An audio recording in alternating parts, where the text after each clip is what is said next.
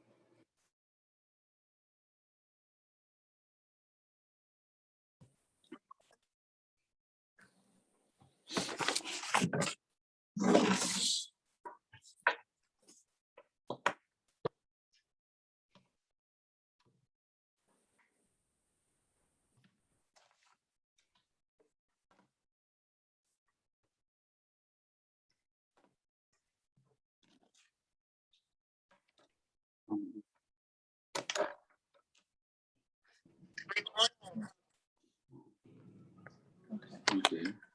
Hello?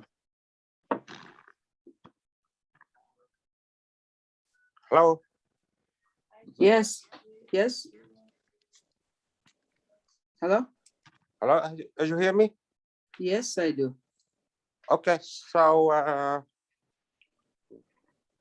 Hi, everyone. This is Leah from State Board. So the meeting hasn't started yet. Once the board calls it to order, the staff will take attendance and then they'll call your name when it's time for your petition. Until then, if you wouldn't mind keeping yourself on mute, that would be great. And when your name is called, you can unmute yourself and start your camera then.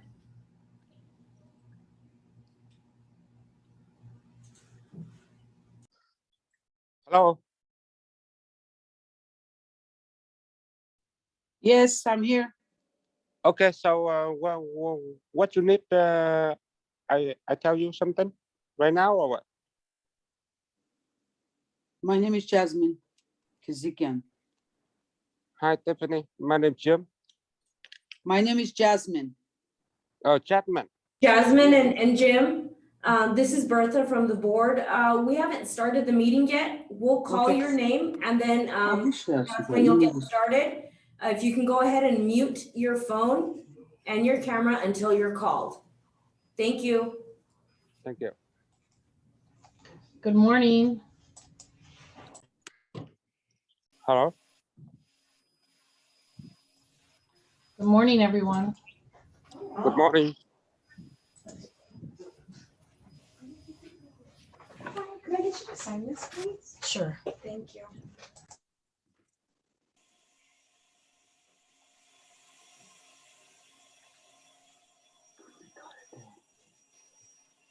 Bakın şöyle var, bizlere bak.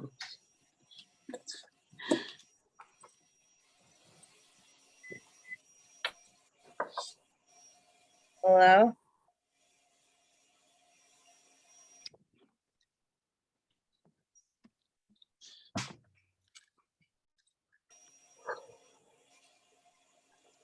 Hello? Hello? Yes. Hey, Gwen, this is Leah. Can you hear me?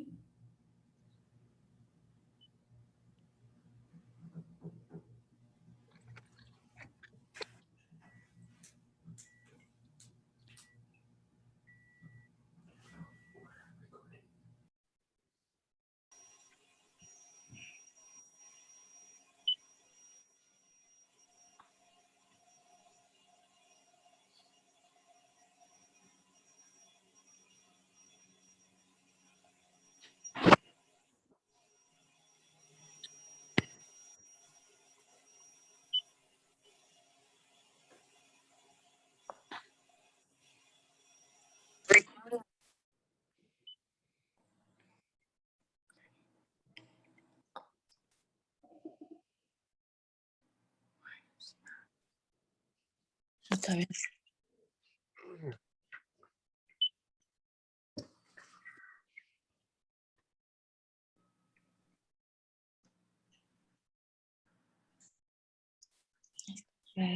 Así que lo hace. Y ya sale.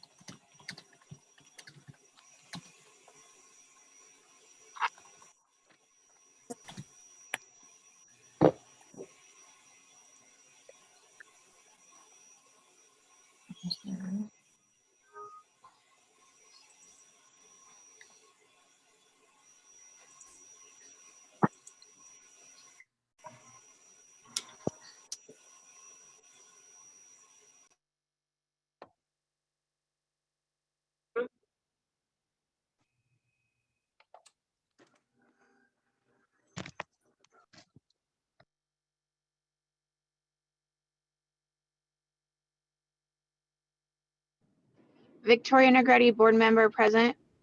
Hey Gwen, this is Leah Easter. Can you hear me okay? I can now. Can you hear me? Yes, we can hear you. Okay, So I'm I trying to wanna get let you set know up we- where I'll have a glare. Yeah, a little bit. Yeah, your head will block it a little bit. So we've got about 2 minutes till 9. It looks like we have a quorum of board members. The only board members not on are Brian and Kai for right now. But once it rolls around to 9 o'clock, you're free to start whenever you're ready. Okay, wonderful. And for those of you who just joined the call, so there's a number of items on the meeting today. So when President Bramo calls the meeting to order, she'll ask for attendance from staff only. It's not necessary that you give your names at that time. Once we start the meeting, Gwen will call out your first and last name, and that's when you'll want to unmute yourself and you'll proceed with your case. Just wait till you hear your name, okay? All right, and we'll get started. It looks like in 1 minute. Okay, wonderful.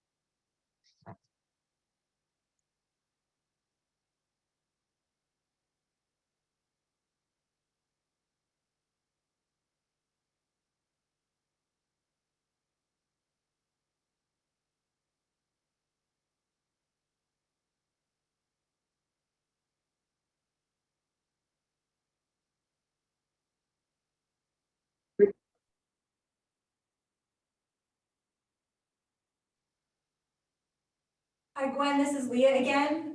So it's 9 o'clock. We're still waiting on 2 board members, but you do have a quorum, so you're good to start when you're ready. Okay. Good morning. Welcome to the Nevada State Board of Cosmetology board meeting. Today's is July 12th, 2021. The time is 9 a.m. I would like to begin with roll call from board members, please. This Good is morning, Tila board Trauma member McCormick. Harris here. This is Tila Trauma McCormick, board member. Victoria Negretti, board member.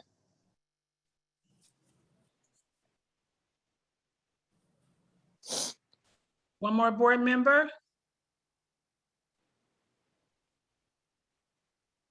Board member Douglas.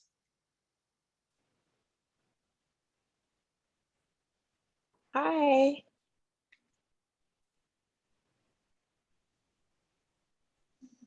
Okay, I can go on without board member Douglas acknowledging.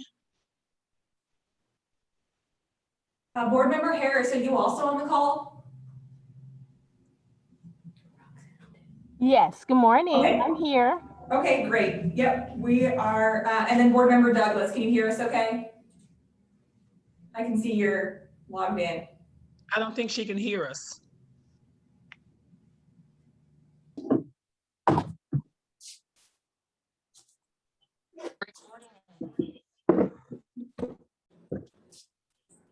Okay.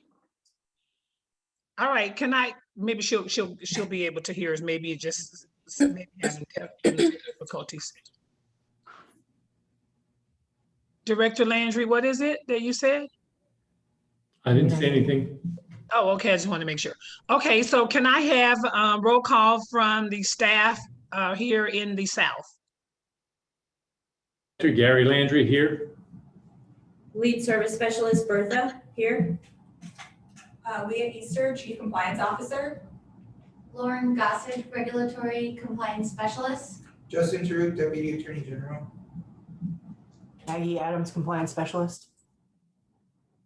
Good morning. Any board? David. I'm sorry, David, go right ahead. Sorry, yeah, David Scarpelli, Inspector. Pamela Fitzgerald, Inspector. Michelle Fanning, Inspector. And then it was Pamela Fitzgerald? Yes, ma'am, present. Okay, good morning. Good morning. Staff members from the North. Rodney Moore, Inspector. Okay, good morning. And then Fedra Valdez, Inspector. Awesome. I'm sorry, did somebody do roll call for Marie Gonzalez? I'm sorry, this is Bertha Jackson, Lead Service Specialist, Southern Nevada. Fedra Valdez, you said you're an inspector with the board? No, my apologies. I thought we were just doing roll call. Oh, no, not yet. We haven't done roll call for the petitioners. When you're called, that's when you can unmute and speak. Cool, thank you. And Vice Chair Baltazar just entered as well. So we've updated him on our attendance record. Okay, Awesome. wonderful. So if you're not staff or board members, can you please mute your microphones, please, until your names are called? Okay, so do we have Baltazar has joined us. Present. Good morning. Any other board members? Hi, Stanton, can you hear me? Yes, we've got you, Kai. Thank you. Okay, I'm sorry, my connection's bad, so now I have to utilize my cell. It's really weird, sorry. No worries, we've got you. So we have all members of the board are present. Okay, wonderful. I'm going to go into the agenda item number B, which is the mission of the Nevada State Board of Cosmetology, is to protect the public health, safety, and welfare of those that obtain cosmetology-related services through the delivery of quality testing, licensing, inspection, education services that focus on consumer protection. In agenda item number C, do we have any comments from the general public? No action can be taken on the matter unless it's included on the agenda, and comments should be limited to 3 minutes. Any comments from the general public before we start our meeting? If you have a comment, this is the time to actually make your comment on any of the agenda items on or off the agenda. No comment? Agenda item number D, can I get a approval for the minutes from previous meetings, April 12th, the minutes, and May 10th workshop minutes? Can I get a motion, please? Brian Baltazar, I motion to approve the previous meetings minutes as well as the workshop minutes. This is Kai Stanton. I second that motion. All in favor? Aye. Any opposed? Motion carries. Agenda item number E is petition. The first petitioner is Kimberly Elinas, AP 146706. Is there Kimberly? Is it Elinas? Yes, it's Kimberly Elinas. I'm here. Okay, can I have you sworn in, please? Can you raise your right hand? Do you swear that the testimony you give today is the truth and nothing but the truth? I do. Very good. Okay, you can go right ahead and speak with the board, please. All right, I sent in my paperwork to petition to be an apprentice in Overton, Nevada at a Dyes and Dolls salon. I just want to do the nail technician.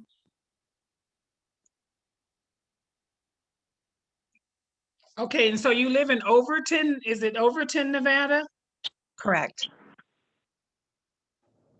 And it's more than 60 miles from a cosmetology school.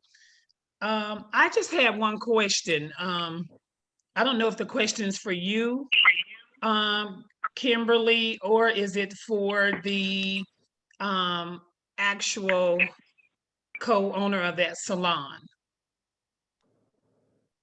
Gwen, So we this don't- is Bertha Jackson, lead service specialist in the Vegas office.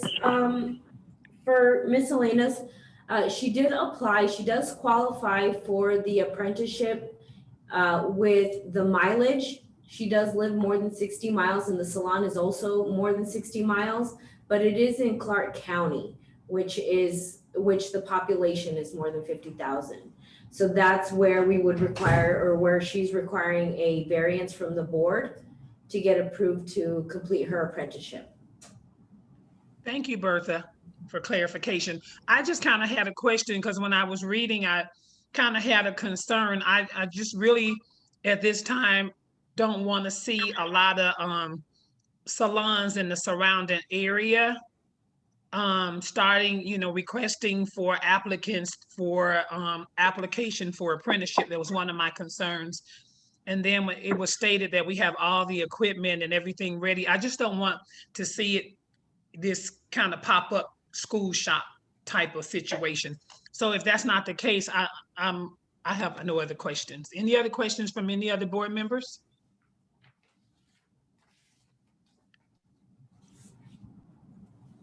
Can I get a motion, please?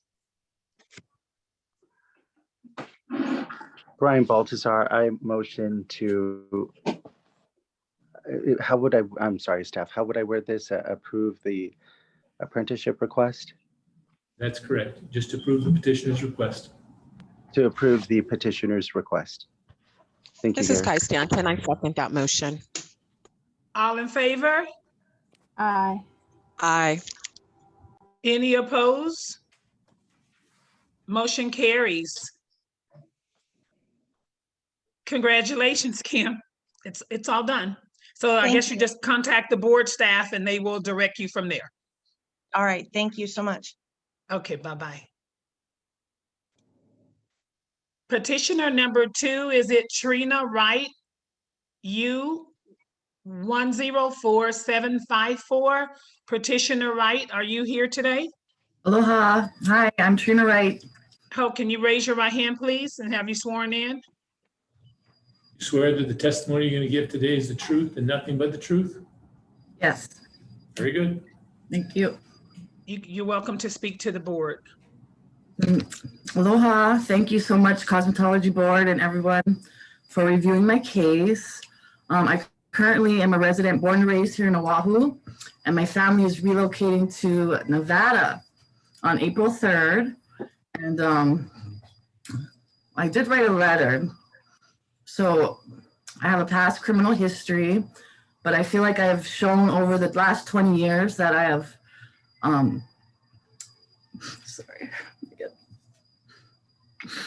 worked hard to overcome, what I went through in the past. And recently I just got my licensure to be I'm a therapist, LCSW. So I just did that 2 days ago and I got approved and I passed.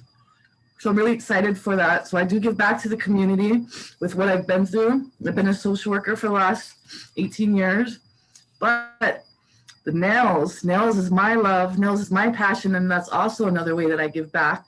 So I'm both a social worker and a nail tech, and so my appeal is to ask that my nail license transfer please be approved to get to practice in Nevada. And if there's any questions, please let me know. Thank you. Thank you. Any board members have any questions for Mrs. Wright? President Bravo, this is Gary Landry, Executive Director. I just want to mention the crime that Ms. Wright was charged was in 1998, a long time ago. So that was the last time that she had a felony conviction. So it's from a long time ago, and she's shown that she's led a very good life from that point forward. I actually read the information. I agree, Director Landry. Can I get a motion, please? This is Teal McCormick. I'd like to make a motion to approve the licensure of Trina Wright in the state of Nevada. Can I get a Victoria second? Negretti, Victoria Negretti, I second that motion. All in favor? Aye. Aye. Aye. Any opposed? Motion carries. Congratulations, Ms. Wright. Thank you, guys. Good luck. Thank you so much. Aloha. Okay. I'm going back and forth here. I can't get out of this one screen. Hold on, let's see here. Okay. Petitioner number 3 is Erica Dearman, ST 1046480. Are you present today, Erica? Yes, ma'am, I am. Can you raise your right hand, please? You swear that the testimony you're going to give today is the truth and nothing but the truth? I do. Very good. Go right ahead. You can speak with the board. So I have a criminal history that has hindered me from being able to obtain my license. I attended school at the Redken International Academy of Style. I completed with a very high grade point average, liked by all my teachers. My criminal history has seemed to hinder me in a lot of different ways. I've done everything I can to become and show that I have changed and I'm not the person that I used to be. I used to have a drug addiction that I've now been sober from for over 6 years. My passion is making other women feel absolutely just beautiful, loving themselves. And that's my way of giving back, because I didn't love myself for so long and was so insecure with who I was, didn't feel beautiful. And so I have a talent that I like to, share with others and let women know that they are beautiful no matter what they look like, who they are, or what past they come from. I think that's all I really have. Any questions from any of the board members for Ms. Dearman?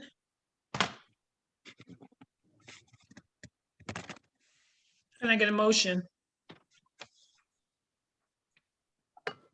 Brian Baltazar, I motion to approve the petitioner's request. Can I get a second? Board Member Harris, I second that motion. All in favor? Aye. Aye. Any opposed? Motion carries. It's all done. Good luck, Thank you so Erica. much. Thank you. Have a good day. You're welcome. Good luck. Petitioner number 4, is it Ashley Albany? Hi, I'm here. Hi, can I have you to raise your right hand? Do you swear that the testimony you're going to give today is the truth and nothing but the truth? Yes. Very good. Okay, it's your turn to speak. Okay, so I'm here to petition to go into esthetician school. I have a criminal record, but since I've been released, I've began work. I've been promoted in my job. I've been doing good. I haven't been into any trouble since then. And I've been going to therapy, which has been helping me tremendously.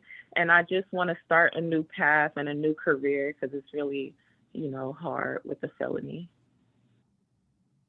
So it looks like you're still on review. I'm sorry? Are you still on review, like probation, parole? Yes. Okay.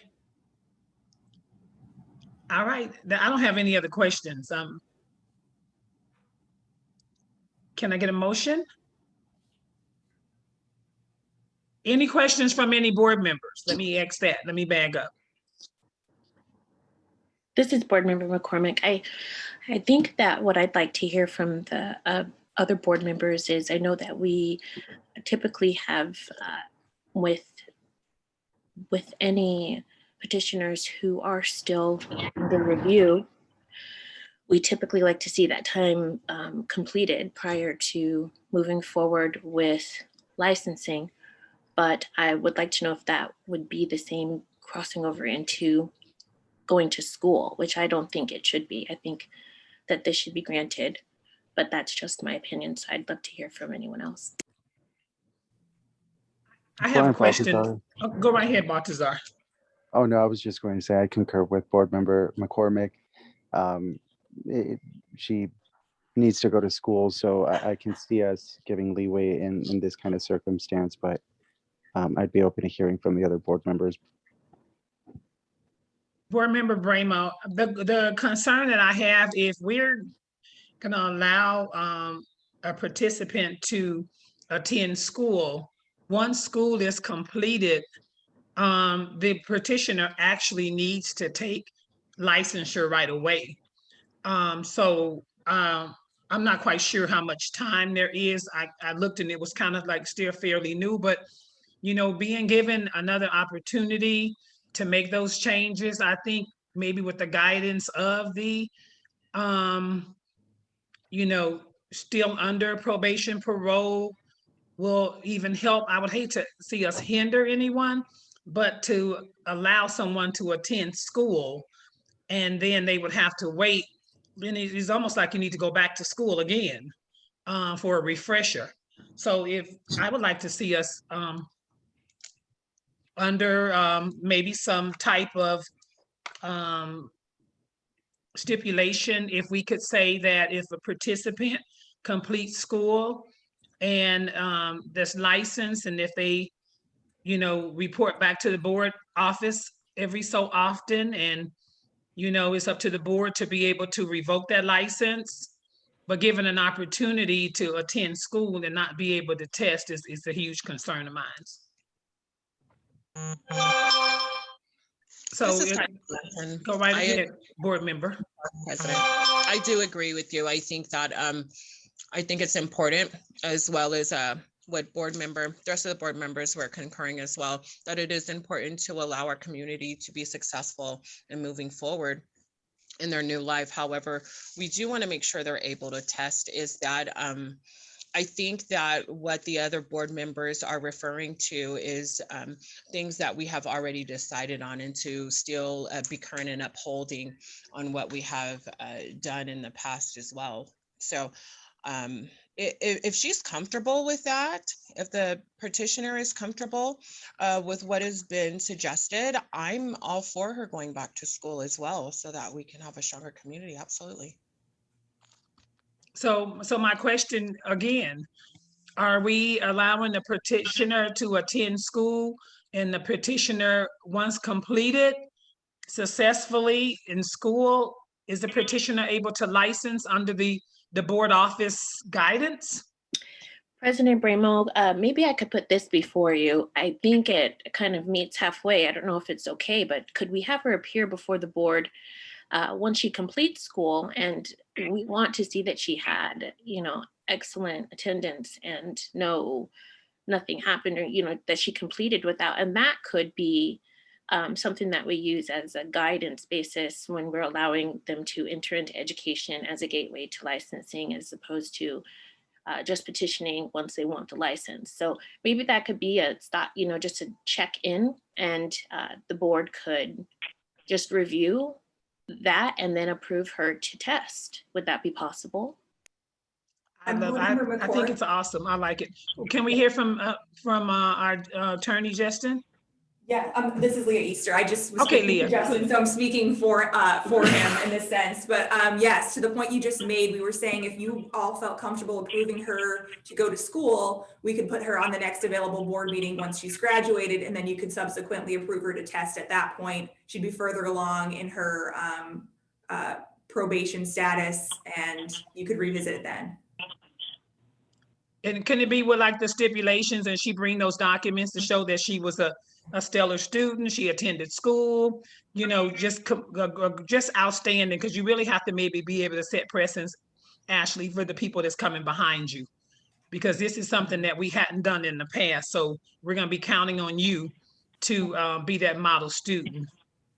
So, President Bramo, this is Justin. Sorry, just wanted to clarify. So are you saying that you want her to check in as she's attending school or upon her completion of school? Just completion records when she complete. I think that would be fine. She could always just petition the board again because there is a violent felony conviction. I think that Executive Director Landry can't approve her licensure, and at that point she'd have to come before the board. And so at that time, if she wants to provide all of her documentation saying, hey, I've been a good candidate, I've been a great student, I haven't strayed away, X, Y, and Z, I don't see why the board wouldn't be able to look at that documentation at that point.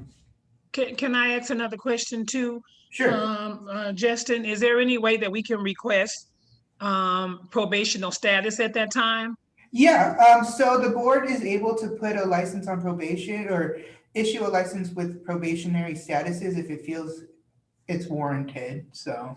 Or if we can get maybe some documents, like some updated documents, you know how the probation officer or parole officers give update information like they've done in the past for some of these other applicants? Sure. To So say that this person is successfully completing, they're abiding, they're in good standings with the law and stuff like that. So if the board, so later down the road, right? So let's say she completes school and she comes before the board with a petition. Once the board looks at her application and says, yeah, she's fine to get an issued license, at that point, you guys can say, well, we'll grant you a license, but X, Y, and Z, which could include every 6 months, provide us this, every whatever, provide us that, for up to a year after. I guess, so to answer your question, yes, you could do that at that point. I'm just trying to get out the light. Okay, I agree. So what's the motion? I believe, President Carrino, this is just a motion to allow her to attend school. And then put the stipulation that she, and. With the President Bramo, stipulation. Put a stipulation on the end of that motion that says when she's going to complete school, she would come and apply to the board to take the test. And that's the time you can review, you know, she was a good student, she attended well, she's gotten, you know, she'd have her probation letters and all in line, and then you could approve her to test. Okay, does that make sense to you, Ashley? Yes, it does. Okay. Because can I get a motion, please, with the stipulation? This is Board Member McCormick. I'd like to make a motion to allow Petitioner Abney to attend school. At the completion of school, we will ask that she also petition to come before the board for approval of her license, and we would like the following things to be included with that specific petition. We would like an update from a parole officer. We would like her attendance reports. We would like a letter from the president of the school or director of the school, whoever, saying that she is a student in good standing. And that is our condition that we're stating prior to her going into school, to not delay or put her on any type of probation before proceeding to licensing. Brian Baltazar, I second that and would love to see that as a blueprint as we move forward. All in favor? Aye. Aye. Aye. Any opposed? Motion carries. Congratulations. Thank you guys so much. Thank you. Okay, petitioner number 5. Ma'am, I have a quick question. This is Erica Dearman, and you saw me right before the last girl. I'm looking for you on the screen. Where are you? Sorry, here I am. Okay. I was just listening to what you were saying with the last person, and I don't know, I had submitted a bunch of letters. I don't know if you had received them, but I'm just a little concerned because I'm also still actively on parole, but my parole officer did send, I did forward a letter from her, one from the school, one from my daughter's adopted mother. And I'm just curious if that was brought to your attention. I don't want to be on any, I don't want to have any unknown information. I thought that maybe you already knew all that. So I was just a little nervous that maybe that would stop me from being able to actually go and test, because I finished school almost 3 months ago. The school never submitted my information. And so that's why I've been waiting to test. I've only been able to take my practical. Okay, so let me ask this question. Director Landry, I read Erica Dearman's petition, and my question for you, I think it relates to the crime, right? Was this Correct. something that we need to follow through as same? You could if you want to. I don't think it's necessary, but you could if you want to follow up with that after she takes the test. You granted her permission to take the test, so that's what this is. It's a little different than Ashley Abney. Ashley Abney is still needing to go to school, so you're granting her the ability to go to school. Then she comes back to petition for a test, and Erica's just asking to take the test and become licensed. She's completed school already. Yeah, right. She completed school, but she just completed school 3 months ago, right, Erica? That is correct. So how much longer do you have? I need to pull this up. I wanted to see how much longer you had for probation parole. I don't finish parole until 2024. I've been on parole for over a year now, and I'm in good standings with a good report with my parole officer. And she did write a letter in regards to me and what I've done on parole and how I've been successful since I've re-entered the community. Board Member Bramo, this is Bertha Jackson. I don't know if this makes a difference, but Erica Dearman was convicted of a felony in 2016, and whereas Ashley Abney was convicted in 2019. So I don't know if that would make a difference in regards to those two. This is Board Member Douglas. Can I ask a question? Go right ahead, Board Member. I'd like to know, is it possible these cases can, how can I say it? I'm confused. As far as like the convictions, can these ladies go before the board before they go to school? So we wouldn't run into this roadblock every time they come to the board to say yes or no. Can they get a yes or no before they go to schooling? I mean, normally, yeah, they could. Some of them do, like, Ashley Abney did. Right. But sometimes they're transferring out of state, so they have to come before the board before they could transfer license into our state. Right. And So some of it all them depends on the situation. Yes, this is Executive Director Landry. Some of them are reciprocity. They're coming in with a license. They just need to get another license. So it's different situations. Typically, as President Bramo said, they come in before they start school. That's typically what you see. But sometimes they have other circumstances that preclude them from doing that. Okay. Well, and with my situation, I was asked to present a lot of information and paperwork when I first started school, and they informed me that they were sending it to the Nevada State Board of Cosmetology, and they didn't forward that information until 2 weeks before I graduated, which then hindered me from following through with getting my licensing and not being able to see you guys sooner. I've just been waiting and kind of sitting on my hands while I've waited for an appointment. Since we've already granted it, is there any way at this point, because Erica, we just want you to be successful. That's at the bottom line. At the end of the day, all the board members and the staff want you to be successful. So do we need to put any stipulations, Director Landry, or could we just monitor the activity? The board office can monitor the activity and maybe a probationary license? Hi, Gwen. This is Leah Easter. I'm with Gary and Justin. So I don't think your vote on Ms. Dearman in any way contradicts what the discussions you've all have already been having. Ms. Dearman seems to be at the step that Ms. Abney will be at once she graduates.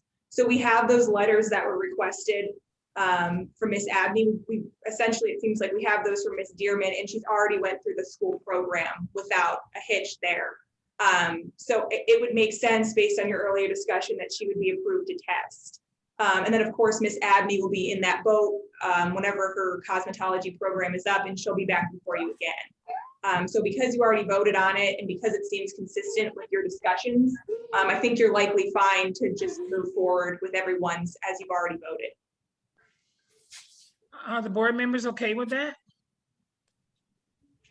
I think fair is fair. As far as this probation thing, it should be across the board for everyone. That's my opinion. Yes, Board Member Harris, I agree. Okay, so is there, I think it looks like, Justin, we're gonna be able to, we want to go back to that case. How do we dismiss that one and go back to it?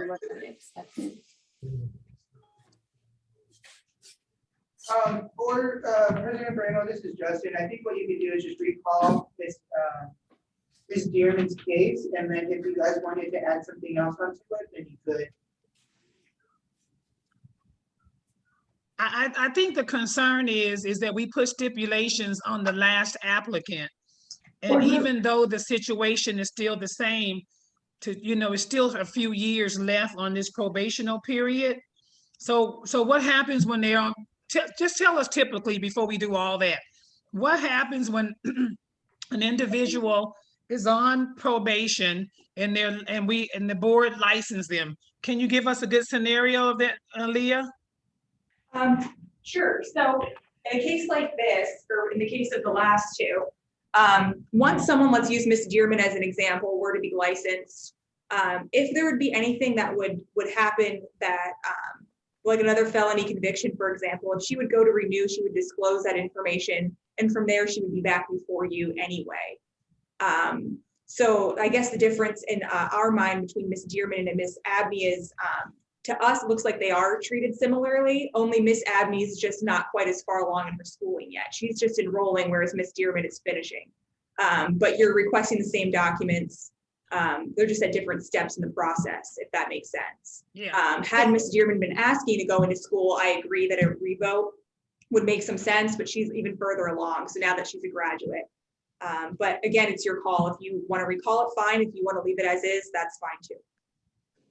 President Bramo, this is Board Member McCormick. I do see where the confusion would be. However, I do feel that we were, my understanding was that Abby was having a problem getting into school based on that criteria. And what we've been presented with before are people who have already been in school. Regardless, I think we should recall this. And I do believe that we should take into consideration Board Member Harris and Board Member Douglas, their concerns, and if we could recall it, that would be great. Thank you, Erica, for bringing that up. I mean, we're not going to stop you, but we need to just go back for a minute. I would like to recall Erica Dearman's petition ST 1046480.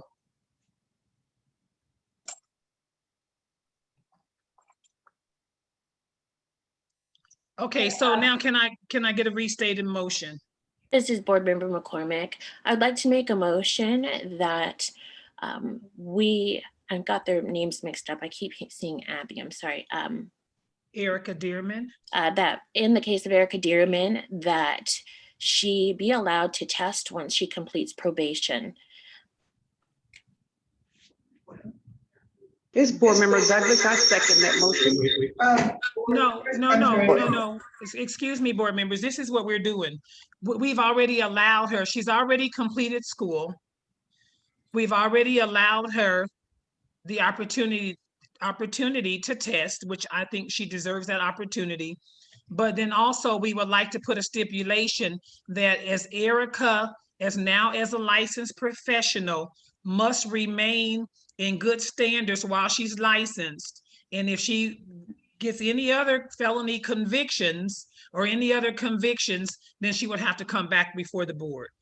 Is this, and okay, thank you for, and I'm happy to restate that. Before I do, is this also the direction that the board wants to go with all future petitioners who still have a remaining probationary period?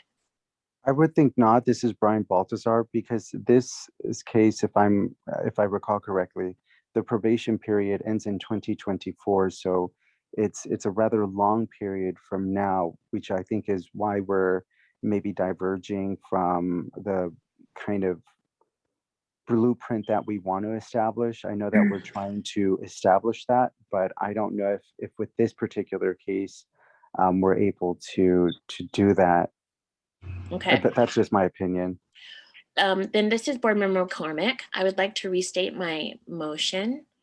I would like to allow the petitioner to take her exam, and as long as she remains in compliance with her probationary period and her probationary officer, that she does not have to appear before the board for any reason. This is Kai Stanton. I second that motion. All in favor? Aye. Any opposed? Motion carries. Okay, is that understandable? That's fair, right, Erica? So if I'm understanding correctly, I am allowed to take my test. And then do I need to check back in? Because if that makes you guys feel more comfortable, then I'm fine with that. I have no problem proving that I'm a different person than what I was. That's okay. I don't think you have to check in at this time. I think you just have to remain in good standings and just keep your nose clean and do the best job that you can possibly do so that you can remain as a licensed Nevadan. And I can do that, and I'll make you guys proud, and I'll show you guys. Thank you. Thank you.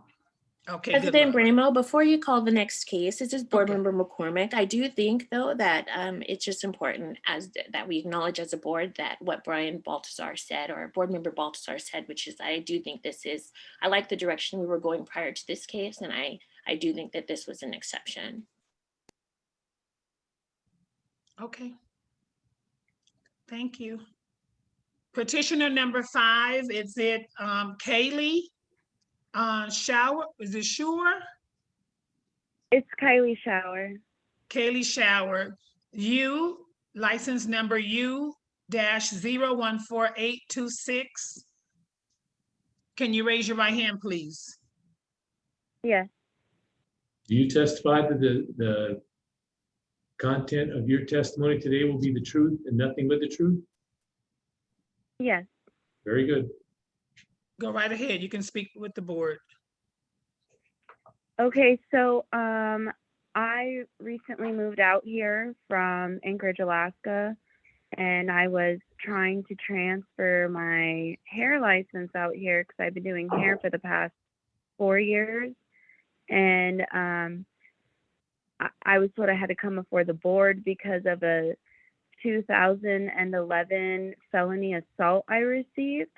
I'm not on any probation at all, and the assault wasn't, I was 18 years old at the time, and I was actually drinking and driving, and I was under the influence of something else, and I had passed out at the wheel, and I crashed into another car, and at the time, I got arrested, I got my car taken, and the person pressed charges on me because they had received whiplash from it, but because my car is considered a deadly weapon, they went ahead and the state had put a felony assault on me, and I didn't know anything about like the court system and stuff at the time, so I had just taken the charge, and I had to pay like thousands and thousands of dollars in restitution, pay for the vehicle, the person's medical bills, and then I had went and took classes to get my driver's license back, alcohol classes, drug classes, I completed everything, and I completed my probationary sentence for that when I turned 21. So that was just something that was a really long time ago, and I've been doing hair for the past 4 years, and I'm a single mom, and it's really just how I pay for all my bills for my son. And I don't even know what other field I would even go into because it's the only thing I've been doing. So are you currently working? No. Okay. Any other questions from any of the board members? Can I get a motion if there's no questions? This is Board Member Harris. I would like to make a motion to approve her reciprocity application from Alaska to Nevada. This Board Member Douglas, I second that motion. All in favor? Aye. Any Aye. opposed? Motion carries. Good luck, Kay. Is it Kayla? It's Kylie. Kylie. Yeah. Okay. Thank you. I do have a question. So since I got approved, what is the next step that I'm supposed to do? Do I just schedule to take the test? Right.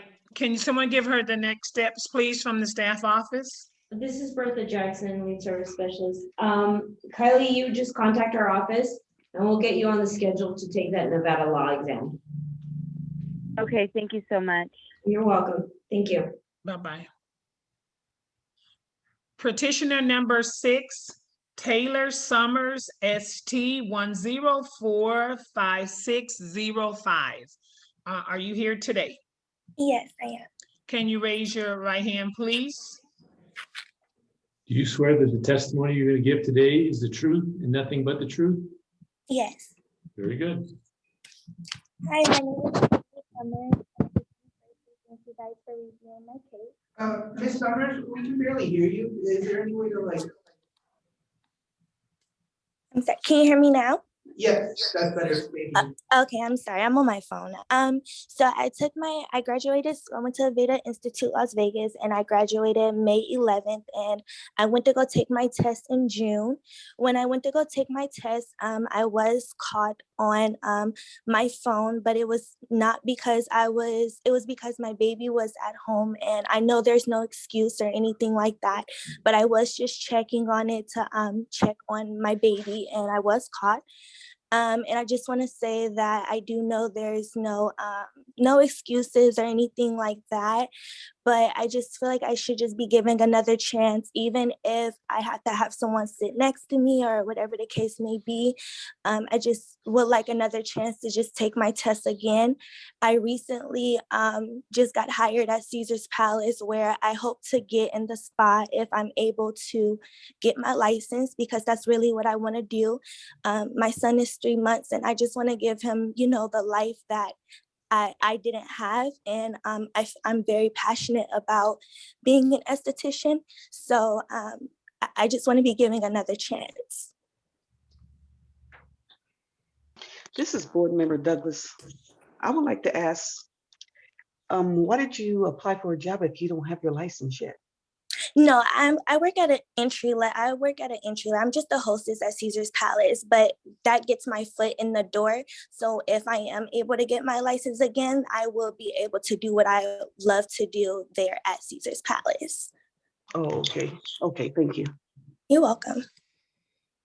Brian Baltazar, I know we have had now a few cases sort of like this. Is it possible to reference back to what our decision-making was in those previous similar cases? Yes, Brian, this is Leah Easter. The last case you had where someone was found using their phone during the exam, the board voted at the meeting to have board staff, along with Justin Taruk, our DAG, come up with a complaint that the board would hear. And the purpose of the complaint was to impose a fine for having dishonest practice during the exam. And your vote after that meeting was, once that fine was paid, to allow the test taker to retest for the exam once it was paid in full. So that's what you did most recently.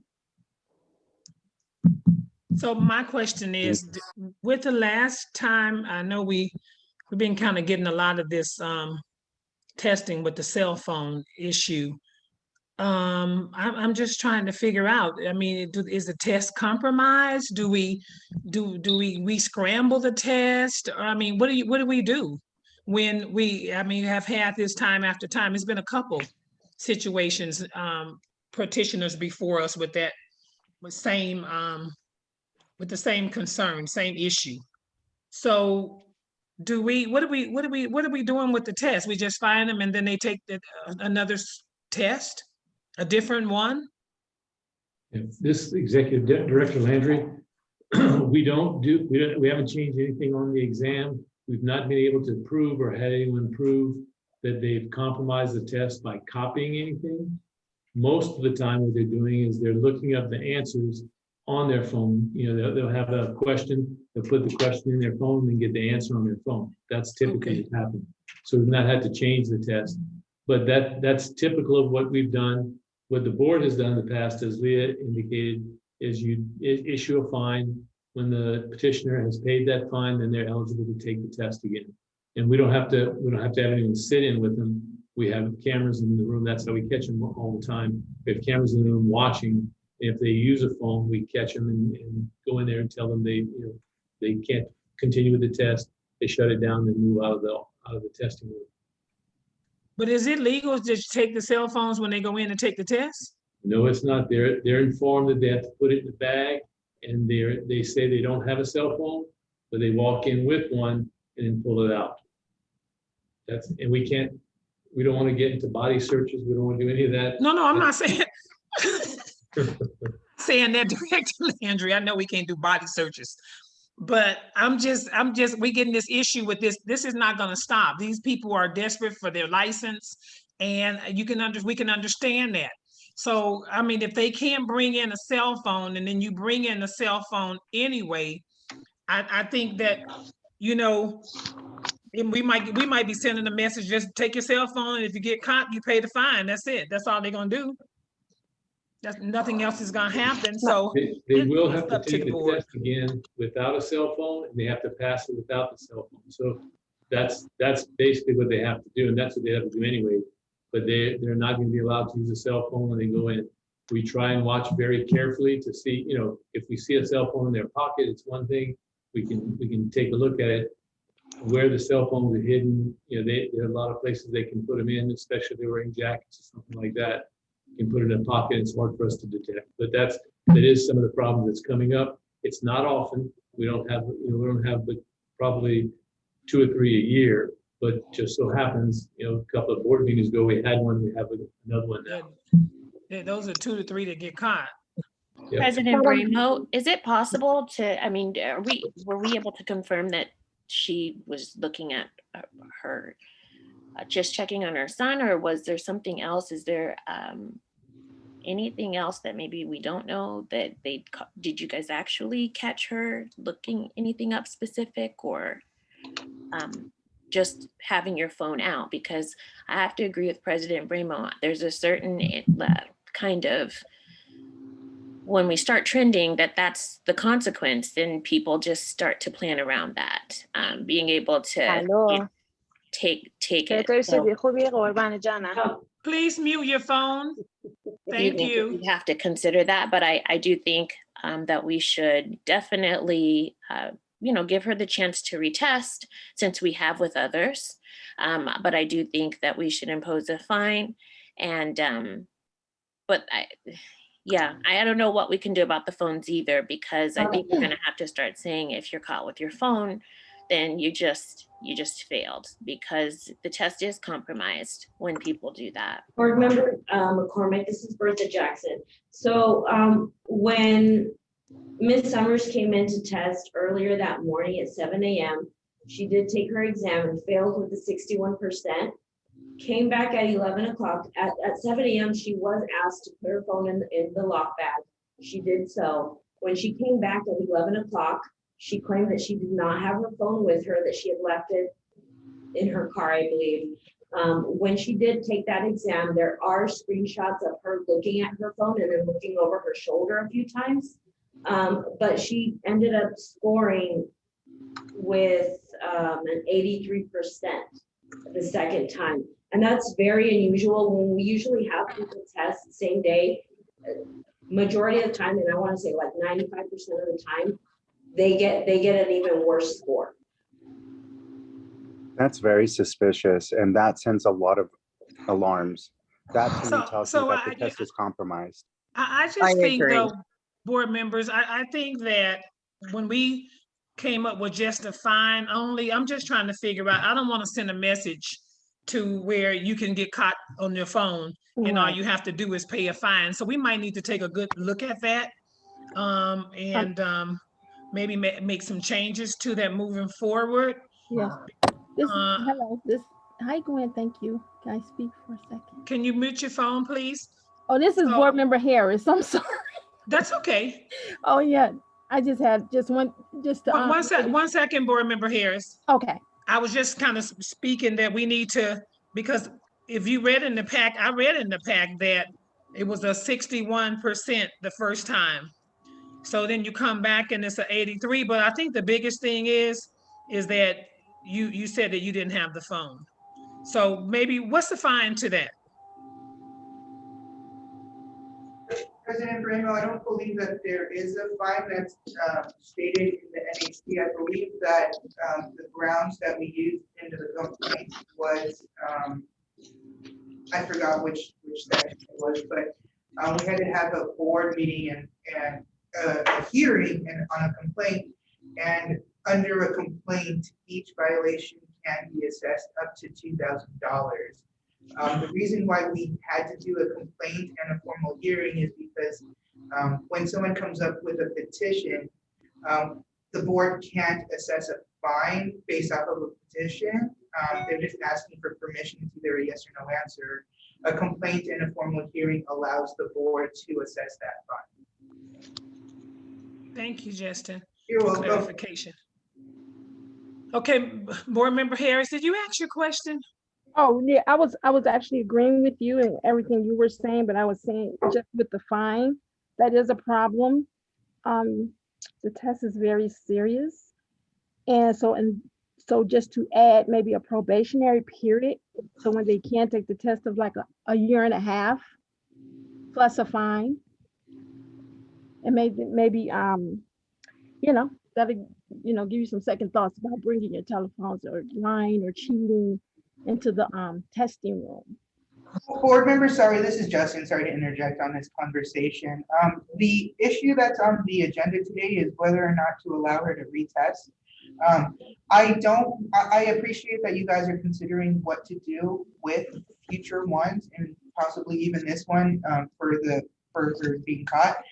But if the board's going to have a complaint and formal hearing, I believe at that time is the best time to have any discussions about any possible additional fines or issues with that. So I do want to, I guess, inform the board that your statutes do allow for a fine for up to $2,000, but it also allows for suspension, revocation, and stuff if there's a violation that's been found. So at that time, if the board does find that there's sufficient proof of a complaint, it could put probationary terms on that decision. This is Board Member Douglas. I think she should be allowed to retest. It's just when. Madam President, this is Hi Stanton. I have been listening, and I think that it's also very important that we also note that here lately we're seeing a high rate of this.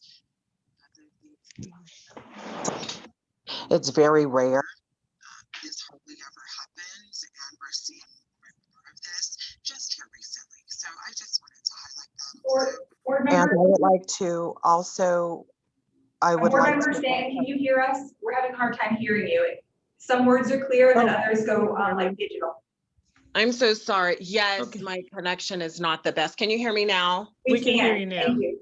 Okay, I'm sorry. I would like to say that I would like to deny to make sure that my verbiage is correct. There is enough sufficient evidence to have a hearing. Member Stanton, you're breaking out again. Oh, I'm so sorry. Can you hear me now? Yes. Yes. Okay, I would like to. Sorry, Member Stanton, every time we ask if you can hear us and then we say yes, it breaks out again. I apologize. Is that better? Am I moving a little bit? Board Member Stanton. Yes, can you hear me now? Board Member Stanton, before you make that motion, can I make a comment? Oh, yes, it really wasn't a motion or like a statement. Member Stanton, we can't hear you. Oh, you got to move it. You got to move to a certain area. Okay. Can you hear me now? I feel like it's a commercial. Can you hear me now? I'm so sorry. No. Is that better? No.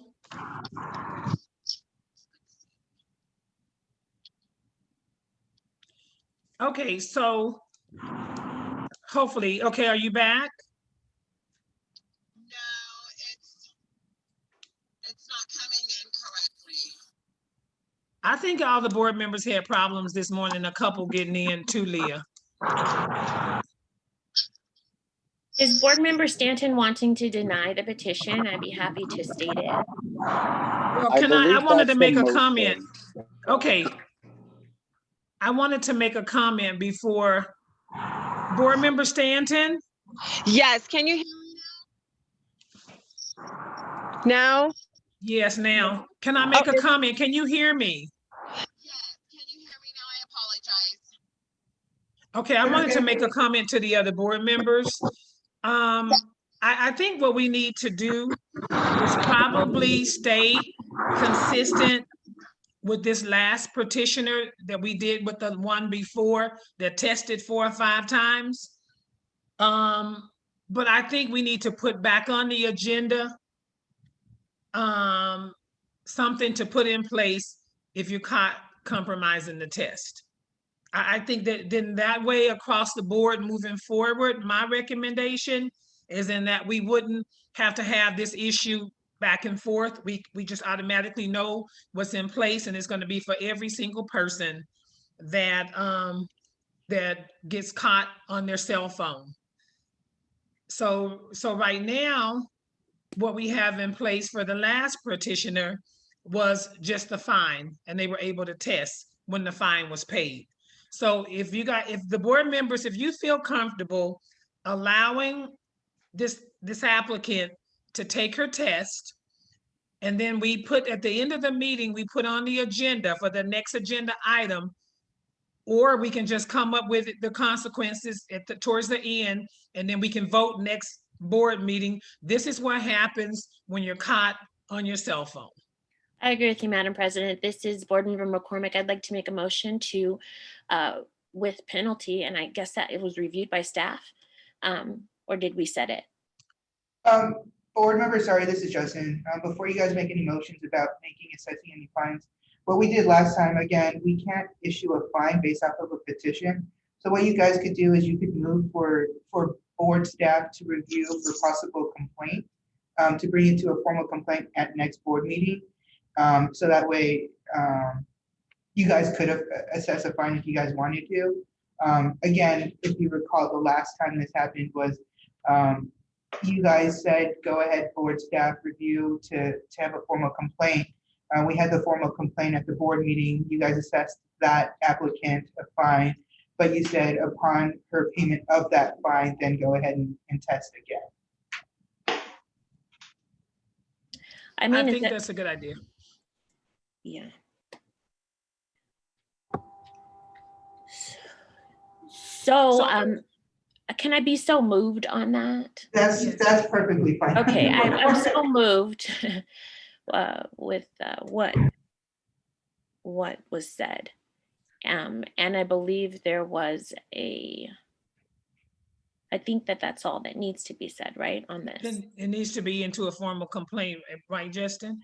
So the actual motion for the record would be that the board moves that the board staff investigate and file a possible formal complaint to be heard by the board.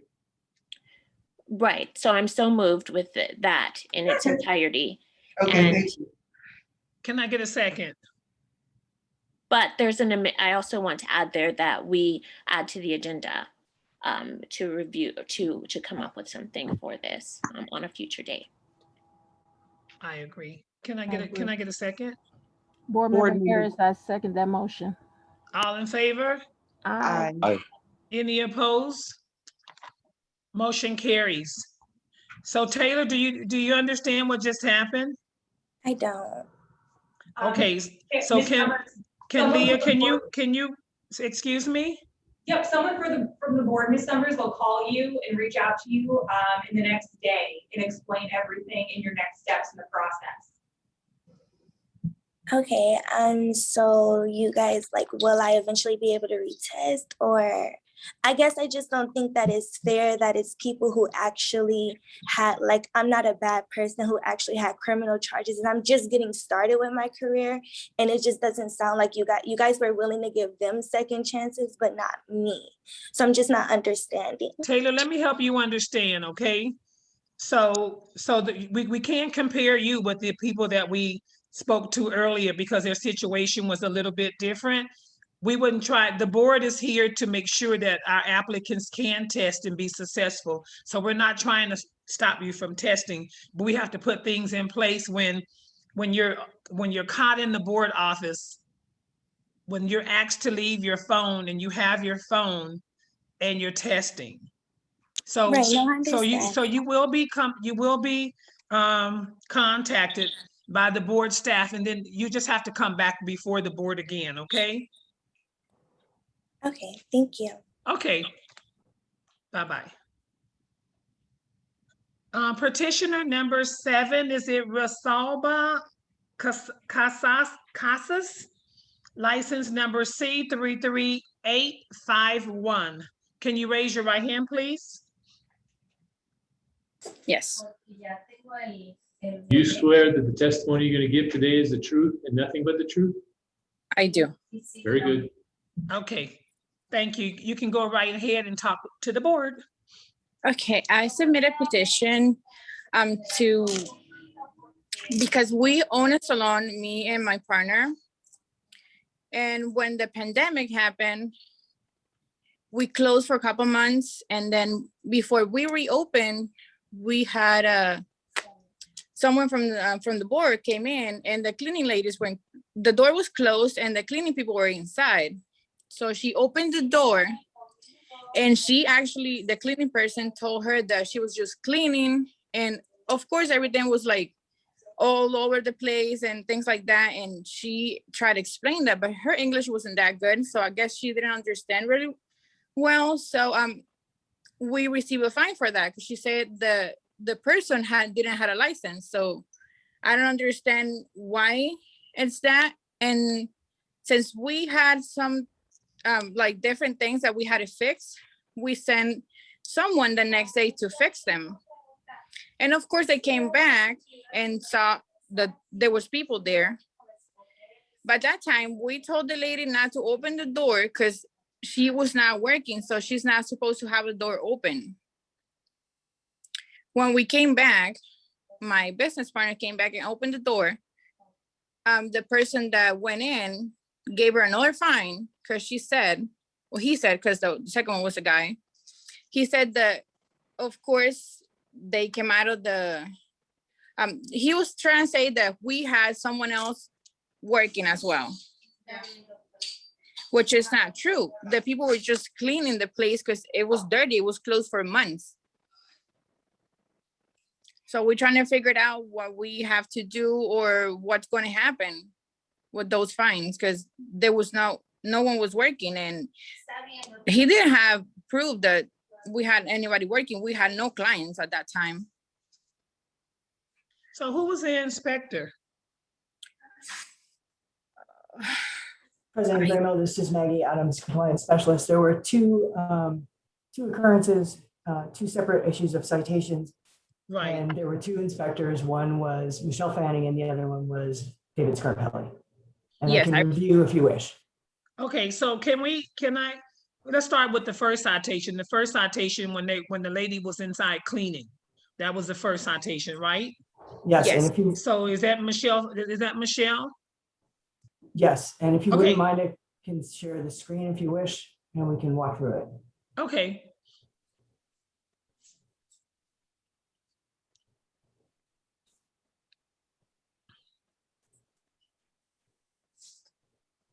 So on July 28th, Michelle Fanning went in and did an inspection and found a series of citations and issued a series of citations because of used buffers that were not disposed of. The petition was filed on November 3rd. They said that the salon said that they were going to open that week by appointments.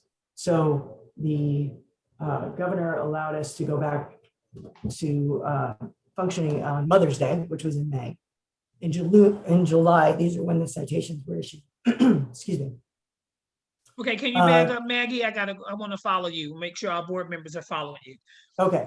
Okay, so let's go back to that last with the comments you made. So on July 28th is when the citations were issued of 2020. We were back to work on Mother's Day, which is in May. So then the citations were issued that July. On November 3rd, when the petition was filed, they stated that they were going to open that week by appointments, that the sign said open even during quarantine because it was really high up. So when the inspector went in, there was an open sign. She knocked on the door, she was allowed in, she found these used buffers. And this is what she found for the first citation and the second. And then the third, you can see multiple implements there that are dirty and had not been thrown away, and an additional buffer. So that was the first series of citations that were issued. So I think we should take these one by one, if that's okay. The first issued and then the second issued. So, okay, so on the first citation, Maggie, can I just ask a question? I don't mean to interrupt you. Absolutely. Okay, my question is when the inspector went in and the inspector found those disposable items still being there used or supposedly have been used, well, they've been used. Was anybody in there? Was a cleaning lady, is the person that was cleaning, or was it people inside there actually working? There were no there were employees there, but there weren't at the time clients, and perhaps. Maggie, Michelle, do you mind if I please, I was interject? just gonna introduce you. Maggie, okay. Hi, Inspector Michelle here. Do I need to be sworn in, Gary? Yes. I guess not. We've been in square, man. Go ahead, Michelle. So when I came in, she did say she was a cleaning lady. However, Wait. Let me swear you in before you. We didn't swear Maggie in. I'll swear both of them in then. Do you swear that the testimony you're going to give today is the truth and nothing but the truth? I do. Yes. Okay, good. Thank you. So when I arrived, she did say she was a cleaning lady. She had a shirt that said Angels on her uniform. She had customers, and I asked her if she had any customers, and she said maybe later today. And she had someone waiting in the waiting room. When I went to the back, she let me in. She let me do the inspection. There was a lot of reused items. When I asked her who worked here or where the licenses were, she was like, I don't know, but she told me she cleaned here all the time. So I did write on my email that I suspected she was unlicensed. However, I didn't have any proof because I did not see her working on anyone. So I only issued for the buffers that were clearly being reused.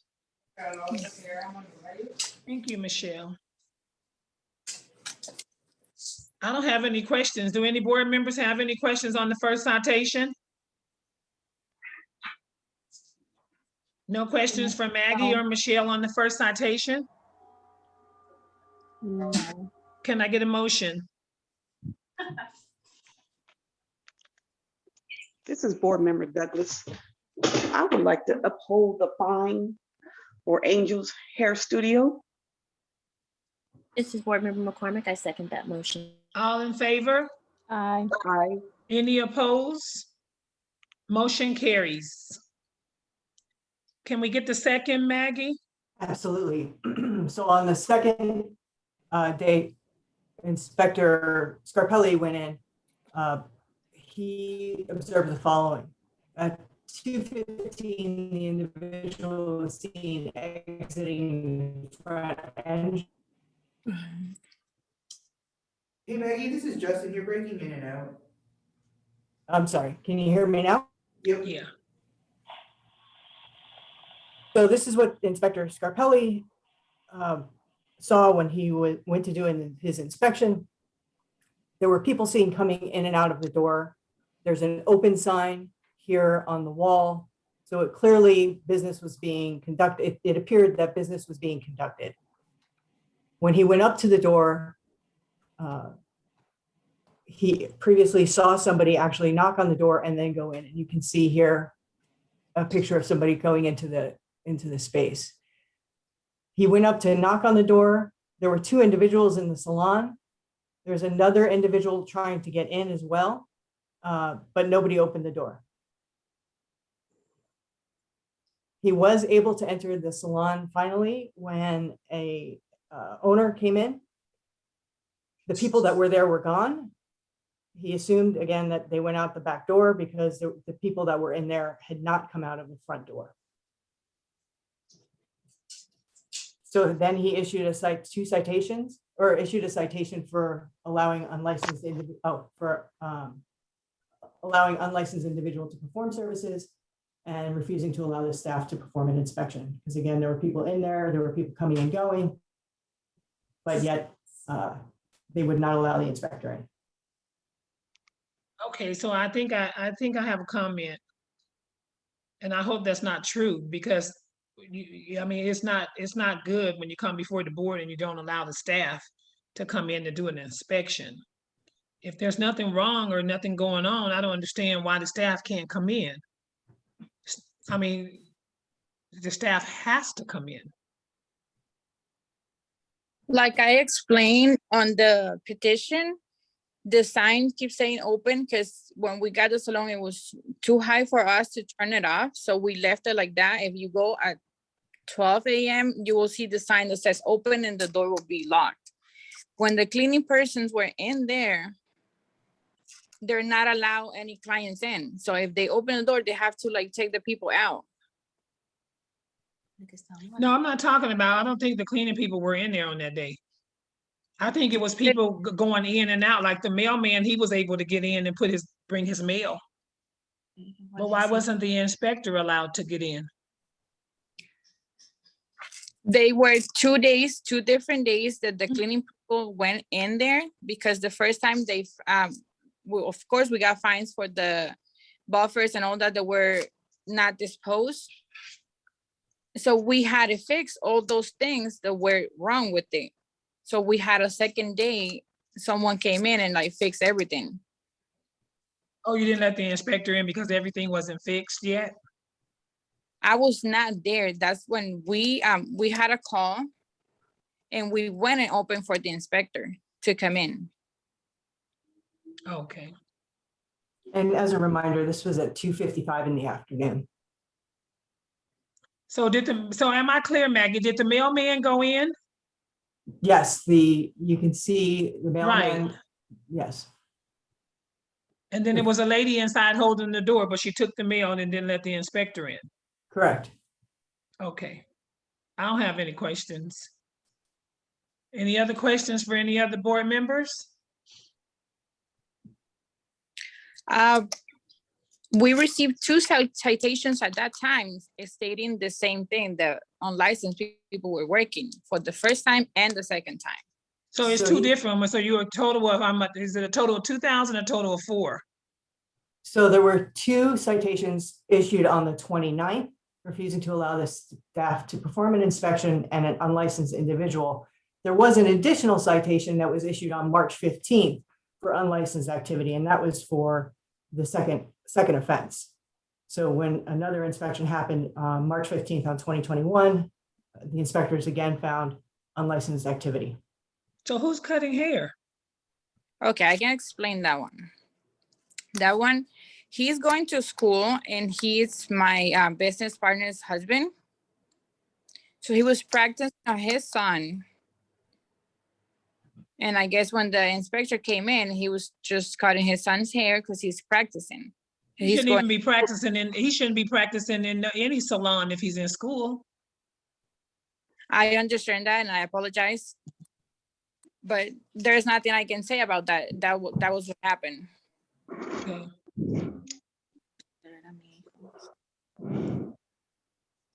And my business partner said that she told the inspector that it was the son.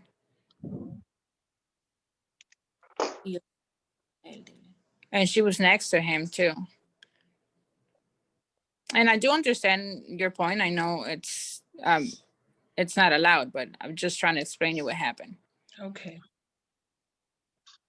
Any other board members have any other questions? I don't have any other questions.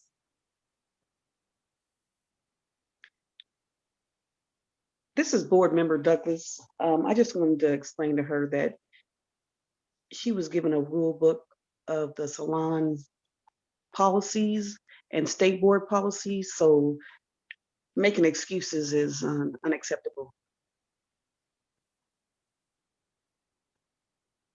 I understand that. I'm not trying to excuse ourselves. I'm just explaining what happened.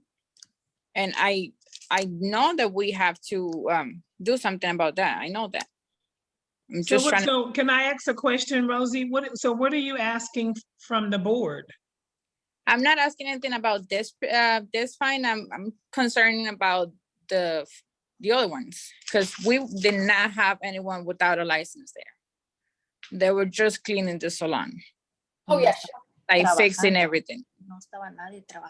I think, you know what, I think it's going to be hard to convince the board that nobody was there without a license, because you had somebody there on the next citation without a license and he was cutting hair. So when you look at, when we as board members, when we look at this and we're looking at the information that was presented before us, and that's all we can go by, and we have to see, you didn't open the door. We're wondering, why wouldn't any licensed facility that's licensed by our state board not open the door for our inspectors? That's an absolutely no. That's automatic, like given. If you don't open the door and you're standing at the door, but you're opening the door for other situations, I mean, how do you explain that to a board? Because you already had somebody's son that's in school, that's cutting hair. Could be his son, we don't know who that is.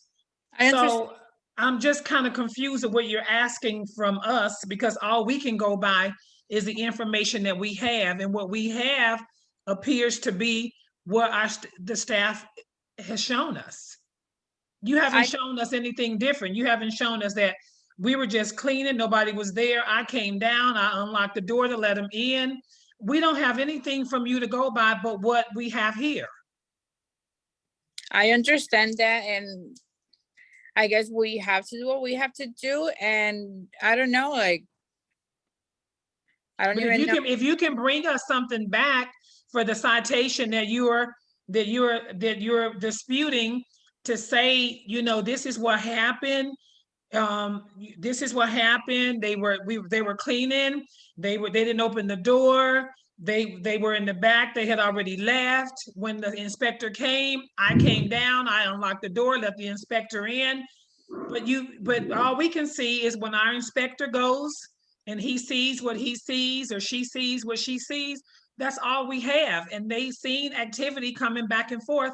Now it's brought before us, and I'm just curious of what is it that you have to show us differently.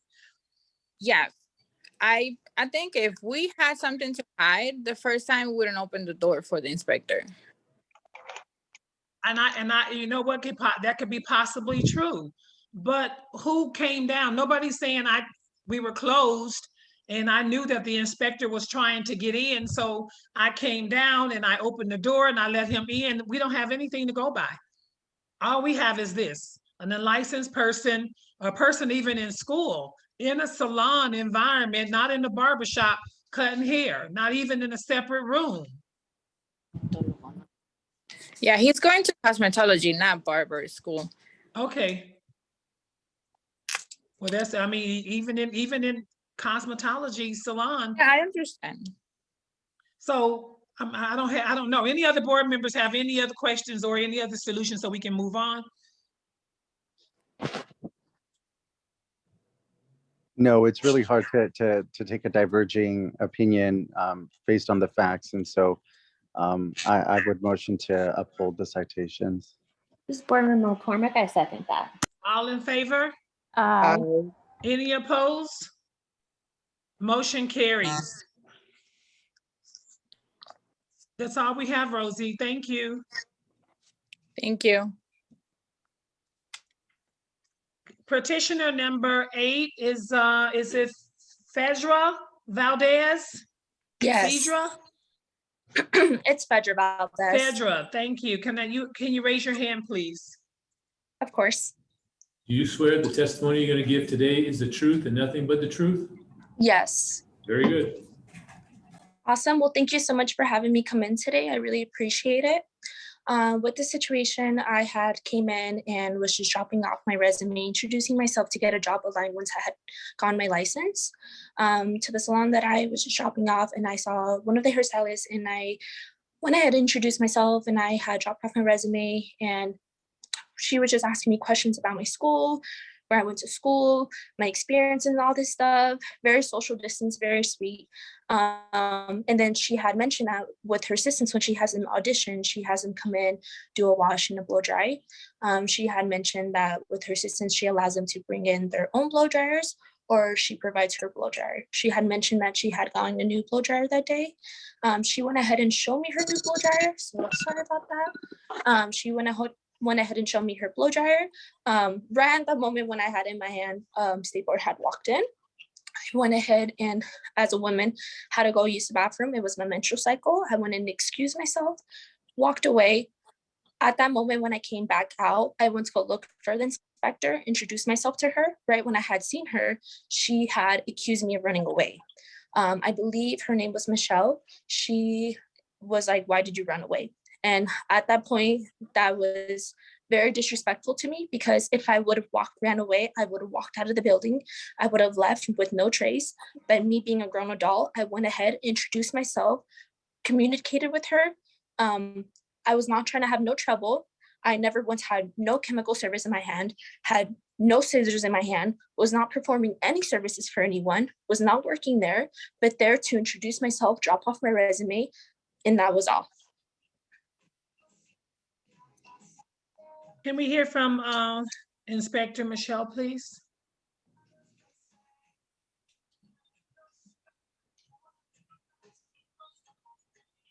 Hi, Gwen.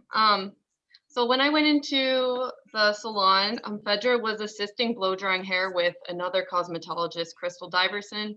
Both of them ignored me, and I had to keep asking for their license, and they both continued to keep blow drying and working on their client. Eventually, Crystal, the licensee, gave me her license, but Fedra continued to ignore me. When I turned to her more directly and I asked for her license, she went to Crystal and said, "I need to go to the restroom," and she ran out of the room. I waited for several minutes and she didn't return. I got her name from Crystal, which I looked up, and then I confirmed later with Fedra when she found me in the hallway. She begged me not to cite her. I asked her where she went to school.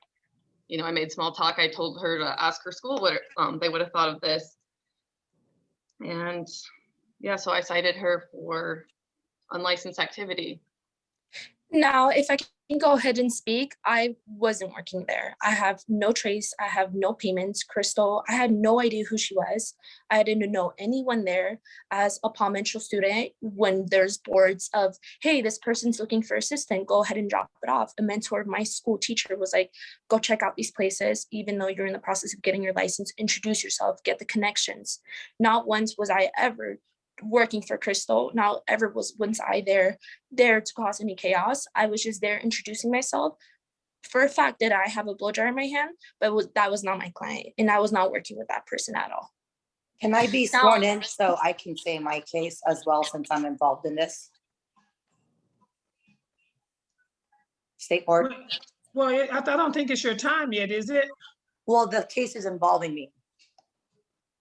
Oh, okay. I want to hear from you. Can we get her sworn in, Director Landry?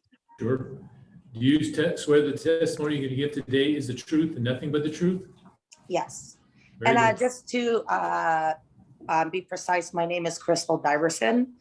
but the location that was cited was Studio Salon. So I didn't even know about the citation until I think about a month or 2 months later, when Studio Salon said that I was going to be fined and they were taking it out of my rent. So nothing was emailed or mailed to me. It is under Studio Salons, which is on 8680 West Warm Springs Road. Okay, that's fine. But I have a question so I guess maybe you both individually, you can answer it one at a time. I think my biggest concern is what you're telling the board is that our inspector, Michelle, is not accurate and she's not actually telling us the truth. Yeah, I just want to go back to her story of how it happened, playback. So when she came in, she did see Phaedra with a blow dryer in her hand. She did not ask. Phaedra already excused herself to the bathroom before she asked for license. So Phaedra was in the bathroom when she asked for my license, which I gave her my name. I said, I don't have it in the salon, but you can look it up. So she did. She continued to wait in my room for Phaedra while she was in the bathroom. And so she's sitting there as I'm performing a service on my client. So she asked me, because she was waiting, so she mentioned, hey, I think she's running away. And I'm like, she's in the bathroom. So then she asked for her name, and I said, her name is Phaedra. She asked me, what's her last name? And I said, I don't know, because I didn't know her last name. And she is dropping off her resume. And the way I perform interviews is I always have my interviewee have a hands-on blowout test and then a verbal test.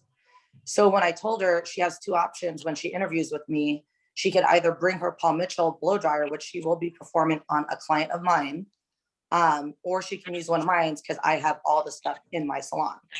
So I asked her, because I have the bio-ionic one that has a long prong, which is better than her Paul Mitchell, but then it's like, I know some people are uncomfortable holding that blow dryer. So I said, whether you want to use this one or bring yours in the time of the audition, she has an option.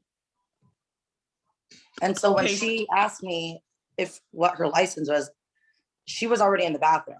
And I told her name was Phaedra and I didn't know her last name. Okay, so Phaedra, can I ask you a question? So when you walked in and when you came back into the room or you made contact with our inspector, Michelle, so you didn't say anything to Michelle, was she just told to the board? So when I had walked in back to the Crystal's room, I went to see if Michelle was still there. She wasn't there. So I went to personally go look for her myself. Once I had found Michelle, I was like, hi, Michelle, my name's Phaedra, introducing myself. Not was I begging to her not give me a citation, but letting her know that I have no association with her. I don't work for her.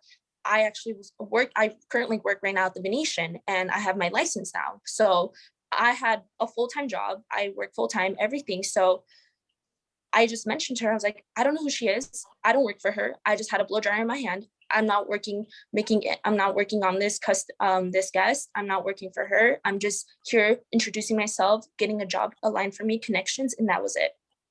And now, also at the time, I have another assistant working for me. Her name was Lauren. And when I do have an assistant being on staff with me, working for me, I double up. So I always have two clients. I have two chairs in my studio. I had one client in my chair that I was working on. So that's just how I perform. I have Lauren as my assistant at the time, and I'm meeting Phaedra, dropping off her resume. If I may clarify, President Bramo, I just want to give a little bit of a timeline, if I may. Yes, go right ahead, Maggie. On 8/21 of 2020, Ms. Valdez failed her test. She took a test and failed. She was unlicensed at that time. This citation was issued on 3/31 of 2021. So this was issued in March. So I can understand wanting to look for employment, but she wasn't even licensed at that point and did not become licensed until April 15th of 2021. So the citation was issued 3/31 of 21. At that time, she was not licensed, hadn't taken the test since 8/21 of 2020. That's why she was issued the citation, because she was present. So are you telling us, Maggie, that Phaedra had graduated from school in 2021 and took her test and didn't pass it? She was in school. She first took her test on 8/21 of 2020. In 2020. And this citation was issued on 3/31 of 2021. Oh, so this was not a situation where I'm just leaving school, going looking for a place to work. Correct. And Okay. also the salon that this citation was issued, I understand Crystal Diverson is contesting her citation as well, but the citation was actually issued to Studio Salons at Rhodes Ranch, and that citation has been paid by that salon. Yes, I paid for it. Okay. Well, I don't have any other questions for anybody. Any board members have any other questions before I ask for a motion? Now, can I go ahead and state something real quick? You sure So, can. thank you very much. So, with the time being that I first had taken my test, I had a situation, a family emergency, where I had to work. Financially, I had to take care of some responsibilities, medical things like that. So I wasn't able at that time to be able to get back and do all my tests. I had to work. I financially take care of myself with all these medical expenses. I had to get out of my pocket and go take care of it. So at that time, I was taking my studying my tests, getting back into it, getting everything aligned. And then at that time, I was going around dropping off my resume, not looking to get hired, because I understand working under ownership of a salon, you do need to have your license. And I understand the importance of that. But not once was I ever asking, hire me, I need this job, hire me, I need this job, because I already had a job with myself. I was working full time. I was just introducing myself. I was just looking for a job. So once I did pass my test, I was going to go ahead and have something set up for myself.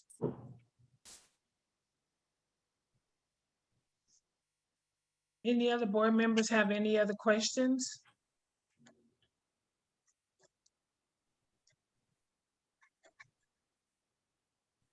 This is Board Member Douglas. The blow dryer thing, you had the blow dryer in your hand, and what was you trying to perform with the blow dryer? I understand that she said that, you know, she either have a blow dryer for you or you can bring your own. Yes. That's what I'm trying to understand. So when I interviewed a few assistants, I interviewed about maybe 7. And when I interview them, it's a hands-on and a verbal interview. So when they come in and I prepare them for, so wasn't auditioning that day is what I'm stating. What I'm stating is when she came in to drop off her resume, I'm telling her what she's about to see and experience. So at the time I had an assistant employed by me, Lauren, at the time, which was not there that day, which is why I wasn't working on 2 clients at once. So I told Fedra, obviously, because she will be working her audition on a client of mine. I have the Bio Ionic, she has the Paul Mitchell. My blow dryer is better, but I told her, you know, if she would, I give them options. They can bring their blow dryer, but I have everything allotted in my salon for the audition. So I had her have the blow dryer in her hand to see if she felt comfortable to use mine the day of her audition. Okay, so you know what I think some of the issue is, can I say, Gwen Bramo, board member, I think some of the issue is Crystal, you're having them to do an audition without a license. So it's given an opportunity where it looks and appears to be that they're actually performing a service on someone and they're unlicensed. No, so I totally understand. So the audition wasn't set yet. I was getting her prepared for the audition, what's to be had, because I said I still have an assistant and I interviewed 7 girls at the time, like future coming up. So my assistant gives me a warning, and then that way I can start the interview process to eventually hire a new one. So at the time when she came in and she dropped off her resume, I didn't even know yet. And when she asked me for her last name, I don't know her last name, which I stated. I said, I know her name's Fedra. So that wasn't even a case that we've even discussed yet, because she has not had her interview yet. I was letting her know what to expect for the interview. But you didn't know that were you aware that she didn't have a license? No. Oh. Madam President, I think the question I would want to ask is, Crystal, was it a requirement of employment that they be licensed? Yeah, no, absolutely. She's not working for me yet. Fedra, by, you know, if that was a condition of employment, by showing up, period, that was a requirement that you could not meet. So I think we're beyond proving what we need to prove. So I wasn't interviewing, though. That's my thing, is that I was not trying to get a job right away, like try to interview there at the moment. I was just like any other person, drop off their business card. This is who I am. This is my name. This is where I went to school. I just want to look for something once I do receive my license. And that was all. Not once was I trying to get my hands on someone. Nor did I ever have any scissors in my hand, any chemical service in my hand, was performing any bleach or anything on anyone. I literally just had a blow dryer in my hand. Michelle, can you, excuse me, Fedra? Yes, go ahead. I wanted just to hear from Michelle for this final time so we can move to the next petitioner. Michelle, ahead. can you just review one more time what you seen when you walked in into the suite, the salon suite or the salon? Yes, Gwen, she was assisting with blow drying the client. She was assisting Crystal with blow drying the client. And I stood there for quite a while trying to get licenses from either of them before Crystal said, you can look me up on your phone. And Yeah, then so as soon as she walked in, that's when Fredra left. And that was me in the room. So can I get a if any other board members have any other questions or concerns? If not, I would like to call for a motion.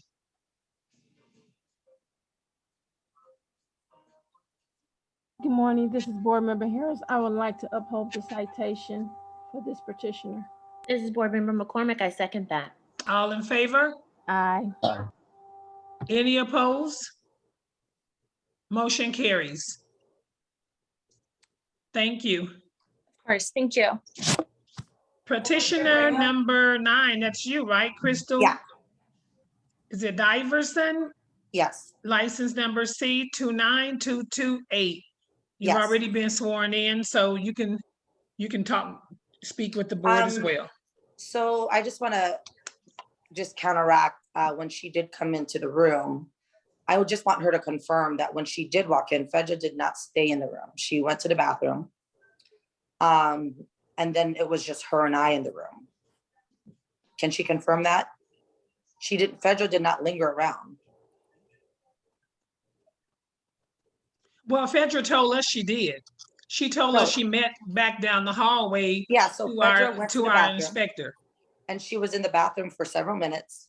And then when she came out, I'm still working on my client, but Fedra went to go find the lady. So this was all handled out of my room. All I was asked was for my license, and I gave her my license so she could look it up online, which I'm active. And at any time she didn't ask me if she worked for me or anything. She just asked me what her name was, which I said Fedra. And like I said, I was not aware of any, of her licensing or anything like that. I didn't know her last name. I have her resume. I'm talking to her to prep her for her audition that I will be having. So just a quick question. You had a resume, but her last name wasn't on it? It was, but I'm not memorizing it. I just know her first name. I call people by their first name, which was Fedra.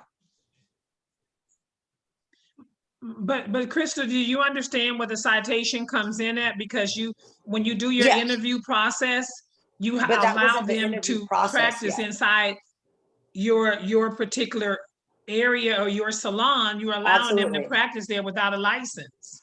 No, absolutely. So what I'm saying is that was not the interview like that. At that time, it was not the interview just yet. When I have an assistant with me, I double up. So my assistant at the time, her name was Lauren. And so Fedra came in to drop off her resume, and I go through the process of when you do come in for the interview, you are going to do a hands-on blowout, and I'll ask you questions. I ask them a correction problem.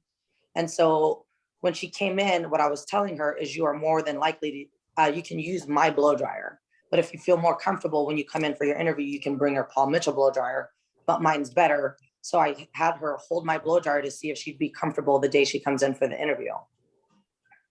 Well, you know what, to be honest with you, Chris, the board member Bramo, I think that maybe the policy or the procedure of how you do your actual interviews, when you're interviewing them without a license and they're performing to be a service when the inspectors walk in, you're going to be fined every time. Yeah, but you're going to be cited, excuse me, every time. Yet. Madam President, this is Kai Stanton. I would like to make a motion if it pleases the board. Go right ahead. I'd like to make a motion to deny the petition and uphold the citations. All the findings have been found, listening to both parties and the facts given. This is Board Member McCormick. I second that. All in favor? Aye. Any opposed? Motion carries. Thank you, So Crystal. even without me knowing she wasn't licensed at the time, it's crazy that I feel that I'm faulted for it. Madam President, if it pleases the board, I would just like to make a quick statement so that we move on to the next petitioner. Go right ahead. Crystal is very important. We do appreciate your service in the community and being licensed accordingly. And because you received those license, do you have a current Nevada State law book to help support your success? No, I don't.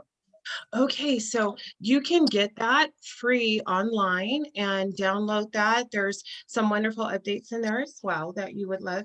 That it's very important that every professional has that with them at all times, so that when these situations come up, we're very clear and understanding about our better processes. I mean, there's a lot of things that, we all have to be current on accordingly. And I do understand there's some challenges, but it's very important that we have that Nevada State law book, or you can purchase one personally in the actual office. We appreciate your time today. Have a wonderful day. Thank you, Madam President. I'd like to move on to the next case. Thank you. Thank you, Crystal. Thank you. Petitioner number 10 is Maria Torres.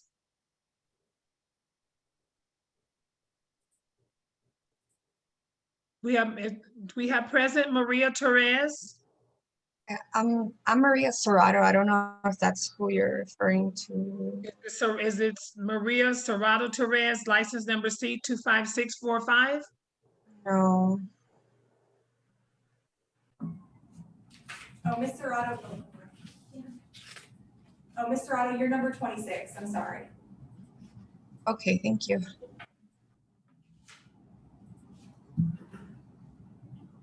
So we don't have a Maria Torres here today. Can I make a motion to dismiss? Madam President, before you ask for a motion, if you could just say the license number again, so that way it's clear on the record. Maria Torres, license number C25645. Can I get a motion to dismiss? This is Board Member Douglas. I would like to dismiss the petition for Maria Torres, license C25645. Brian Baltazar, second that motion. All in favor? Aye. Any opposed? Aye. Motion carries. Petitioner number 11 is the Parlor Aveda S187001. Do we have you here today?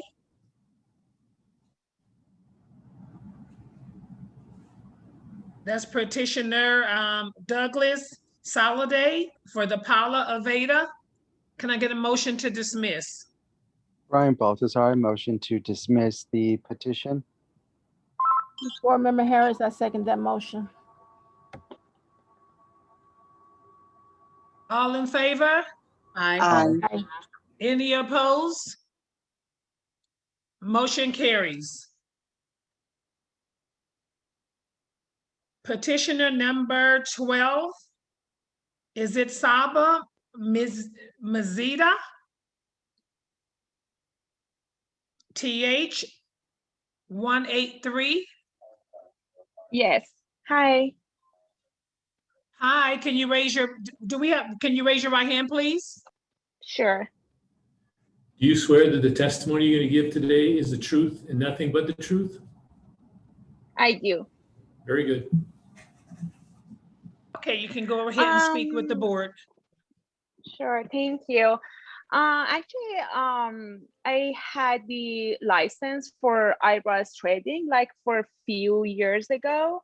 And then I didn't renew my license like for maybe 4 years or something, because I just changed my job and I'm working at the office, and then I'm not working in a beauty salons or something. So that's why I didn't renew my license for a few years. And then it was like a few months ago, my cousin, she has a beauty salon, And then she had the emergency situation and she asked me to come in her salon to just open her salon like for 2 or 3 hours. And then a person, she came in and then she asked me my license or something. And then just she checked the salons and everything. I mean, the inspector. And then I told her my license number and she checked it and she told me, oh, you didn't renew your license for a few years. And then I explained it to her. That's why I didn't renew it, because I just changed my mind. And then I didn't work in a beauty salons for a few years. And then my cousin, she has the emergency situation, and she asked me to come in and open her store. And then I told her, you can, if you have a time, you can wait here that my cousin come in and ask her everything or something. But she just didn't listen to me and left the store. And then after that, I just received the penalties, which is 200 for that. So that's all. This is my story. I don't have any questions. Any board members have any questions? If not, I would like to call for a motion.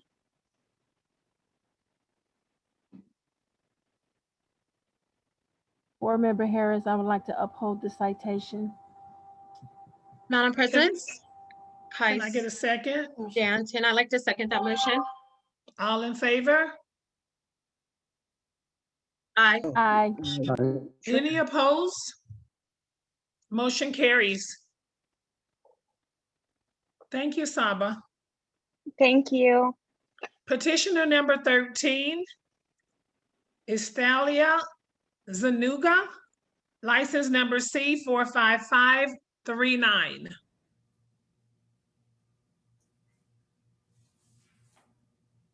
Thalia Zanuga, license number C45539. Are you here today? Can I get a motion to dismiss, please? This is Board Member Douglas. I would like to dismiss Thalia's petition. Brian License Balthazar. Sorry. license number C45539. Brian Balthazar, I second that motion. All in favor? Aye. Any opposed? Motion carries. Petitioner number 14 is Maria Gonzalez. Can you raise your right hand? Do you swear that the testimony you're going to give today is the truth and nothing but the truth? I do. Very good. Go right ahead. Actually, if I may, I sent an email. This citation was changed to a compliance review. I contacted you previously. What does that mean? That it was, while there were dirty implements found at your station, because you were not there and the staff confirmed it, we changed it to a compliance review, so as a warning. Okay. All right, thank you. Yeah, because I was out of state for 7 days during that time. Correct. And other people had used my area. Okay. Well, you're free Okay, to then. go, Maria Gonzalez. Thank you. Okay, have a nice day. Bye. Petitioner number 15, is it Andrea Rank? And it's nailed in lash S18301. Is it Andrea Rank here today? Can I get a motion to dismiss? This is Board Member Douglas. I would like to dismiss Andrea Rank, license number S18301. Brian Balthazar, I second that motion. There was 2 citations, so we're dismissing them all, right? Yes, ma'am. I second that. All in favor? Aye.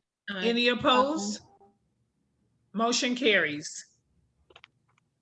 Petitioner number 16, is it Jasmine Beauty Studio? License number S186587, citation notice number 1. Is Jasmine available? Yes, I am here, Madam President. Can you raise your right hand, please? Do you swear the testimony you give today will be the truth and nothing but the truth? Yes, I am. Very good. You can go right ahead. Yes, so I wasn't in my shop, and I hired this girl. She's supposed to start Tuesday, December 18, and she was bringing her stuff December 16, because when I hire somebody, I give them a key. Everybody works for me. They are independent contractor. They're renting. So she wanted to rent a station. She's an eyebrow threader. And I give her the key so she can bring all her stuff and then start December 18. So the time she brings her stuff, and then the inspector, Michelle, she's walking and she gave her a ticket the same time she was doing her daughter's eyebrow threading. So I didn't have a time to get her certificate. It's not even licensed, it's a certificate. So I'm doing hair more than 35 years. This is the first time, Madam President, happening to me. Yeah. So, and I got a ticket. I got a fine for that. I don't know what to say, but I apologize, and I want you, if it's possible, to waive that ticket.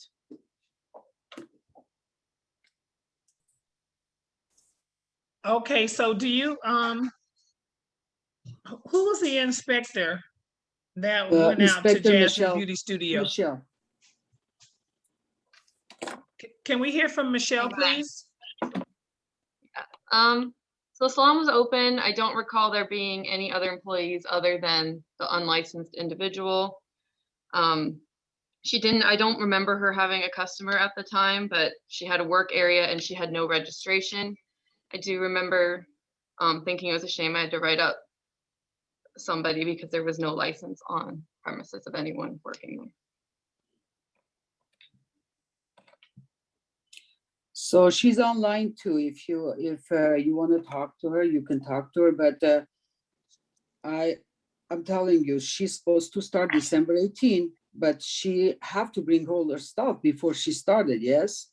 So, and then she brought her certificate after, but the same day she didn't have it with her.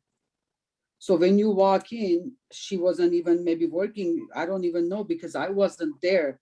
And her daughter helping her to bring her stuff in.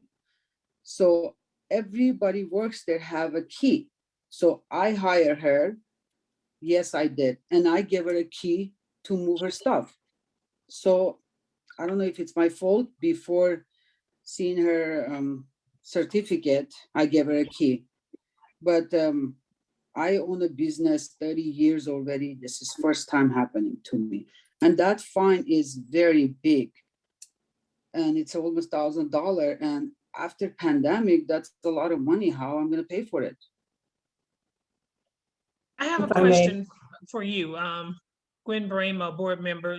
Jasmine, my question is, did the individual that you hired, did you know that she didn't have a license? She told me she have a certificate. They don't have license. Eyebrow threading. Right, they people, have don't have no certificate. license. They That's have a certificate. certificate. Yes. And she told me she have it. So, and I trust it. That was maybe my mistake. But you know what? She brought her certificate the Tuesday, 18, when she was working. When she started working, she brought her certificate.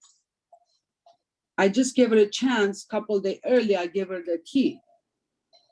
You know, that's how it works. You know, they have to sit the situation, yes, until they start working. Absolutely, but did she have the certificate, board staff? Did she have the certificate during the time of the citation is what my question is. No, President Bremo, she was issued the citation on 12/16. I'm sorry, on December 16th of 2020. That is the same day she got her certificate. So she was given the key to the salon prior to her having a license. The citation was issued at 10:21 a.m. She came in and got licensed on 11:22 a.m. or at 11:22 a.m. on the 16th. So it wasn't until after she got issued the citation that she came in to get her registration. So she didn't actually, she didn't have a certificate when you hired her, Jasmine. Yes, but she wasn't working, Madam President. She was not working. She was just bringing her stuff. That's what I'm talking about. She wasn't working yet. But this is Board Member Douglas. Jasmine, they did say she was performing a service on her daughter. Is that correct? Excuse me. Yes. Can I talk? I'm Jacqueline. This is the lady. Okay, it's rude. But this is a lady that didn't have a certificate, so we really don't need to speak to the lady that didn't have a certificate unless the board members have a question for the lady that didn't have it, because that's the reason why you were issued the citation, Jasmine, is because you had an unlicensed person, a person without a certification performing a service, no matter if it was her daughter, it doesn't matter who it was, she was performing a service without a certificate. Excuse me, can I talk? Any board members have any questions?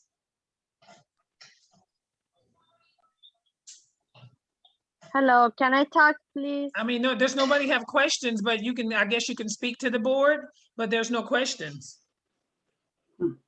Before she speaks, I need to swear in. Okay, we're gonna swear you in. What's your name? Is Jacqueline? Yes, I'm Jacqueline. Do you swear the testimony you give today is the truth and nothing but the truth? Yes, I do. Very good. And sorry, ma'am, before you start speaking, can you just state your name? Spell it. Okay, my name is Jacqueline Erdamian. I was working long time ago for the eyebrows threading. That time I was working, they don't needed the certificate. And the owner didn't say to us, we need the certificate is 10 years ago, 10, 15 years ago. And then for few years, I had a spinal surgery. I couldn't work. And I'm so depressed at home. I want to start again. And then I find the Jasmine salon. I contact with her to come work over there. And then she's hired me. She asked me about the certificate. I said I didn't know need a certificate or license because we was working the salon, the other salon, we didn't know they need a certificate.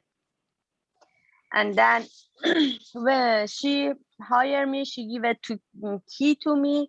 And then that day, my daughter helped me bring my stuff over there because I can't pull the heavy thing, anything.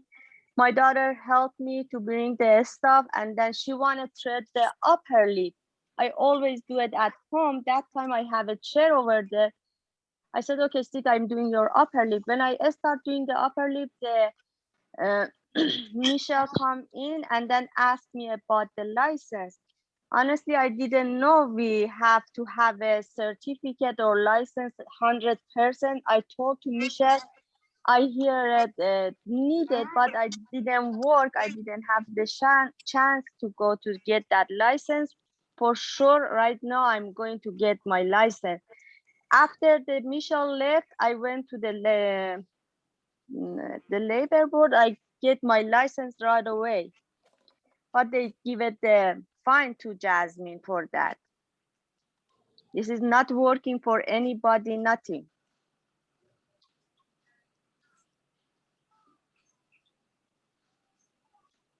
Thank you, Jacqueline. You're welcome. Board, you have any questions or concerns or any comments for Jasmine? This is Board Member Douglas. I think as a salon owner, you should check all credentials before you hire them. so you don't end up with a fine like this. This is a common sense thing, I think. And I understand this is her first offense.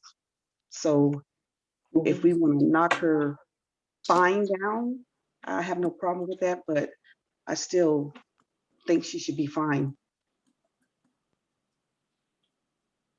Any Can other you- comments from any other board members? Can you please at least reduce the fine?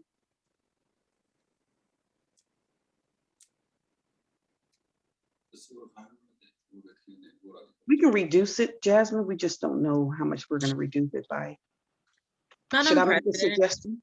Okay. yes, Madam President, I would like to support what Board Member Harris said. I would like to give a little bit of a reduction in moving forward. However, do with that information, just so that we don't have the culture of, I don't know, and I totally get it. Some things I don't know, you know, I totally understand, but it's my responsibility to research and read that. So I really encourage you to get that Nevada State Board book. Yasmin, can you hear me? Yes, of course, I'm here. Yes, ma'am. I appreciate you coming to this meeting and giving a feedback. I know it can be kind of scary coming before the board. It's a little bit of a challenge, but it's important that we uphold the laws that are in place so that we're successful by us, you know, making sure the community is safe. And I know you want to do the same. Board member is exactly correct. Board Member Harris, there was some major concern there. We need to make sure that everyone understands that we need to follow the guidelines accordingly across the board. So go ahead and get that Nevada State law book so that you're not caught in this position again. And I would like to see what board members feel about a small deduction, maybe $20 or $30. She did show up just on, you know, a good faith. I'm not sure what the other board members, I'm only just one, and we need all the other votes for that. So I will like to leave that on the floor, Madam President, on what the other board members feel about that. Any other board members have any other comments? I just need a board member to make a motion. Excuse me.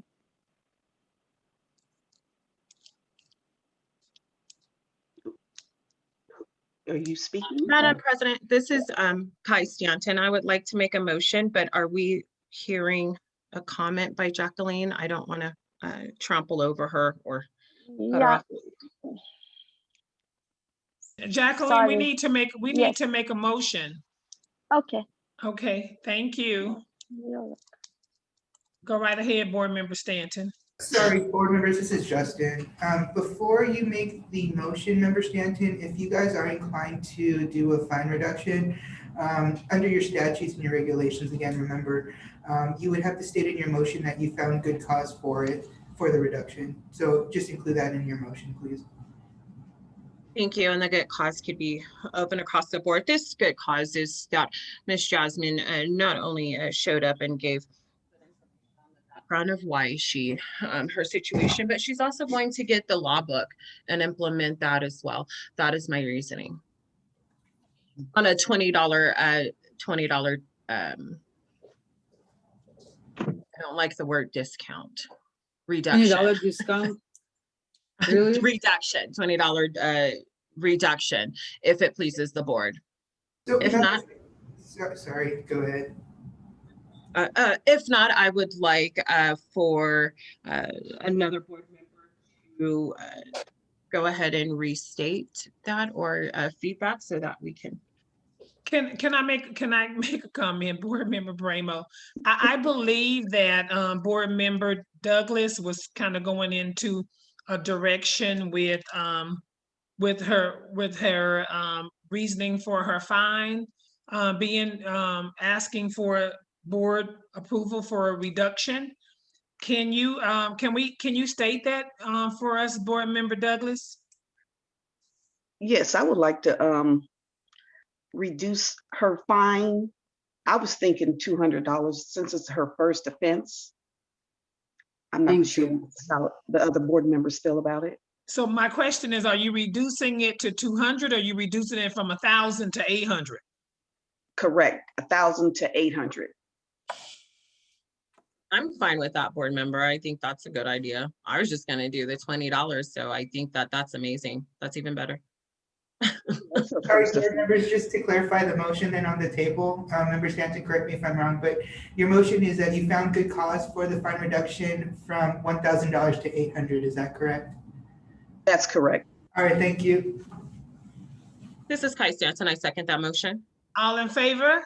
Sorry, Kai, that was your motion, unless that was Member Douglas's. Member Douglas. That was Douglas. Okay. Board member Douglas. Sorry, it was just a confusion because I believe you had your motion on the table and then I believe Member Douglas started talking.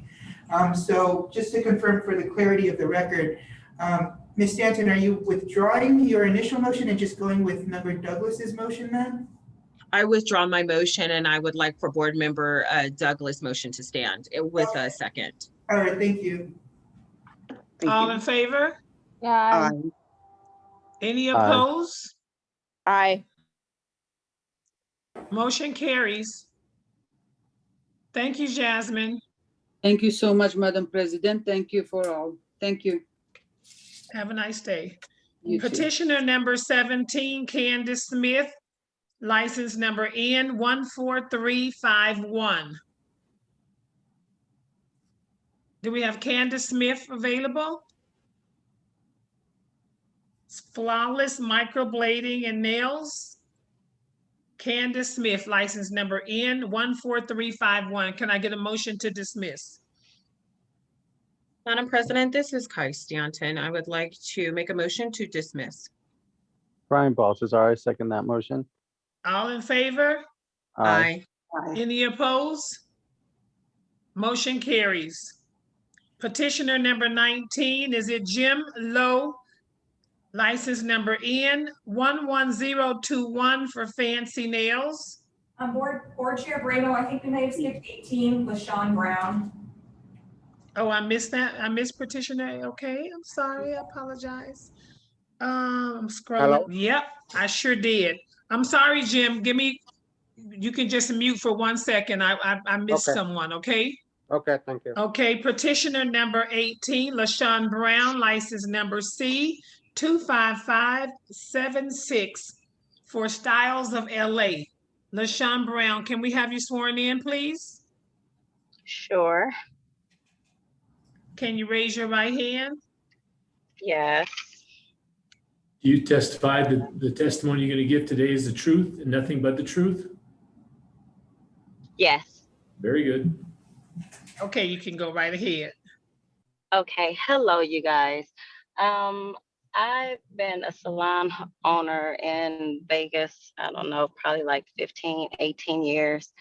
And when I first came to Vegas, I got in trouble because I moved from California to Las Vegas and to have a Las Vegas license. A salon, I had a few stylists that was there that was from California. We had California licenses, but we didn't have Las Vegas. So long story short, I got fined 10 years ago, over 18 years ago for that. And ever since then, I have never made that mistake again. Never, I have never gotten in trouble with you guys. And I've moved salons from that space to another one that's off of Quail. Just recently, I had a braider to come work in my salon, and I met her from another salon. She was braiding I met her off the, I don't know, some app, Booski, something, whatever. And I was going to her numerous of times. And at the time that I was going to her, she was pregnant. And this salon is called Abyss Suites off of Flamingo. When I was going to her, she was pregnant. And every time I went to her, she would always tell me about some situation that was in the suite, who did what, whatever. And the last time that I went to her to get my hair braided before she went on maternity leave, she expressed that she wanted to move and go somewhere else because they wasn't running the building correctly. It smelled like mildew. People was in there gossiping. It was a whole bunch of stuff. So I was like, oh, well, I own a hair salon, and you should try to come, view my place or whatever. She was like, okay, great. So once she got off maternity leave, she contacted me, and she came down and saw the salon. She was like, she liked it or whatever, and she wanted to come work there. So she came to work there, and I was out of town, and I gave her a key. I give all my people a key, like the other lady said. But State Board came in and cited her for working with the client. And I'm not debating, fighting the fact that she wasn't working with the client and all that. The fact is that she didn't have a license. And I assumed that she had a license because I got her from another salon. And I was going to her for at least like 6 months before, well, way before 6 months. I was going to her for 6 months, but she went on maternity leave, and then she came back and she started working in my salon. But the fact that I assumed that she did have a license because I picked her up from another salon. But prior to all that, I do know the fact that you do have to have a salon because I got fined 10 years ago. The fact that she didn't have a license on this event, it kind of like rattled me because I'm like, what do you mean you didn't have no license or whatever? She was like, well, I know I should have told you, but I was already working. I said, yeah, I get that, but we're gonna have to do something about that. So when we got the spine, she immediately went and filed for her license or whatever, and she got her license. But I nowhere near practice those things since because I know the rules and regulations. And I'm just asking, can you guys have some type of leniency on me because I have gotten fined before and I do know the laws or whatever. And ever since then that I got fined 18 years ago or 17 years ago, I've never done anything wrong. I just assumed that this lady had licensing because I picked her up from another salon. So when that happened, she went in begging me like, LaShawn, I'm so sorry. I should have told you, but the other salon owner never asked me. So I didn't know that braiders would, she just gave me this long story. And I'm like, well, the bottom line, you have to get your license to work here. So I'm just asking, can you guys be a little lenient on me? Because I do know right from wrong, and I knew it was wrong, but during the pandemic or whatever, things is just now starting to pick back up. It's not back where I need to be, but I'm just asking, can you guys just help me out and give me a reduced fine because I'm not really working no more. I actually started doing something else. I don't even do hair full time anymore. So I struggled to pay that, and I paid it on a credit card, but I just want to ask if you guys could give me help and to look into my record to show that I have not done anything since then. I mean, and I'm being honest about it because I've been in this situation before, but I've learned from that and I know right from wrong. But for the fact that I picked her up from a Biz Sweets salon, I just honestly assumed that she was licensed. And she's just a braider. But since then, she did get her license, and her name is Darnisha McClinton or something. You guys could check the records. Thank you, LaShawn. Board members, we can make a motion. I do understand the situation, LaShawn, and I kind of understood what we did for the last lady. So it's up to the board if they want to reduce. I probably would have assumed that she was licensed as well, but it's our responsibility, I guess, to make sure that when they're working in our licensed facility that we uphold, but we just did a fine reduction. So what, I need a board member to. I get it, but I did assume that she was licensed because I got her from another salon and she been braiding my hair for like over a year now.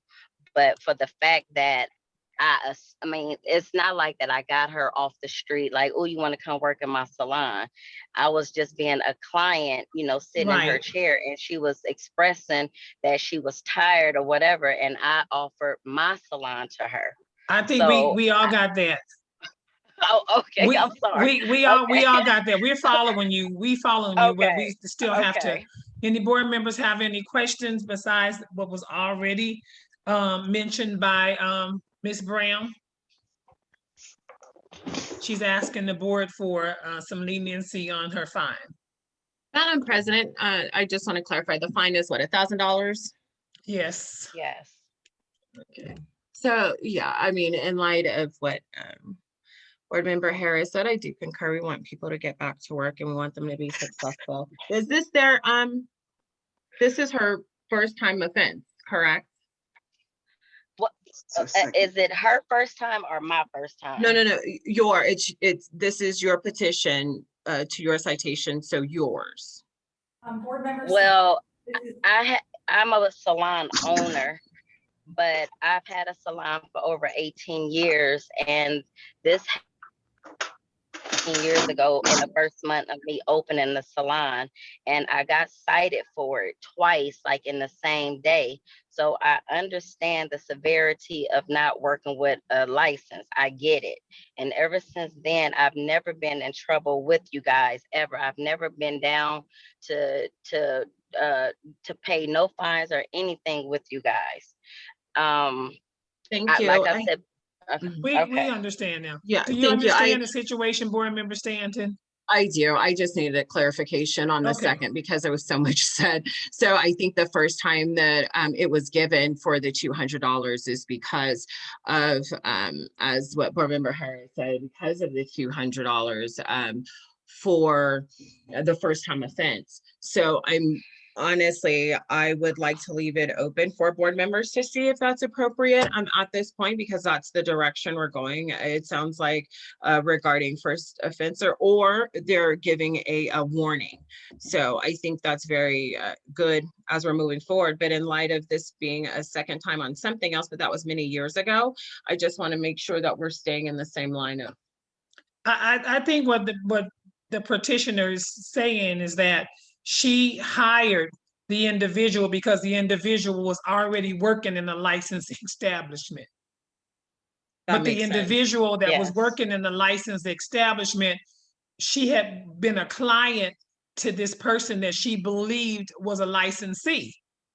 Right, and that's fair. The only problem with that is the cases, I believe 2 cases prior to, just here recently today, we had something almost similar to it's the interviewing process. So we have to take proactive in making sure that we're reviewing the information before we allow someone in our establishment, because then we're automatically resuming responsibility. And if we're not double checking paperwork and things of that nature, then this will be we'll have many more of these as well. She's just asking for a reduction in the fine. I mean, I'm just asking. I understand. And I'm that okay it with was the wrong. reduction as far as that, but I'm just saying, I think that's why the reduction was given, was my statement. Yeah. So I'm okay with that. And that's what I'm saying. I'm veering off of that frame because of, and I'm saying I'm in support of, I just wanted to make sure that board members understood that as well. And of course, that would need a motion in a second regarding the $200 from the $1,000, which we already see is in trap. Well, just salon owners just have to be making sure, just to ensure, Ms. Brown, that when somebody comes to work for you, you really need to see their license before you actually hire them. I understand. I think the leniency could come in play because I would have assumed that she was licensed as well if she was a new client, if you were a new client to her in a license already establishment, I would have assumed that the individual had license as well. But once you come to your facility, you have to make sure that they're licensed. Yes. Okay, so can I get a board member to make a motion, please? Madam President, I'd like to make a motion to uphold the fines with a reduction of $200. This is Board Member Douglas. I'd like to second that motion. All in favor? Sorry, board members, this is Justin. Member Stanton, just for your motion as well, you also find good cause in this for the reduction, correct? Yes, Okay. as stated. Okay, thank you. Can I get a second? This is Board Member Douglas. I second that motion. All in favor? Aye. Any opposed? Motion carries. Thank you. Ms. Brown. Petitioner number 19 is Jim Lowe, license number N11021. Can you raise your right hand, please? You swear, the testimony you're going to give today is the truth and nothing but the truth? Jim, your phone's on mute. Your computer's on mute. We can't hear you.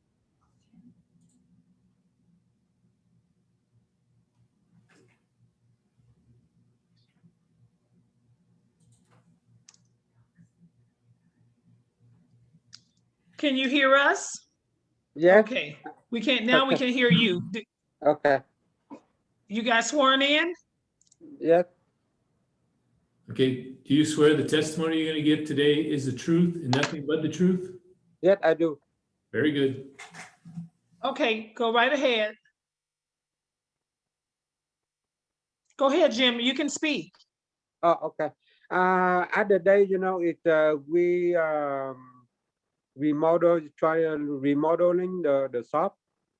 So we remove everything, the cabinet out, and take it off, everything behind the cabinet. That one day, the old owner, they throw in the behind the cabinet long time ago, and the razor, we put in the trash can, and after that in the morning, and inspector come in, and he see that's one the razor in the trash can, and he take it off and in the laundry room, and he take the picture for that are not right one. And the second one, the every container and the mat we put in the little container, every customer single, and we throw away everything. And the lady cleaning in the morning, she come in, she didn't know, she put it back in the drawer over there. But that's one, it's not the new one, the old one before. So the new one, we put in a little container. Every customer we use in, and we throw away everything. Because that time we remodeling the shop, everything, and we take it off and throw away. So the lady cleaning, she didn't know, she put it back that drawer only. So yeah. Well, Jim, thank you. Board Member Bramo, have you seen the pictures? Because I think on the pictures it shows more than what was in the drawer. It shows some of the things from the spa. Everything we take it off, we take it out, and we put there, and we throw away.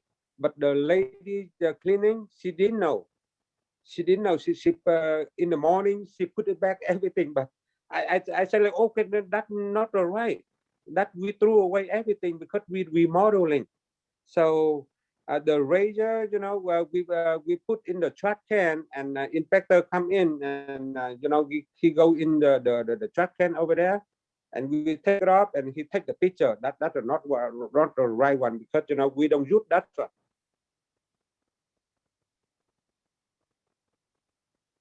Well, the photos that we have, Jim, the photos show more than what you discarded in the trash. It shows the actual spa that's connected, that looks like a petty spa. It shows the seals of that. But how did you throw that away?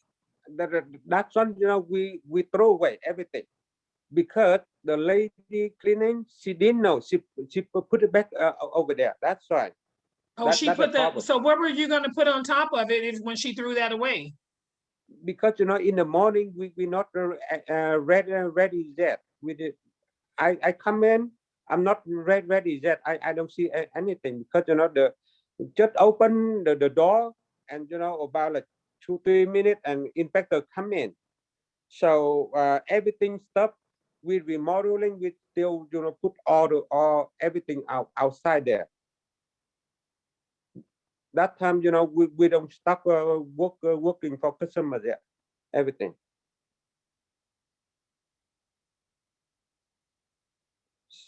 So he take it out everything from the trash can, and we put in a laundry room, and he take the picture, but that one is not the right.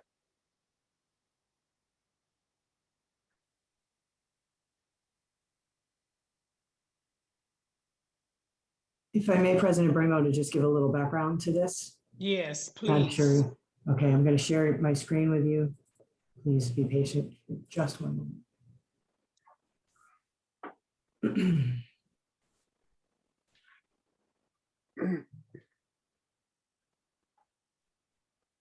Okay. So the citation was issued on March 30th of 2021. The petition was filed on April 13th. And in the petition, as you've probably read, were the statements that the violations belong to the previous owner. And then we have the ownership information, which I can get back to for that. But again, in the petition, he's stating that all the stuff in the inside drawers, they all belong to the previous owner. We were not cleaning them up yet at that time.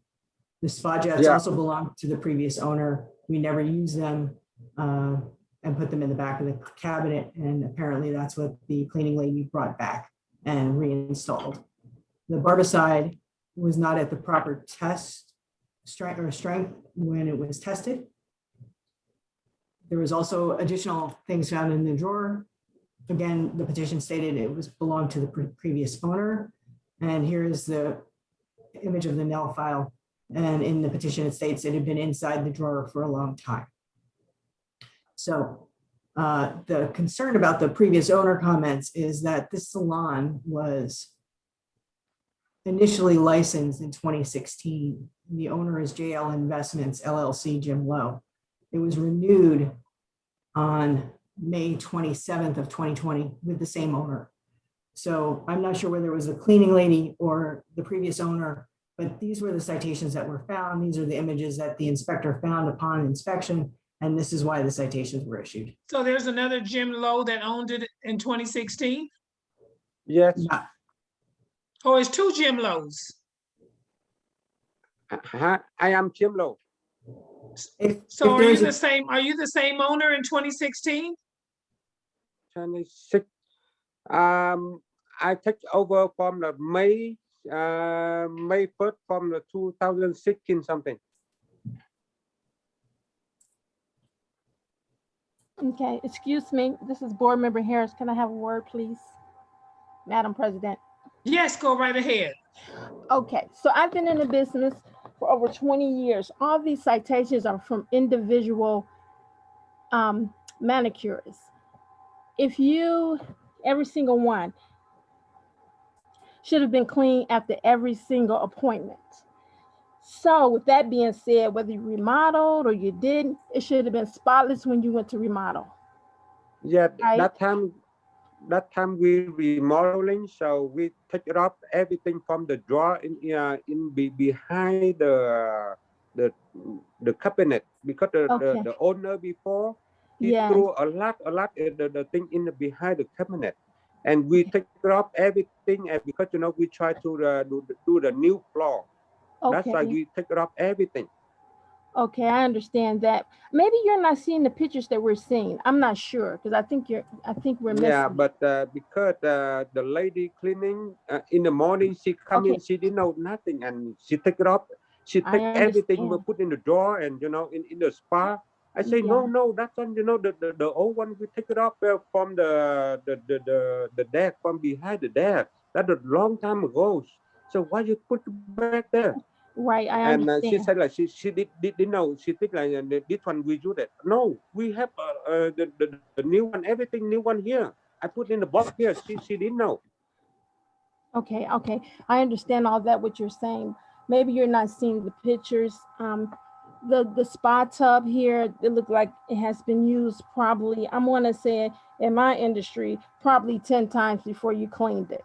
The drawers are looking like you've been there several times. So I don't know about your remodel. Our inspector came in.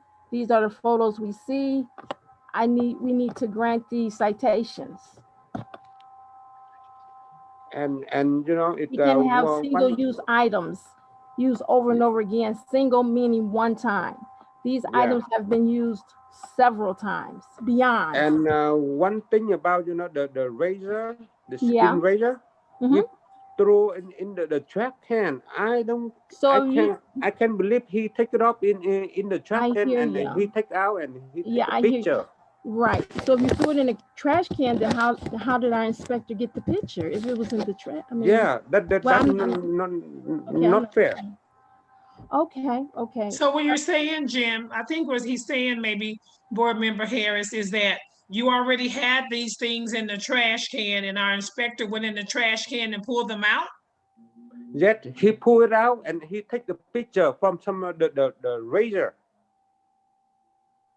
Oh, just a grater. Yeah, just a razor. Oh, This but one. all the other things were already in the Yeah, drawer. all the one that's on the nail polish bottle and something I put in the box over there and the spa the jack, that's the old one. So the lady come in, she don't know, she think that one we use, but we don't use that one for a long time already. Yeah. This is Inspector David. Is there any way that I could? Yeah, David, let's explain? have you sworn. Have you been Okay. sworn in? I have not. No. Okay, can we get him sworn in, Director Landry, so that we can conclude this? Sure. Do you swear the testimony you're going to give today is the truth and nothing but the truth? Yes. Very Okay, good. David, go right ahead. When it comes to the prohibited foot file, if I dug into a trash can, it's because I saw someone run in the back and throw it away. Right. I will never, ever, ever go through a trash can if I didn't see someone throw something away. Just to make it clear, that's the only reason why I would have pulled it out, is because I saw someone take off back there and throw it away. All the stuff we take it off. It's okay, David. That's what we wanted to hear. The box. So that's one she had to put in the trash can. And this one, I'm put in the trash can the last night, right? The last night I'm taking off the cabinet. I put everything in there ready because Okay. I'm the one that remodel. Okay, Jim. Yes. I think the board has a clear understanding of what happened. And I just wanted to clarify something, board, before, because Jim, on those statements, you were saying that all this stuff belonged to the previous owner, but I think you were the previous owner. Excuse me, I don't understand. You am I right, Maggie? According to the petition, the statements were that the files and everything else belonged to the previous owner. So when I checked to see who the previous owner was, I found that the salon was licensed in 2016 and had not changed hands. Right, okay, that's all I needed to hear. Can I get a motion, please? Yeah, Ma'am. President, this is Kai Stanton. I'd like to make a motion to deny the petition and uphold the citations that are current. Thank you. Board Can I Member get a Harris, second? I would like to second that motion. All in favor? Aye. Any opposed? Motion carries. Jim, the board has made a decision to uphold the citations. So how much I can? You can contact the board office or they'll send you something in writing, but you probably should contact them. You can probably early as tomorrow. Oh, okay. Okay, thank you. Have a nice day. Thank you. So I have to go out the state board over there? Or you can contact the state board. You can call them. I call them to find out how much I can pay, right? Yes. Okay, thank you. Okay, thank you. Yeah. Bye-bye. Bye-bye. Petitioner number 20, do we need a break or can we keep going? Whatever your disposition is, you can take a break or you can continue, either one. Let's continue. Yes, ma'am. Petitioner number 20, is it Trina Tran? License number C51491. Trina Tran, license number C51491. Are you here today? If not, can I get a motion to dismiss? Madam President, this is Kai Stanton. I'd like.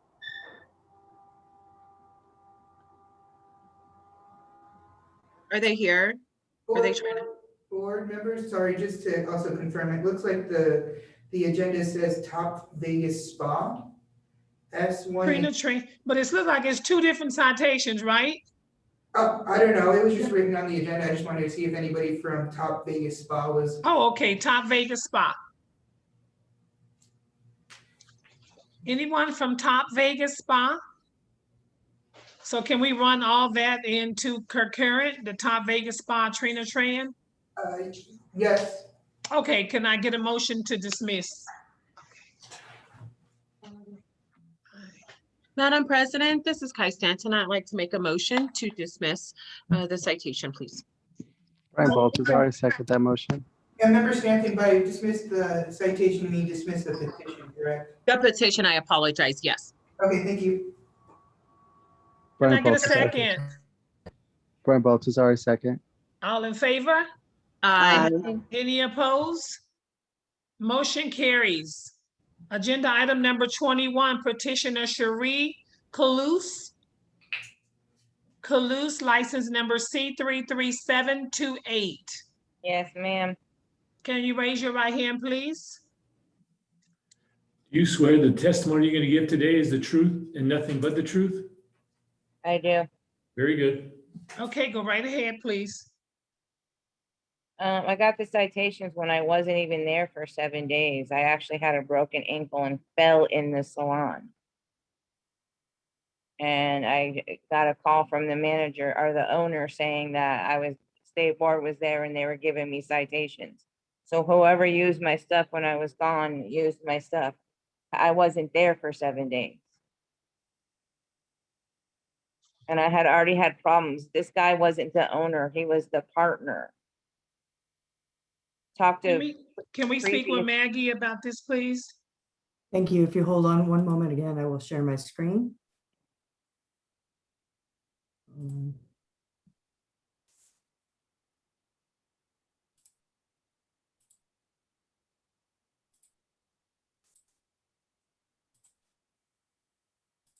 Okay.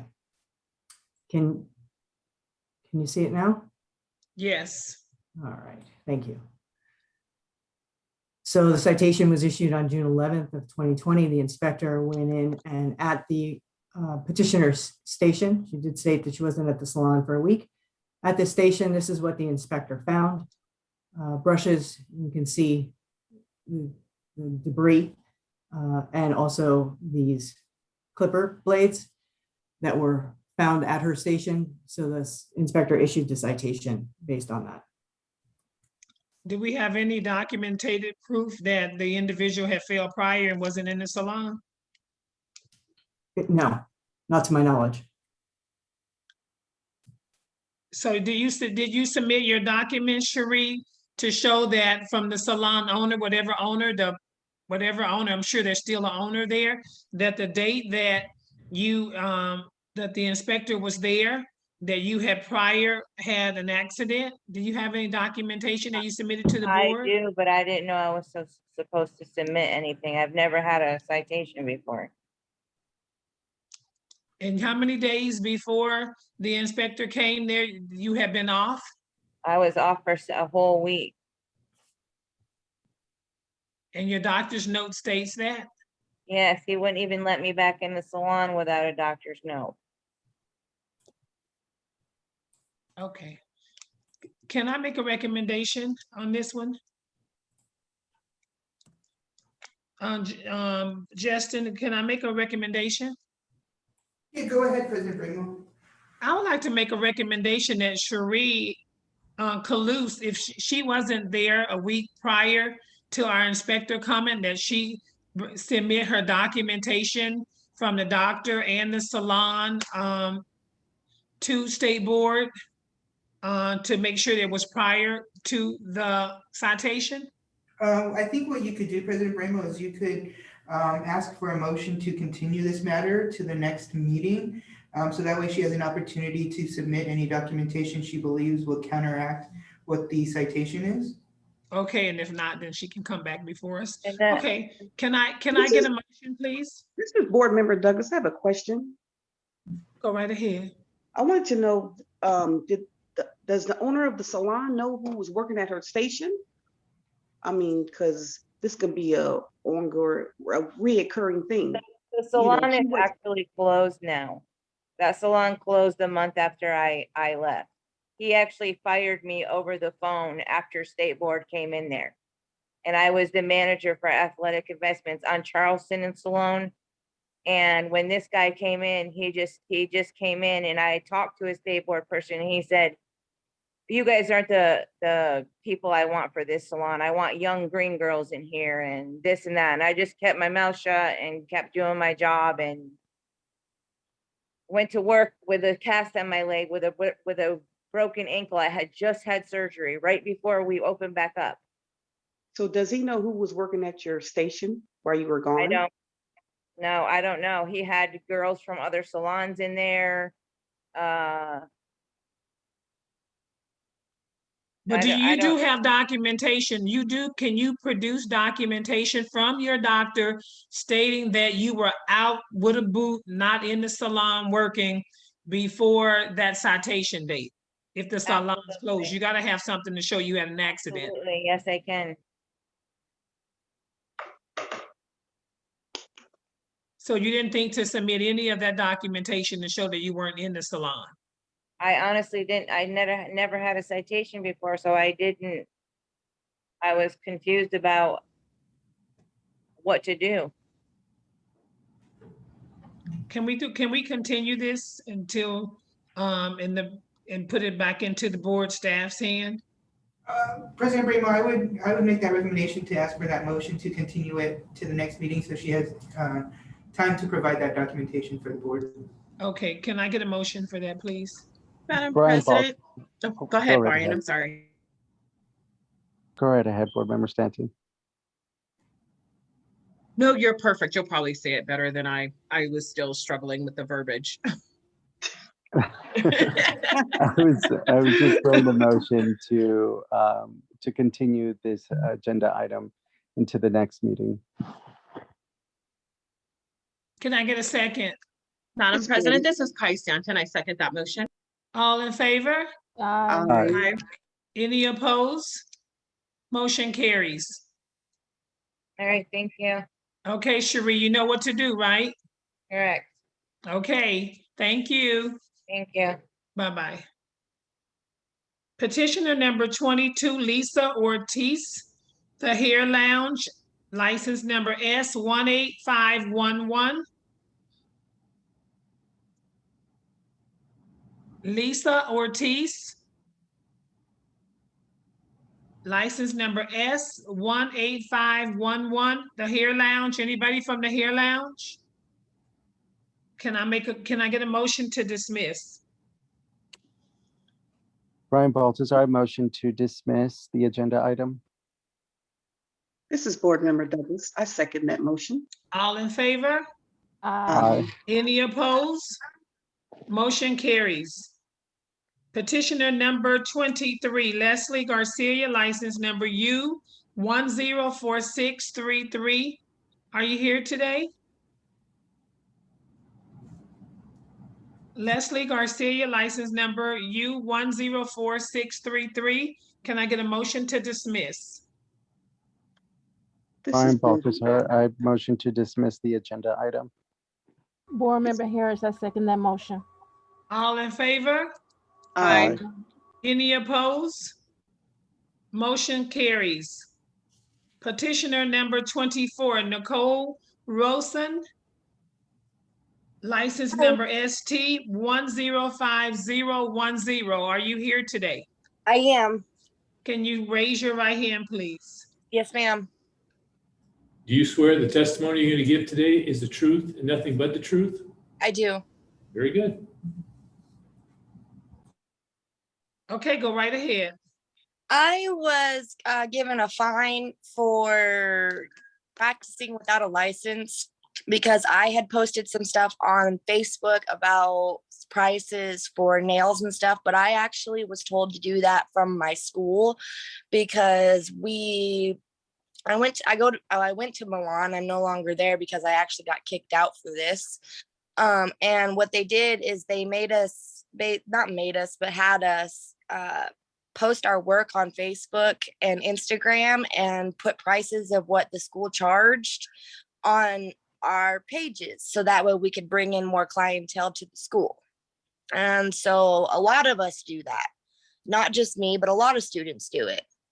And so I did it on Facebook and I got fined for it.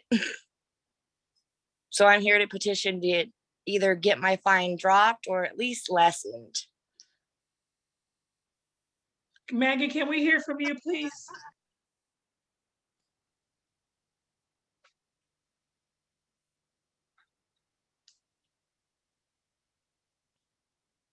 Okay, thank you. So the citation was issued on November 3rd, as well as a cease and desist order that was issued. She did state on her petition that Milan told her to post. These are her Facebook page where she's offering hair, makeup, nails at cosmetologist. I'm also offering haircuts, hair coloring, and acrylic nails. I'm now starting my business. I'm now offering hair cutting, hair coloring, waxing, facials, acrylics, nails, etc. That was posted on September 13th. Appointments available: waxing, facials, acrylic nails, hair coloring, hair cutting, makeup sessions. Here's a booking app on Facebook that you can use and book that way. This was printed on November 3rd of 2020. Again, more images of the booking app and the prices. We can select a service with her.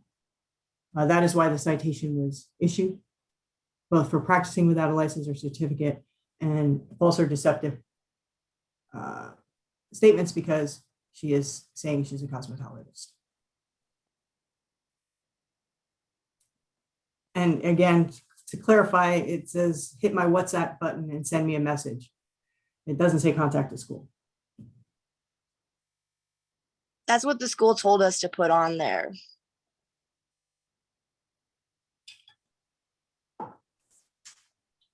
And throughout this process, with many schools I've been in contact with, and they are all to a school clear that and instruct their students that advertising without a license will incur a citation. So when you on that booking app, because I was kind of concerned there too, that when you said color and the prices vary and the cuts, the prices vary and they can book with you, aren't they supposed to book through the school? See, that's what I thought as well, but the school told me to go ahead and put that on there. But then I changed schools and I went to Paul Mitchell and I asked Paul Mitchell if this was correct or not. And Paul Mitchell was like, no, you're going to get a fine. And then I immediately got a fine and I went and I took it all down after I got the fine and everything. And I was like, I don't understand why Milan told me to do that. But I've had a lot of people tell me that Milan is really shady like that. Brian Baltazar, I know we had a previous incident where we had another student indicate the same with their school. Is there any way to reference back to that case? It might have been a couple of meetings ago. Is there any way to reference back to that case and find out what school that was? And also on a separate note, do you feel comfortable sharing with us why you're no longer at that school? I know you indicated that you were kicked out. You said it was surrounding this circumstance. Yeah, I feel very comfortable explaining no longer there. For one, I was kicked out because of this circumstance. And for two, I just didn't like the way they ran things. They were super shady. They were doing. I know, but then we're not going to get into that. Can we not get into that, Brian?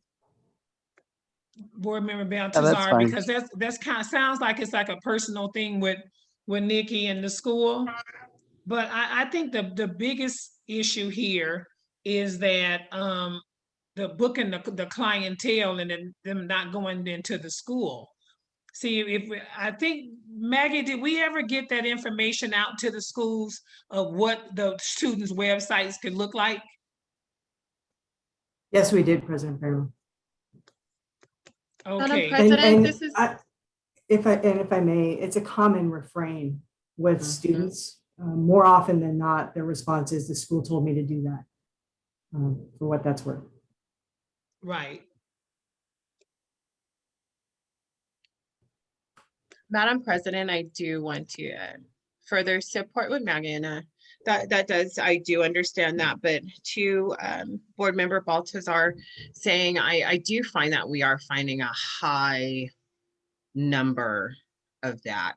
And if it's all coming from one same company consistently, we might want to take a sobering look at that. I think that's where he was going with that. I didn't mean to So cut that's you all, off. that's That is all I correct. want to say. That's all the statement there. I don't want to get into any details, as you said, President, that can be some legal issues. And so I don't want to get into that, just sticking to the laws and what was required as far as per student, I think is extremely important. Thank you, ma'am. Thank you. Balthazar, I didn't mean to cut you off. I just wanted to cut off the part about the school and why the student is no longer there. I think that could have became too muddy in the water that has nothing really to do with us at this point. But go ahead. I didn't mean to cut you off. Tell me where you were going with that. Oh, no, I totally understand. And I didn't really think of that. But yes, Board Member Stanton, you were correct. I was just trying to find out if maybe the claims, the alleged claims were pertaining to a particular school. But also something that I wanted to note is that you had indicated that you were kicked out of the school because of the situation, but you said that you went to a new school and you were going through the process of asking if, this kind of behavior is correct. And you said that that school, the new school, said it wasn't, and so that you could expect a fine. So I'm just curious. The timeline seems to be a little funny. So it sounds like you were still in the school. It just, the time frame does not coincide for me. So to me, it's sounding like it was knowingly done, and that the school did not consent to this. No. So the school told me, well, at every school that I've gone to, we make our own Instagram or Facebook, or to bring in people to the school is what I was trying to say, for cuts, colors, nails, stuff like that. So that way we can start building our clientele. But I think, Nikki, too, on that ad, somehow you put you were a cosmetologist.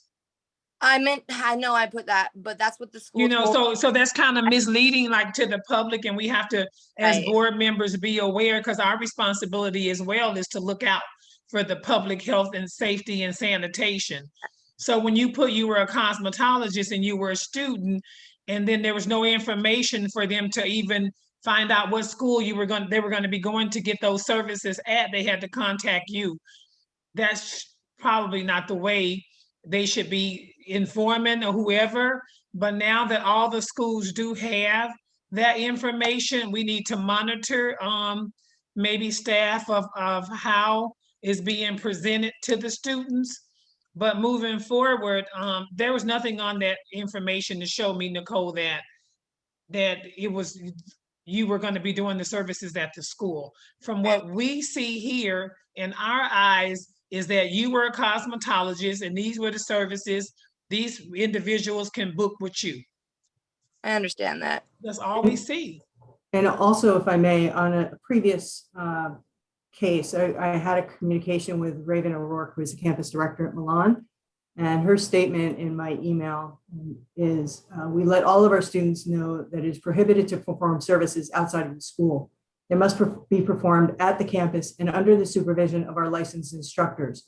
We let them know that they can't legally work in the state without passing the state exams and getting licensed beforehand. All social media posts should showcase students' work at the campus, since they are not permitted to perform services outside. Any clients that want to book with our students, call our front desk to make an appointment with us. Okay. Can I get a motion, please?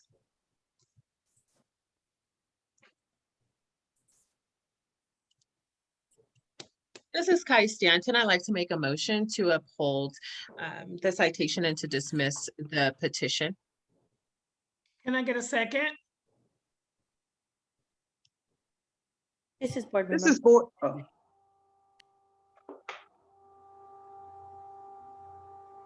This is board member McCormick. I second that. All in favor? Aye.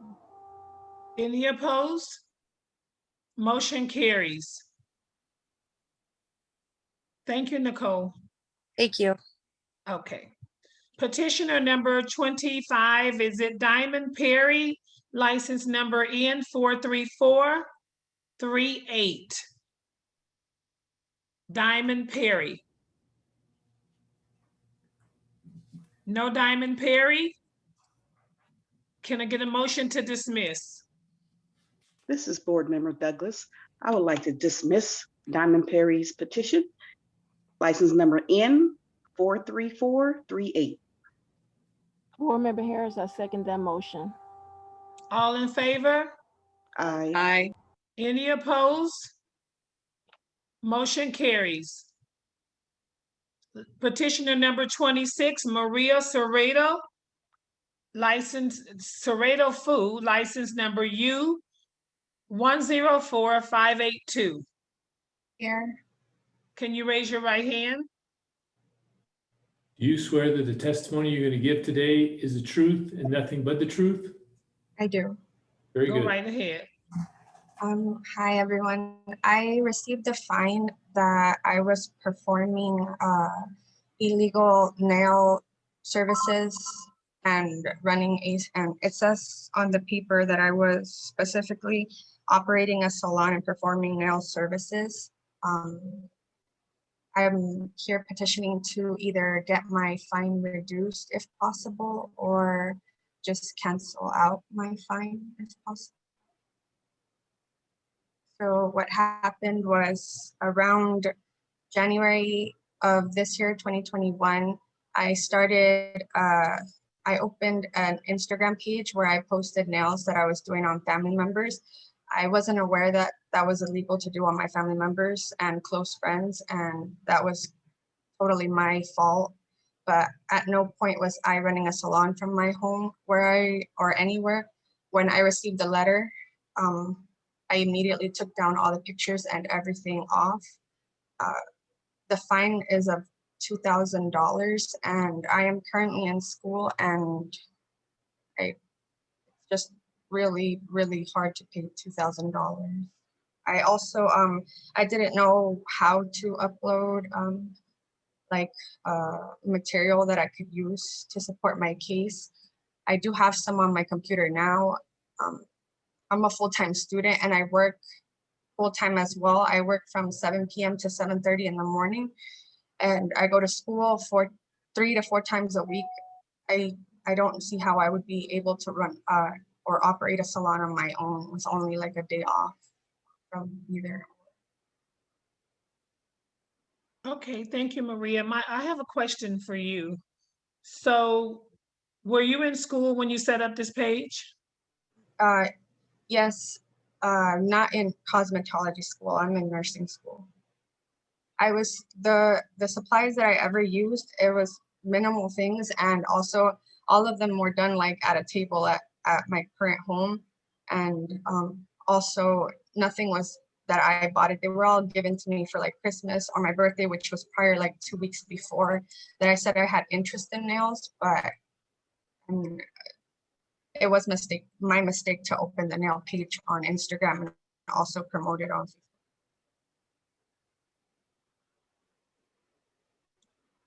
I don't have any other questions. Any board members have any questions or concerns? Would you like to see the background, President Bramo? As to why it was Please. issued? Okay. Yep, thank you, Maggie. You are most welcome. This is board member Douglas. Maria, are you in nail school now or? Just No, I just nursing had, school? yeah, just nursing school. I just had interest in nails. So this is the board or the page that we found. It's at the nail room. It's not her personal page. It is a business page. Follow me on my Okay. nail page. This is her nail page. Welcome girlies to my nail room. It's home-based beginner nail tech. She's offering gel mani, gel pedi, acrylics, and gel X. First time doing acrylics, doing a raffle for a free set soon. So to me, if you say, it's my understanding if you're offering a free set, that would mean you're charging, because if not, all sets would be free. That was posted January 3rd of 2019. At no point, and I have bank statements from that entire month on my computer right now that I downloaded, where I did not receive any money for anything I did. All the nails, as well as I have letters from the family members and close friends stating that all of them allowed me to do it. Here we have the listing of the February schedule and her availability posted online. Just talking about nails by me, January 20th. Those are all my nails. Like that's my hand. Those are all my hand. And then she's offering gels again with dried flower encapsulated. Toes, offering nail extensions and acrylics, beginner nail tech. Had a hard gel build I did a while ago. I also do toes, posted January 25th. Nudes and purple acrylics. So this is why the citation was issued. Okay.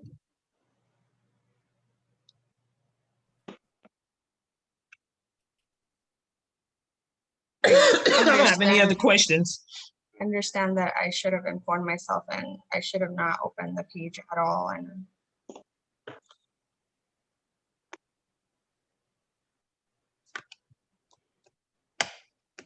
Because you see why you were cited, right, Maria? Because you were actually soliciting business, as a nail technician when you're actually, I mean, you're not an actual licensee. So you set up a business page.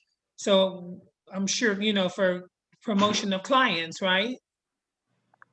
So if somebody called you, you were going to turn them down?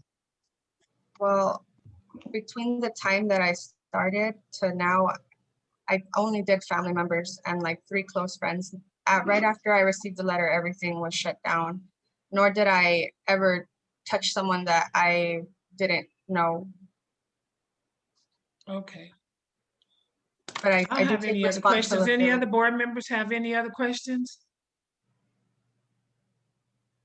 Can I get a motion, please? Madam This is- President? Go ahead, I'm sorry.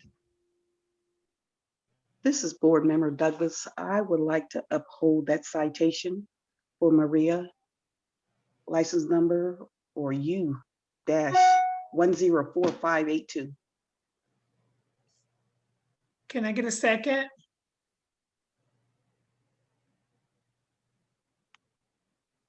Brian Baltazar, second. All in favor? Aye.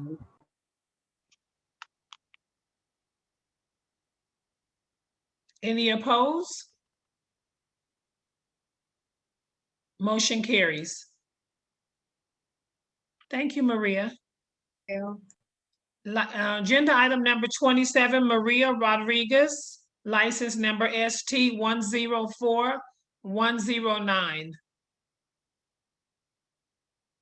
Do we have a Maria Rodriguez? I'm sorry, did you mean Marissa Rodriguez? Oh, I'm sorry, I sure did. I'm here, thank you. Marissa Rodriguez, I apologize for that. No worries. Okay, can you raise your right hand, please? Absolutely. You swear the testimony you're gonna give today is the truth and nothing but the truth? Yes, sir. Very good. Hi, so I actually sent in online my appeal. I got cited for being unlicensed or not having certification and doing services. And I also got cited for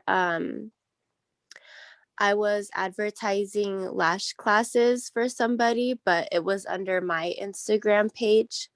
And I just wanted to go ahead and explain, and thank you guys for hearing me. So I started going to Milan summer of 2020, and through school was also when we were going through COVID, so we were doing hybrid learning. So we weren't allowed to see clients or have our family and friends come. So at the time when we were doing hybrid at home, I would practice on my family and friends, or family that, you know, that I live with. And my instructor, Jennifer, at one point in My Lady book, we were doing the business chapter. And then that's when we started talking about business cards and starting social media. So that's where I got the idea to start my social media page. And I started practicing lashes because at Milan we had it's a certification paper, and in order to receive your certification, you have to do 5 sets of eyelashes, and then, you know, the practicals. So since we weren't taking clients, they still gave us the certification paper so that we could sign and date when we were doing our sets. And at the time, they told me since it's COVID, it's okay if I practice at home on my family and friends. So that's what I was doing. And I did set up my Instagram. I did set up the whole thing, and I actually screenshotted it. And in my exit interview, I used all of that stuff in my portfolio because they were under the impression that during COVID, I did let them know, I did this at home, I did that at home. And everything that I had on my Instagram was used in my exit portfolio. But I do want to let you guys know that I'm completely take responsibility for how I made it look online. And I do want to let you guys know that during my time in school during COVID, I was doing my best to take proper steps into keeping my community safe. And I don't want you guys to think that I wanted to put my community in danger. I did take the COVID-19 barbicide certification and the barbicide, the regular certification. And I do want to apologize for making it seem like I was putting our community in danger. Maggie, do you have a look at that Instagram page? I certainly do. So first, I would like to back up a little bit with your permission. The citation and cease and desist were issued on February 10th of 2021. The petition was filed saying as a false accusation, I'm operating a salon without a license and an individual practicing without a license. Everyone I practice on was free of charge to build my portfolio. I do not run an eyelash class. When I did practice, I practiced on my friends' houses. I do not operate a salon. So that's our starting point. For this, I'm gonna go to the end and come back. She was issued the cease and desist to Lash and Marie Aesthetics. That page was closed down and another one was opened up, Lashed by Lavish. So the petition was filed on February 15th. I printed this Lashed by Lavish on February 19th. So 4 days after she petitions, there's a new Instagram page where she's up and operating again under a different name. This was posted, let me see if I can make this a little smaller. So this was posted just July 10th. Again, she filed her petition February 15th, brow lamy in process. She graduated 3/16/21. She is not currently licensed. So this is where we are today. And then I can back up and go into where she was prior.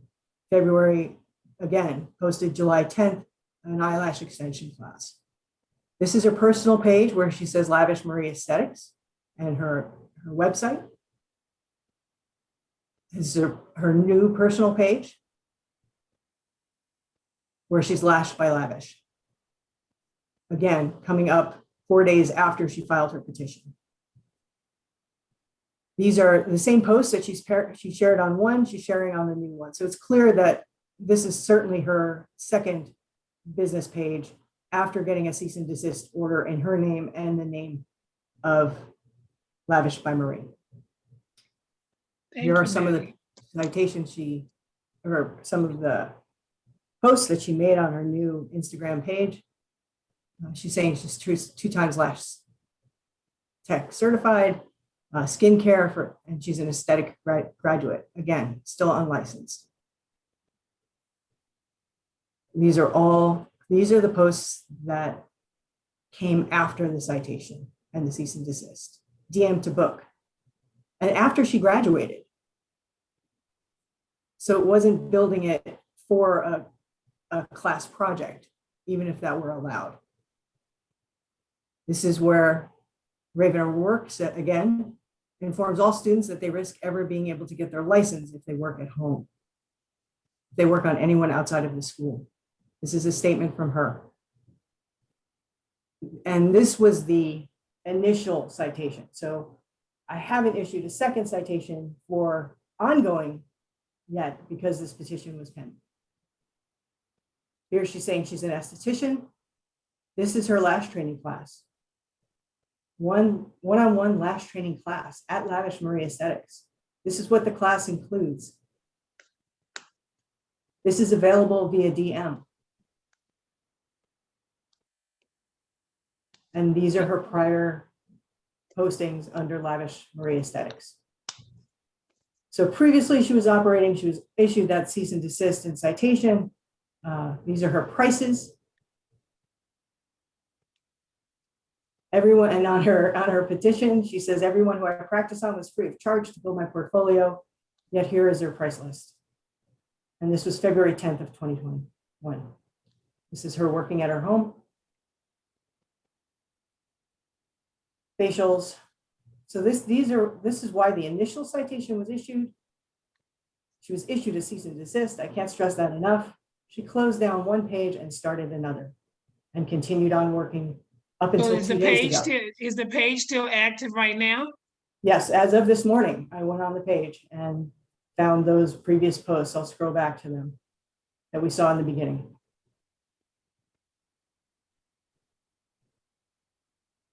Sorry, there's a lot of information here. That's okay. So these are the ones that we saw. This was posted July 4th. This was posted July 8th. We have June 29th, again, after these services, and saying I do not offer classic or hybrid anymore. She only does mega or volume. This was on July 10th, new Instagram page, active of this morning, as of this morning. So I'm confused, Marissa. Why is the page still up? I honestly just wanted to show off my work. I took my state board test April 28th, and I was hoping that I could pay my fine and get my license because I wanted to find somewhere to work.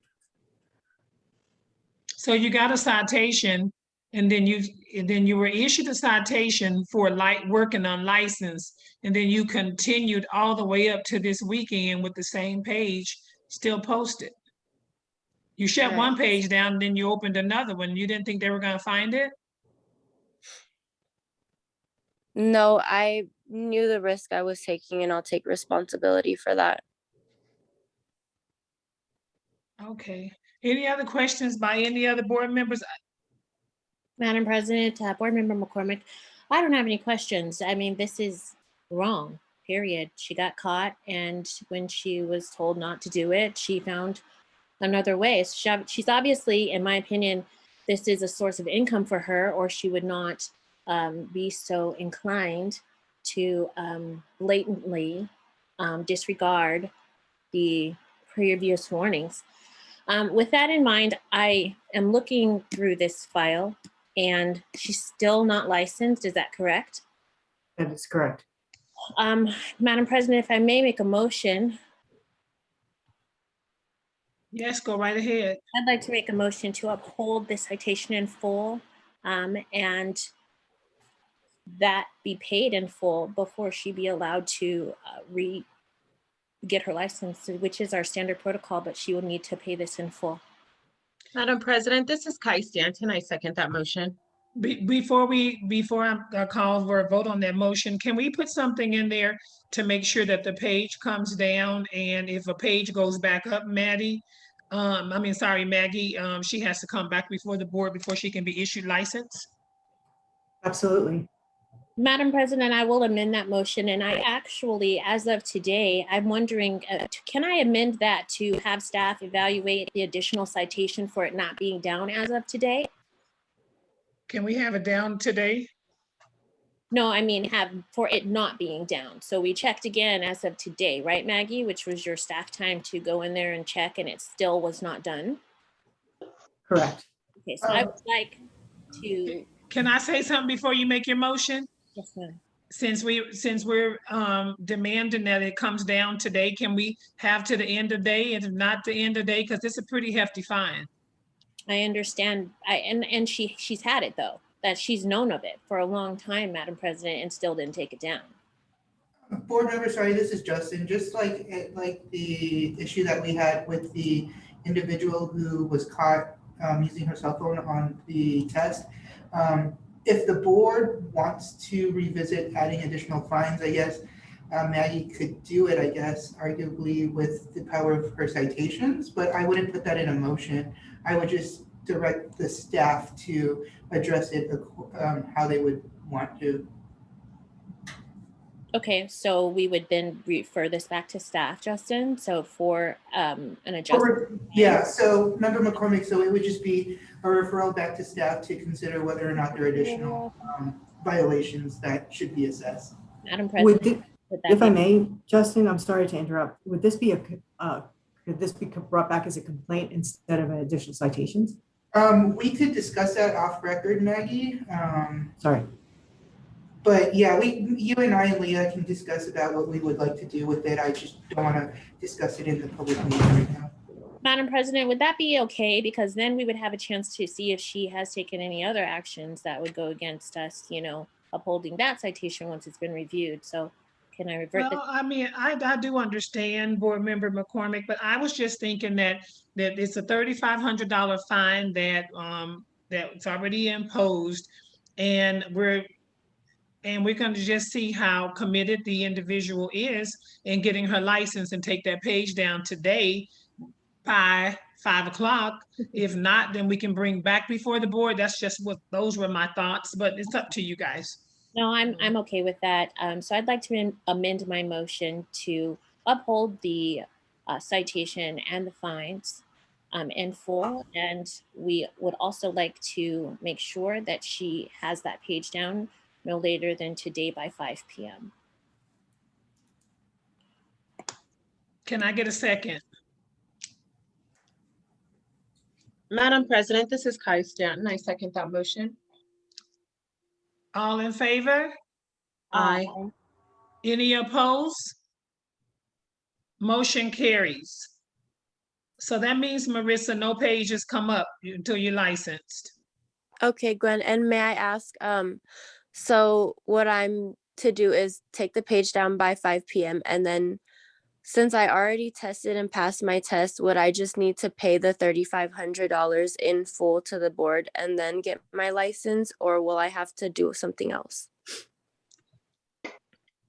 Well, you have to pay the fine, but how it needs Correct. to be paid, you would have to contact board staff for that.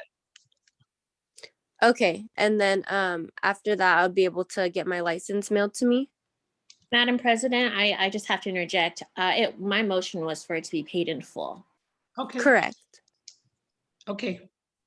And after it's paid in full, right, staff? That's correct. After the fines are paid in full, and if she passes the test, then she will be issued a license. Awesome. Well, I already tested on April 28th and I passed my test. So would I just need to pay my fine and then I could receive my license? That is correct. Okay, thank you. Thank you. Have a nice day. You as well. Agenda item number 28 is a Zahana O. Jakanan? Did I pronounce that? Jana Ojikin. Jana Ojikan. License number MA 143, MA 134. Can you raise your right hand? Yes. Do you swear the testimony you're going to give today is the truth and nothing but the truth? Yes, sir. Very good. Thank you. Number one, thank you guys so much for taking the time and hearing after being here for 3 hours. Sorry, I'm kind of nervous, but I'll get to the point. So in 2016, if I'm not mistaken, I was licensed for makeup because I loved makeup and makeup is my passion still. And I didn't take responsibility to renew my license because at the time I wasn't working. I had my first son. And then it crashed down on me in 2017 when my dad had health issues, and that destroyed all of my family's lives, as in a way that we had to find other jobs to do. So I put that aside because, I didn't have any clients. I would have like probably in 4 or 5 months, 1 or 2 clients, and that was not enough to support my family.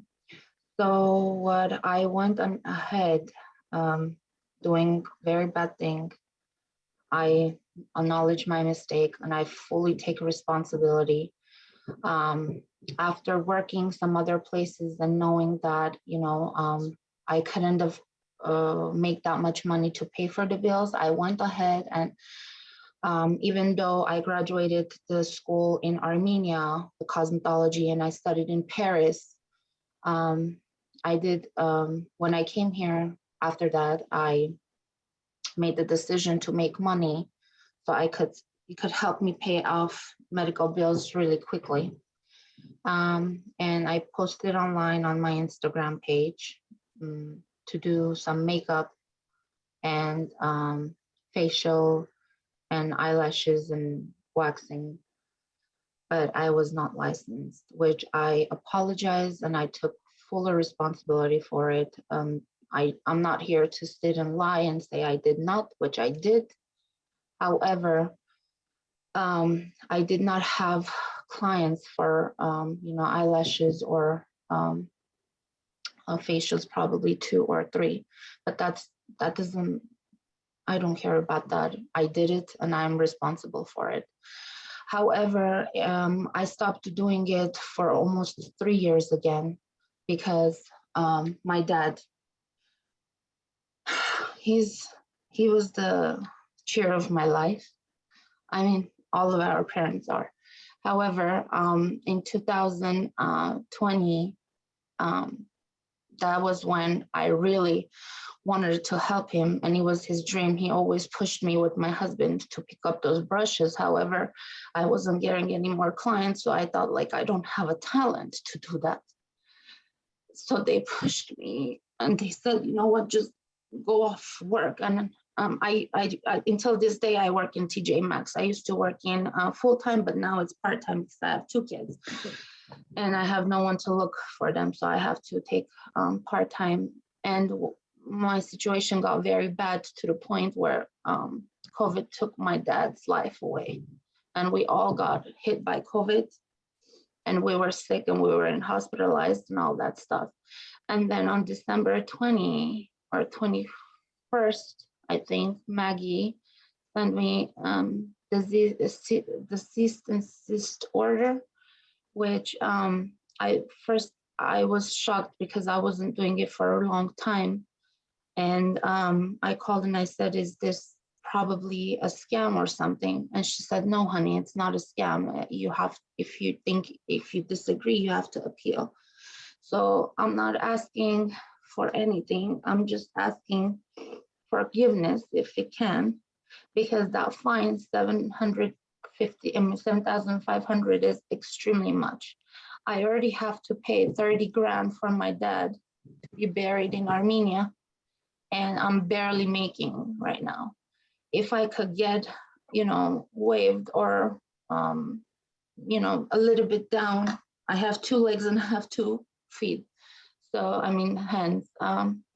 I could work, but I just want, my goal is to make my dad proud, and I am going to do everything, whatever he wished, because that was his last wish. And he was life, and I kind of make that happen. So if you guys could help me to become one of the best makeup artists in the world by allowing me to get my license back, to get back on my feet. And I promise you guys that I will make you guys proud, and I will not disappoint you. Thank you. Thank you. Maggie, my question for you,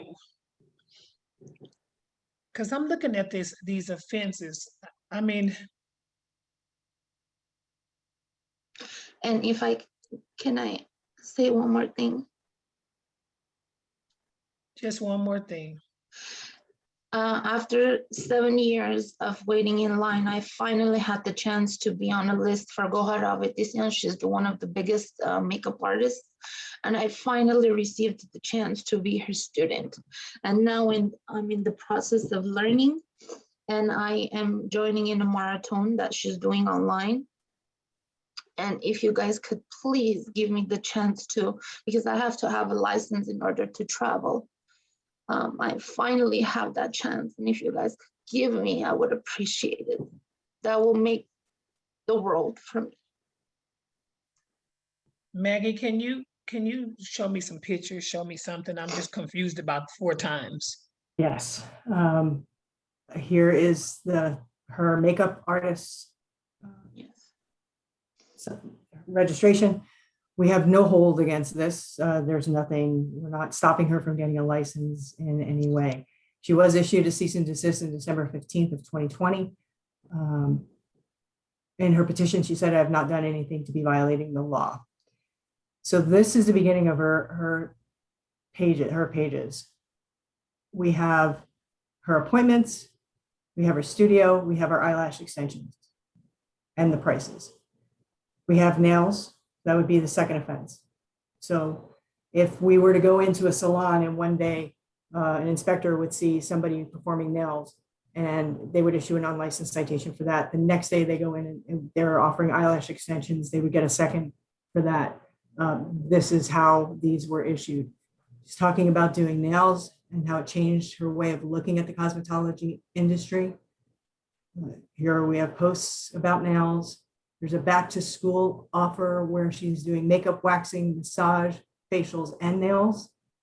So it's one offense for each type of cosmetology service she's offering. We have more advertisements for nails. June 7th, 2020, a new set. Text for appointment. Blue gel polish on a new set of acrylics, June 3rd. I can schedule appointments for nails, repost this and receive 10% off. So she was issued the multiple citations because of So each how many service. times, Maggie, did we do a cease and desist? We did one cease and desist for these services. All services. So how do you choose which to cite for? Do you choose because she's doing eyelashes or because she's doing nails? She's offering all 3. She's charging for all 4 things. She's charging for all 4 things. And again, to stay consistent with how the inspectors cite, if they find somebody with multiple services violations.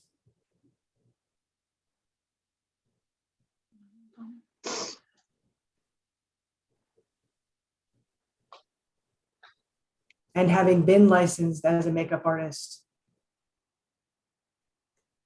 okay, she should know that these are not on the scope of her practice. I understand, and I took responsibility for it, but if you guys could just please help me. What I'm confused about, Izana, is why, how could this be stopping you from getting a makeup certification? To be honest, makeup is, when my dad made me go to cosmetology school, I noticed that I have no passion for hair or anything because I get disgusted very easily.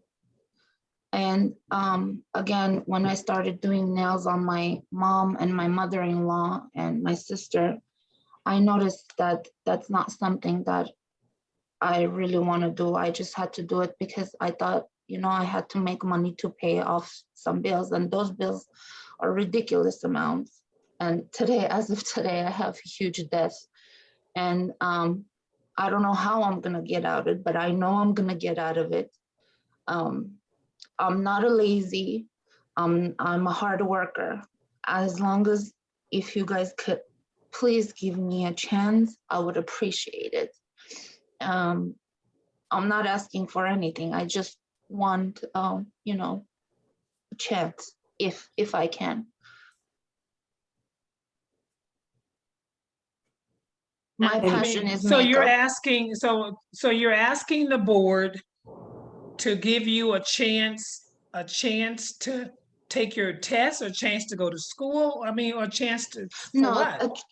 I'm asking for if I could get my makeup license back. I mean, if I could apply for makeup license, and if you guys could reduce or change it to warning since it's my first time, because I cannot pay the 7,500. That will destroy my family physically, emotionally, and financially completely. Okay, so that's what you're asking us. You're asking us, can we reduce the fine? Yes, either reduce it, or if you guys could give me a warning for first time. I don't know how that works, but as long as, you know, I have a little bit break. But you were advertising that you were a cosmetologist and all these other things that was misleading to people that was booking appointments.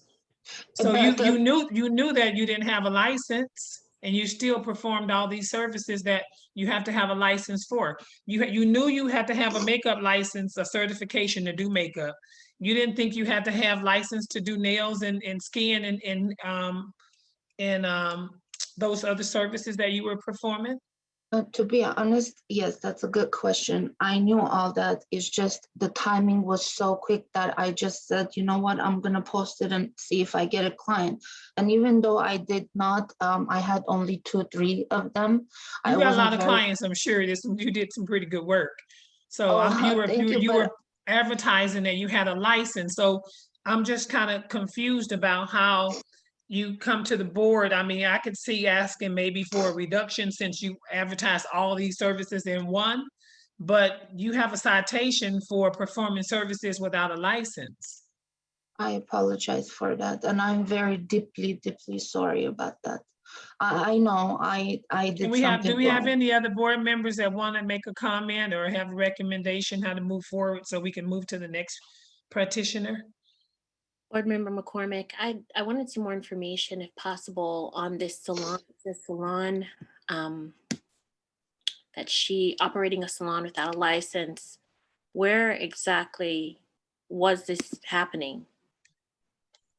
I'm sorry, can you say that one more time? I'm asking staff, was this a studio salon? Where? Oh no, it was just my room, my personal room that in your house? I personally, whenever I go out, I get ready. In your house then? Yes. So you're operating in your house, these services, okay. She's operating, so let's be clear. I want to get clear for some clarity for myself too. So Maggie, correct me if I'm wrong. The petitioner Zahana was cited for every service that she performed under one citation to cease and desist. Correct. When I did the investigation, I saw that she was offering multiple services, unlicensed, in an unlicensed salon. So because of the multiple services, it wasn't just one eyelash extension service that she did 20 times. She was offering all of the services multiple times. So it's kind of like a buffer. If an inspector sees 3 buffers, they typically issue 1 citation for those three buffers. Okay. If they go in every day and see a buffer, a nail file equipment, implements that are dirty, each of those get an individual citation. Madam President, my concern is that not only is she doing these services, but she's doing them out of her house. The public has no recourse. I mean, that means there's no business license involved here. Correct me if I'm wrong. But there's no way to protect the public. I mean, I do think we're at the place where we can make a motion on this, but I'm happy to wait for any other board members. I want to just make a comment. I could see a good cause to reduce the fine possibly in half, to make it more convenient for Zahana to take care of it, since it was one cease and desist, but multiple services. Now that she understands that she's no longer two, she needs her makeup registration in order to move forward with her new job. And if the fine is paid, where it's affordable, a little bit more affordable for her to pay, then she'll be able to get the makeup certification and then change the life of herself and her family, is what we're hearing, right? Yes, if you can, please. So I would like to move more in the direction of reducing the fine, maybe to $3,500 instead of $7,500. And once it's paid, then given an opportunity to receive the certification. What I don't want to see is the fine extremely high where it doesn't get paid. No, I can't. I will wait for another board member to motion then. For me, it is an infraction on each individual industry that, which one do you say wasn't an infraction? The nails, the eyelash extensions, the facials. She has stepped foot in every single thing, and not one of them can be taken away and reduced. I'm not taking away that from the infraction. Yeah, Board Member McCormick, I just wanted to say a reduction. I do agree that every single one holds weight. Yeah. So I'm not picking and choosing which one. I was just like, maybe because it was just the one cease and desist because she was offering multiple services that we could possibly reduce. But I mean, it's up to the board. I'm the okay. full board.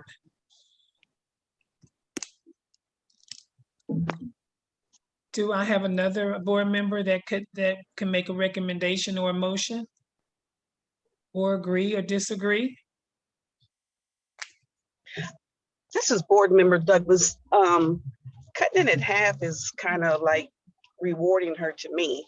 I don't think it should be cut down that much because she knew right from wrong. And these are the consequences that happens when you do wrong. I mean, we all got to hear by it. So not saying what makes her special, it's just, I don't think it should be cut that far. That's just my thought. Okay. Do I have a comment from any other board members? Madam President, I do agree with Board Member Harris. Maybe that's way too much. I think that we can deduct it maybe $500 only because there's continual. You can see multiples there. So at the end of the day, you know, there are some things that we have to follow accordingly, and this is just one of them. If this was a first offense and only, you know, one time and misunderstanding somehow, I totally get it. Things happen, but in multiples, that's where the concern comes in from the rest of the board members, I think. And I think everyone is still trying to have mercy as much as possible, but still stay true to the law and uphold that accordingly. Like we've said before, there have been so many challenges with people really understanding the severity of sanitation and making sure that our community is safe. I mean, we have to abide by these rules and regulations. And so doing all of that, you know, listening to the whole case as well as the board members are very concerned about that as well. But they do want to make sure our community gets back to work successfully. So I think, you know, $500 would be my suggestion, and I would like to open that up to board members, Madam President, just for board members. Thank you. Yes, Board Member Douglas, I agree with that. This is Board Member McCormick, and I agree with that as well. Can I get a motion? This is Board Member McCormick. I would like to make a motion to uphold the citation with a reduction of $500. And Yeah, but I can't pay. I don't know how I'm gonna pay. I'm sorry. Again, Board Member Harris, I second that motion. All in favor? Aye. Aye. Any opposed? Motion carries. Zahana, you can contact the board office and they will give you guidance on how you need to pay that citation. Thank you. Petitioner number 29, is it Giselle Loaiza? Giselle Loaiza? License number U104573. Hello, can you hear me? Yes, yes, I can. Can you raise your right hand, please? Do you swear the testimony you're going to give today is the truth and nothing but the truth? Yes. Very good. Go right ahead. Hello, good afternoon. My name's Giselle. I'm currently a non-medical case manager. Can you turn down something? Something needs to come down because we can't hear you.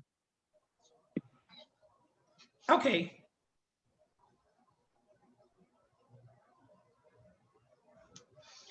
Hello, can you hear me now? Yes. Okay, thank you. I'm a non-medical case manager right now for Ryan White. So I opened up also a Instagram page regarding facials. I took a training, like a certificate. I got a certificate. You know, I saw a girl, she was doing facials, and I've always, you know, wanted to learn about skincare. And so I signed up for the class and she gave me her certificate, but I was never aware of that I had to be like licensed. I thought I was just, you know, gonna do facials. So I was doing facials, you know, just like starting like, you know, friends and family as well, close friends and my family. But like I said, I received the certificate, so I didn't know, like, I thought for me, I didn't know at that time that I had to be licensed. So that I got fined for it. And then as soon as I got received the letter, I took everything down right away. And I'm not currently practicing on them. Have a job right now. So I'm not doing that any longer. So I wanted to see if you guys could help me like reduce or, you know, dismiss my fine or just any assistance.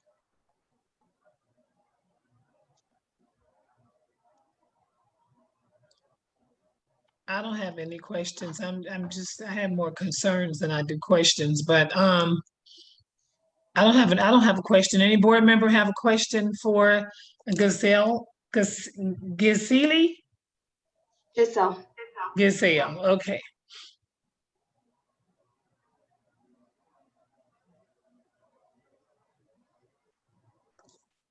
Can I get a motion?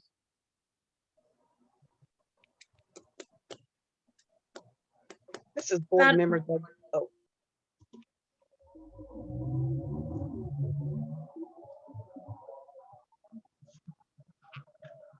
This is board member Douglas. I would like to uphold the fine with a reduction, maybe $200 off, since it's her first offense.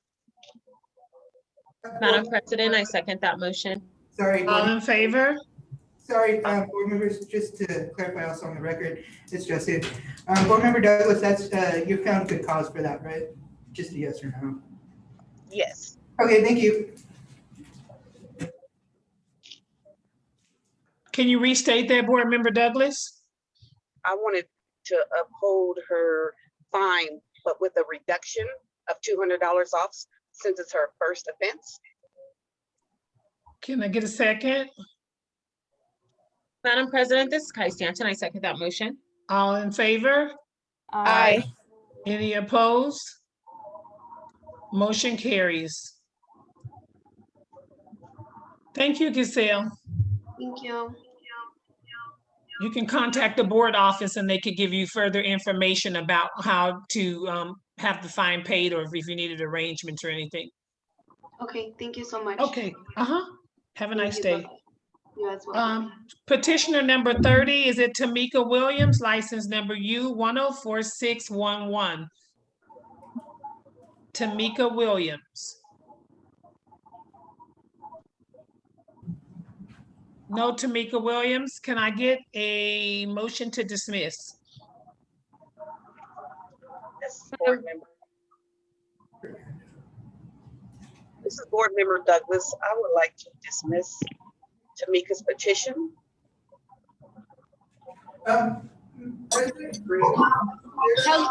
Hello? Hello, is that Tamika Williams? No, I'm so sorry that I'm interrupting. I just wanted to ask if you could please tell me what turn I am, because it's my wedding celebration right now and I just want to know how much it will be. What's your name? Ekaterini. What's your name? She's three down from here, Gwen. Okay. Ekaterini? No, you're 3 down. We got 2 more people ahead of you. Okay, thank you. Okay, so Thank you'll be coming up shortly, okay? Okay, so did we get a dismissal for Tamika? Is it Tamika William Lucas or Tamika Lucas? A motion from Board Member Douglas to dismiss Ms. Williams, and I think we're looking for a second. Can I get a second? This is Madam Board Member McCormick. I second that. All in favor? Aye. Aye. Any opposed? Motion carries. Petitioner number 31 is the Leanne David, license number A52791. Leanne David. Can I get a motion to dismiss? Madam President, this is Kai Stanton. I'd like to make a motion to dismiss the petition. Board Member Harris, I second that motion.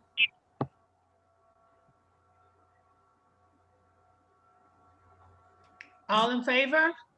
Aye. Any opposed? Motion carries. Petitioner number 32, is it Kaylee Martinez, license number U104576? Kaylee Martinez. Can I get a motion to dismiss? Madam President, I'd like to make a motion to dismiss the petition. Can I get? Board Member Douglas, I'd like to second that motion. All in favor? Aye. Aye. Any opposed? Motion carries. Petitioner number 33, this is the difficult one. Akaterina Kalitis. Yes. Pardon? That's you? Hi, I'm here. Okay, pronounce your name for us. Ekaterini Kalaitis. Kalaisis. Can you raise your right hand? Do you swear the testimony you're going to give today is the Yes. truth, and nothing but the truth?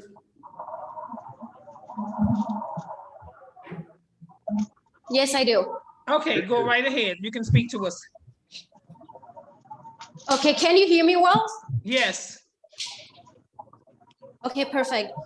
So I received my license in February and I took a couple extra.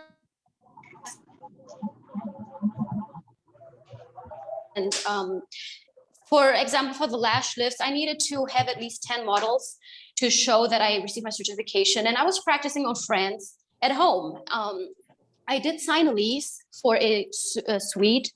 And I'm out of the country right now. I'm in Greece celebrating my wedding. It was last night with over 200 people. And just to make sure that once I get back, I'm able to pretty much get started right away with my business. I started posting the pictures from my friends when I was practicing.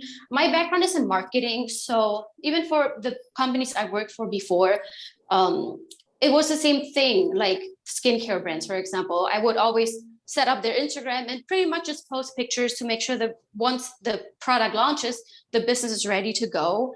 And also committing to the rent of the suite, I just wanted to make sure that I'm ready to take clients and just have something like a portfolio to show. Before that, I was doing makeup already, and I'm also working part-time in the Mandalay Bay. So I was also using those pictures and posting it. And I received the letter that I was working from home, but I wasn't taking any clients. I was just practicing on my friends.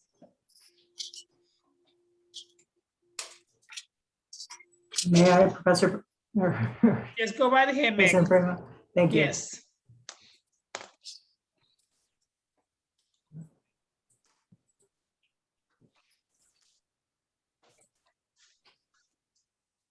So this is why the citation was issued. Her Instagram page, printed May 19th of 2021, stated she has an aesthetics boutique. She's doing facials, makeup, lashes, and brows. Book on a website or call. And she also has a web page.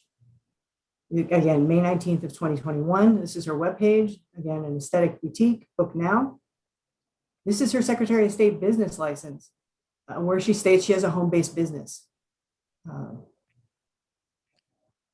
It is under her name. This is the owners of that address under her name. This is booking a lash lift on May 21st of 2021 at 2 o'clock. She had openings. This is a booking page that I went on and I could book an appointment. Gives her address. This is her Instagram page, her contact information, how to book. These are the postings on this page in total. Again, this is posted May 19th.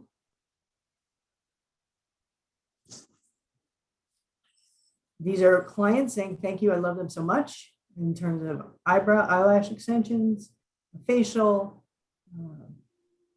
Again, more client images, 10 weeks. This was 10 weeks previous on May 25th. Again, this is her office setup. This is not out of her, out of the salon. It is out of her home. You can see her certificates on the wall, more eyelash extensions. This is an image. When you support small business, you're supporting a dream. This is a holiday giveaway where she's offering to win 3 signature facials. Interesting to note, this was posted December 14th of 2020. She was licensed February 2nd of 2021. More aesthetic work. So this is why she was issued for operating a salon without a license and practicing at a location not licensed or authorized by the board. She was actually advertising her services out of an address that was not licensed by us. Thank you, Maggie. Okay, can I get Yes, any so- other board member have any other comments? Can I or say something, please? questions? So what had happened was, before I moved to Nevada, I was a makeup artist part-time already in California. And I had my business license out there. So when I moved over here, because I went to school here, I transferred or got a new business license out here so that I'm able to use everything that I'm doing as continued education in order to use it for tax write-offs. So when I had called them, I said that I'm right now not working in a salon, I'm not performing services, I'm just pretty much adding on to my services. And they told me, since you won't be making any money yet, to get a business license that's pretty much exempt. And this is what I did. And then once I graduated, I actually signed my lease for my suite 2 months ago. But since I'm out of the country for the whole month, I waited to switch over to a sole proprietor in Nevada when I start the actual location to take on clients. Some of the lashes, everything that was posted before February was in school. I took pictures and we had clients in school. Signature, the giveaway, nothing actually happened out of it. I mean, I posted it to make it seem like I'm already established, but I actually didn't have the giveaway. The same thing with my website. Nobody actually booked through it. I didn't actually take clients from it. I just pretty much prepared everything to be ready to go once I come back out of once I come back in the country, and I started the suite because the rent starts right away. I just wanted to be ready to go. And one more thing I wanted to add, we bought a house not too long ago. We had an extra room, and also because I'm flying back on the 25th and my rent starts on the 25th, I have 2 days to set up to move in. So I had to purchase all the equipment, all the material, all the beds. I had to already have it ready. So that's why I figured might as well practice, since I had to submit at least 10 lash lifts, for example, for my certification. I just put my bed out in my room and I just practice on friends. Any other questions by any other board members? No questions. Can I get a motion, please? Madam President, this is Kai Stanton. I would like to dismiss the petition and uphold the citation as current. This is Board Member McCormick. I second that. All in favor? Aye. Aye. Any Aye. opposed? Motion carries. The board has made the decision to uphold the citations. What exactly does that mean? That means you would have to contact the board office to find out how the payment should be made, or if there's arrangements that's needed. Okay, so I didn't actually have any paying clients in my house, so I'm not sure why the fee's really high. And I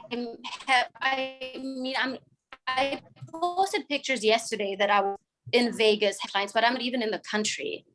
I mean, just because I post something online, it doesn't mean that there's proof of payment of a paying client. Right, but you don't want to give the misinformation to those potential clients as well.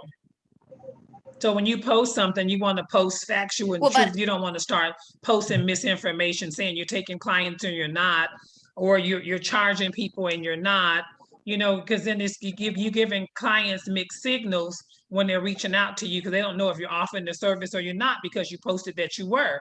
So it's just a bit of confusion, because you're posting that you're offering services even before you got your license, and you say you weren't offering services. So we're not quite sure. We can only go by what the board staff brings to us for us to actually view. So from the looks of it to us, you were offering services because you were posting that you were offering the services. Okay, but I mean, there's no actual proof. Is there any? Well, we have enough proof. We have. But I mean, anybody can post anything on social media. Well, you shouldn't be. I didn't know. I mean, so are you licensed in the state of Nevada or not? I'm confused. Yes, of course. Maggie, are we speaking to a licensee? Yes, she is currently licensed. When 2 of those posts were made, she was not, but she is Okay, so currently you knew licensed. you needed to be licensed. So you were posting and you weren't licensed. I'm confused why you were posting if you weren't licensed and you're licensed now, and you needed to be licensed originally before you started posting. So I'm confused now. I'm confused. So the 2 citations were issued for performing services outside of a licensed establishment or in a location not authorized by the board. Okay. And the other one was operating a salon without a license. She was performing these services somewhere. So wherever she was performing these services, if it wasn't in school, it was going to be in a salon, whether the salon is unlicensed or licensed, if that makes sense. Right. And where you perform services, that becomes a salon. If it's in my bedroom, I'm performing, that's a salon. That's why that citation was issued. Clearly. So the citation was issued because you were performing services. So the board has viewed that as far as the I was told, information that the staff has given us to view is information that we're going to uphold. The board has made a decision to uphold the staff's citation and recommendation for the fine.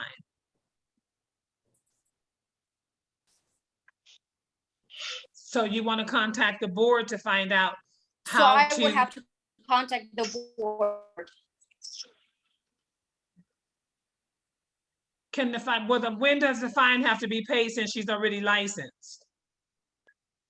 I believe there's a 90-day Are you there? Okay. But Justin and Leah would be able to answer that as well. So we've already voted and made the decision, so you can reach out to the board. Okay? Okay, I will do that. Okay, thank you. Is it, I mean, I won't be back in the country until end of the month? You'll be fine. You still have plenty of time. Just reach out to them when you come back. Okay, perfect. Okay, all right, bye-bye. Okay, sounds good. Okay. Petitioner number 34, is it Janie DeMampo? Diomampo? Jane, is it Janine or Janie? Am I pronouncing this right? It's I Janine. believe it's Janine. Janine? Okay, do we have a Janine? Diomampo, license number C45801. President Graham, Motion. it looks like someone has their hand raised by Octavia Yarborough. I'm not sure if she's on this matter or not. I'm not quite sure. That's the last petitioner. So is that the petitioner? Is it Octavia? I'm not sure, President Primo. I just saw that her hand is raised, so I guess that's why I brought it Oh, up. I didn't see any hand raised. Okay. So do we have Janine? So does Janine get on the payment plan is what we're looking at here? I see a payment plan at the bottom. She does have a payment plan. She actually did not pay for the first 3 months of her payment plan, but she did come in to renew her license and she caught up at that point. She has not paid since. She did file a petition, so she would be better able to speak to that. But she did have, we do have a signed payment plan. Again, she did not make it for the first 3 months. She made a lump payment of $1,200 prior to her renewal, so she could renew her license. So is this just a small balance left? No, there's a large balance left. Oh, okay. So I guess you guys have to do what you do, right? Yes. Right? Yes. Maggie, you know what to do. We do what we do. Okay, so can I get a motion to dismiss? This is Board Member Douglas. I would like to dismiss Jamie petition. This is Kai Stanton. I second that motion. All in favor? Aye. Any opposed? Motion carries. Okay, we're almost there, you guys. Thanks for hanging in there with us. Agenda item number F. Miscellaneous agenda items. Number 1 is the selection for future law review subcommittee meeting dates. So do we hear from who's selecting the dates? Who's the law review subcommittee chair? The chair of the Law Review Subcommittee, Chairwoman Bramo, is it's going to be Chair Stanton. So I don't know if there's a preference she has for dates for the Law Review Subcommittee. I apologize, Madam President. I just wanted to make sure I got all the information before I butted in. Honestly, the dates that I was looking at was the second week or the first week of August. I also was wondering if the second week of September, if the other board members for the subcommittee are available for September, might be a little bit better. And I think the committee usually, do they meet on Thursdays? Or I could be wrong about that, but we could always aim for September 9th. That's a Thursday, if that worked for everyone. I like that date, September 9th on a Thursday, the second week in September. Is that enough for the other board members as well? Yes, that's fine. Board Member Harris. Board Member McCormick, that's great. And we want a 9 a.m. start? Yes, please. Sounds good. And then Board Member Stanton, I will mock up an agenda as best we can. I know there's already some things waiting on the law review agenda, and then you and Director Landry can maybe sit down like Gwen usually does and hash out if there's anything else you want on it, removed, that sort of thing. That's a great idea, Leah. Actually, yes, that's a good, absolutely. Yes, that's perfect. Sounds good. If you guys want to motion that, we're good to go. Okay, let's. Just a sandwich? Yes, just a sandwich. Anything else? No, that'll be all. Excuse me, I need a Board Member Douglas, you gotta put your mic, too. there you go. Okay, so we have a future law review subcommittee meeting date. So you want to meet how many, once a month thereafter, or you'll set the next date after the September meeting? I would set it for the September 9th, then the October board meeting, you could set the next board meeting, or they can even set it at the meeting they're gonna have. Okay. but it'll Okay. depend on how much is covered. Also, just want to let everyone know,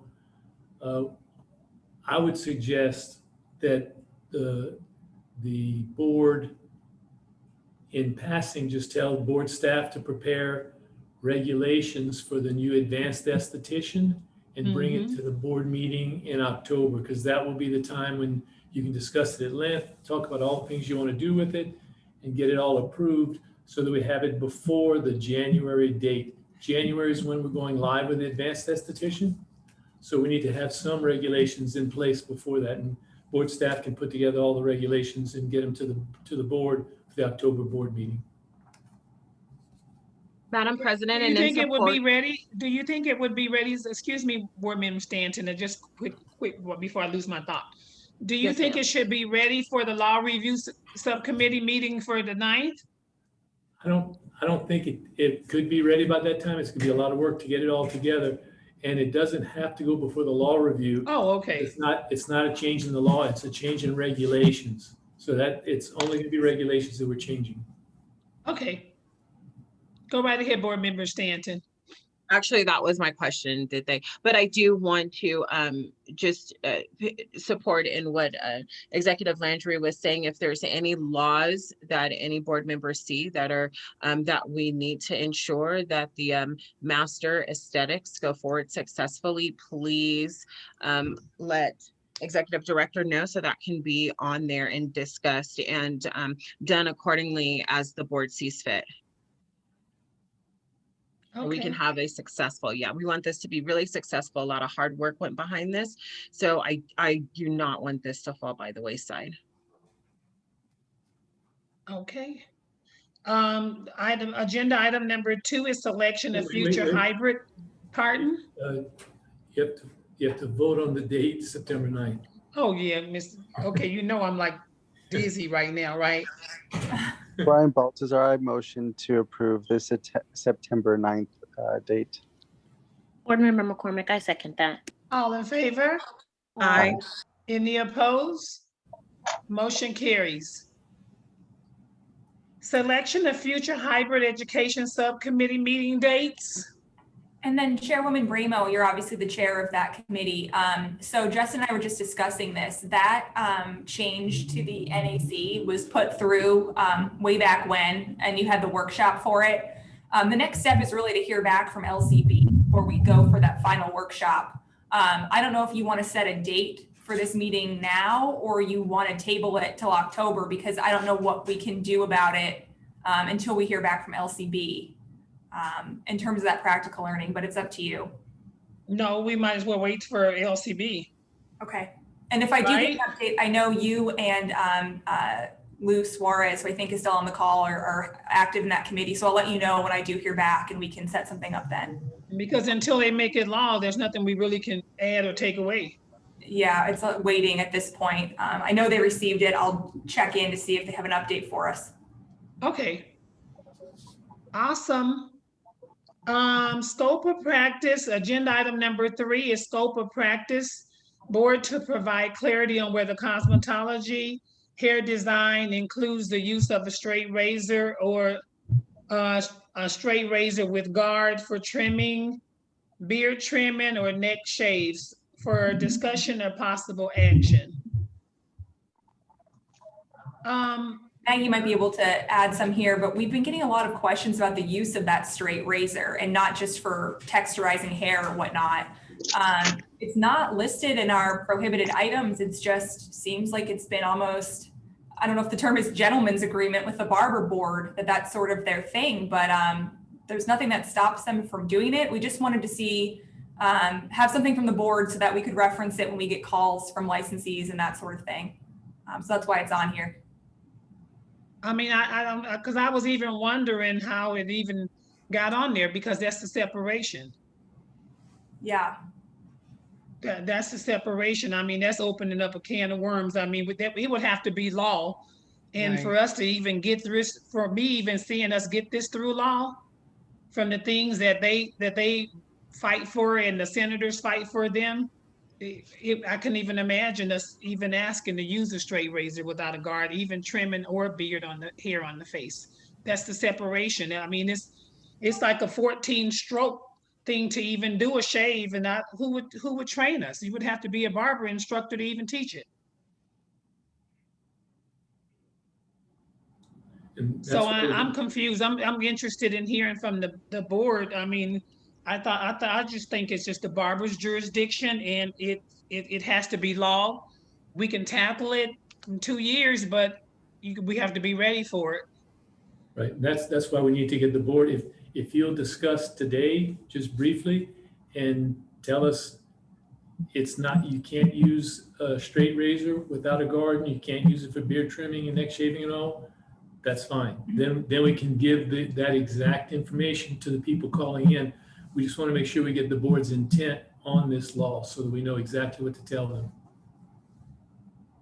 My vote is that you can't use a straight razor without being on the face trimming hair without a barber's license.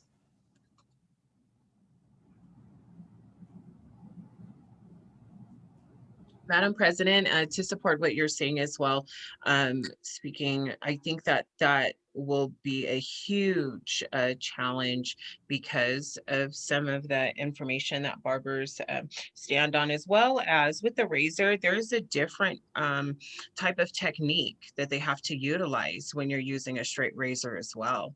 I know their test is rather different, and even the strokes on utilizing a razor are completely different. I know you only need 400 hours to become a master barber if you're already licensed as a cosmetologist, but the curriculum is a lot more extensive on how to utilize the razor too. If we want to look at it, board, in the future, putting it on maybe a law review, Director Landry, to see if we could get it passed. I mean, I'm for it, but I don't see it. I mean, I don't see it as right now as being able to say that cosmetologists could utilize a straight razor for trimming and neck shaves. Right, that's what we want to get from the board. If the board will pass a motion on this item saying that straight razors are not allowed, that's what we need to have from the board. Just say they're not allowed, then we can tell that to the licensees. If they want to have it allowed, we'll run it through the law subcommittee and go that route in 2 years. But for right now, we just need the board to be definitive. Okay. Can they use straight razors or not? Can I get a motion from a board member, please? Madam President, I would like to make a motion to not use the straight razor at this time. Can I get a second? Board Member Harris, I second that motion. All in favor? Aye. Aye. Any opposed? Motion carries. Agenda item number 4, for remote theory hours. During the December 7, 2020 board meeting, the board voted to allow remote theory hours for the state of emergency was lifted or until the pandemic is over. The agenda item is to discuss whether to move forward with remote learning or whether to direct schools to go back to full-time in-person theory.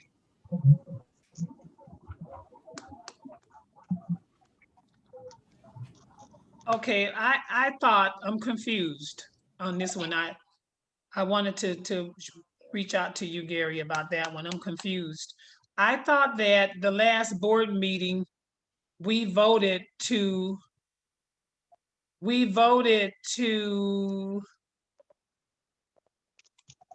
make this a state of an emergency for theory and practical, and we're still waiting. Correct. But what we're wanting to know is this something that you're going to want to keep in the law and keep the way it is, or do you want to tell schools when the emergency is over, and it'll probably be over in another 6 months or so, when the emergency conditions are lifted? Does that mean the students go back to school and have no more remote theory teaching? Or do you want are we still in a state of emergency? I don't think we're still at a state of emergency. That's why I'm confused. No, we are. We are. I think that's where the confusion is. Yeah, because we're getting a lot of calls from school students, et cetera. So the question is, even though things are effectively back to normal, does that count as as the agenda was phrased, until the pandemic is over? Or are we continuing this through the governor's state of emergency? How are you viewing it for right now? Because the state of emergency is still in place. Until the governor says there is no state of emergency, a state of emergency still exists, and it's going to exist until he pulls it off. I don't think he's going to pull it off at least for another 6 months. So we need to know what to tell the schools as far as, can they continue using remote learning, or do you want it to be in person only?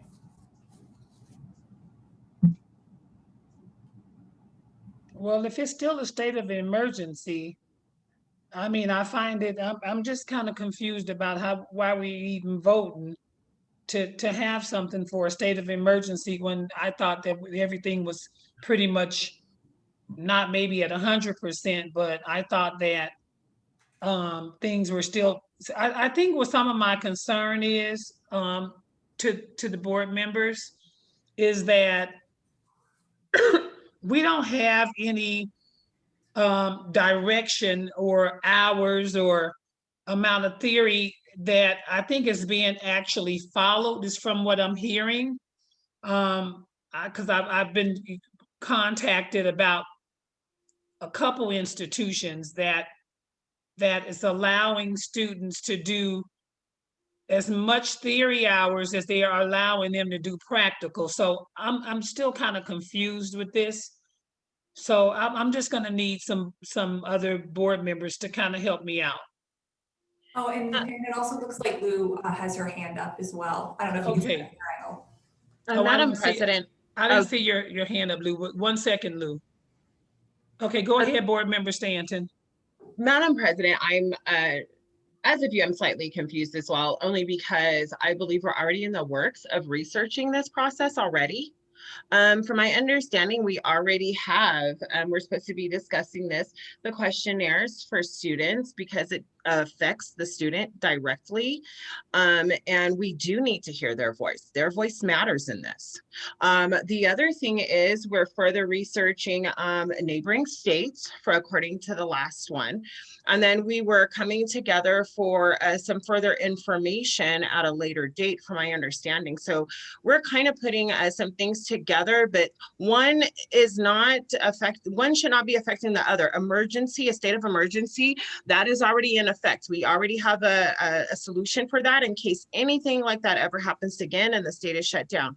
That is within place. But now if we're discussing permanent, these are two different conversations, and we're already researching and in progress of the permanent as well. So I'm confused on why we are, I don't even know why this is not being related across the board, that this is in process. We are gathering information, and without also further, I just want to know, this is not a law. We have to create a law for us to put something into place. And once again, this is already in process. So I don't really know where to go from here, because we can't just vote on it and then jump and disrespect the process, because it will never go through. We have to go through the proper channels to do this. So we can't just say permanent, this is what's happening. It has to be a law. It's not even a law yet. So maybe if Executive Landry can help us with this, because we really can't really go any further without that information. Correct. You're all correct on that. The only thing we're trying to get is, because the state of emergency still exists today, and schools are allowed to do remote training while we're in a state of emergency, right now, the schools can allow the students to get remote learning. That's theory. Is it for theory hours, Gary, we're talking about, right? But you never allow practical hours to be taught remote. Okay, can we do this? Can we put this agenda item off and we make a decision in the October board meeting? Yes. Let's go ahead and I would like to allow schools to continue to do remote learning for theory hours only during the until the state of emergency is lifted. That's fine. That if you want to have that as a motion and vote on it, then we can say the board has ruled you're going to be allowed to do remote theory learning until the state of emergency is taken off. Okay, awesome. Okay. Okay, Lou.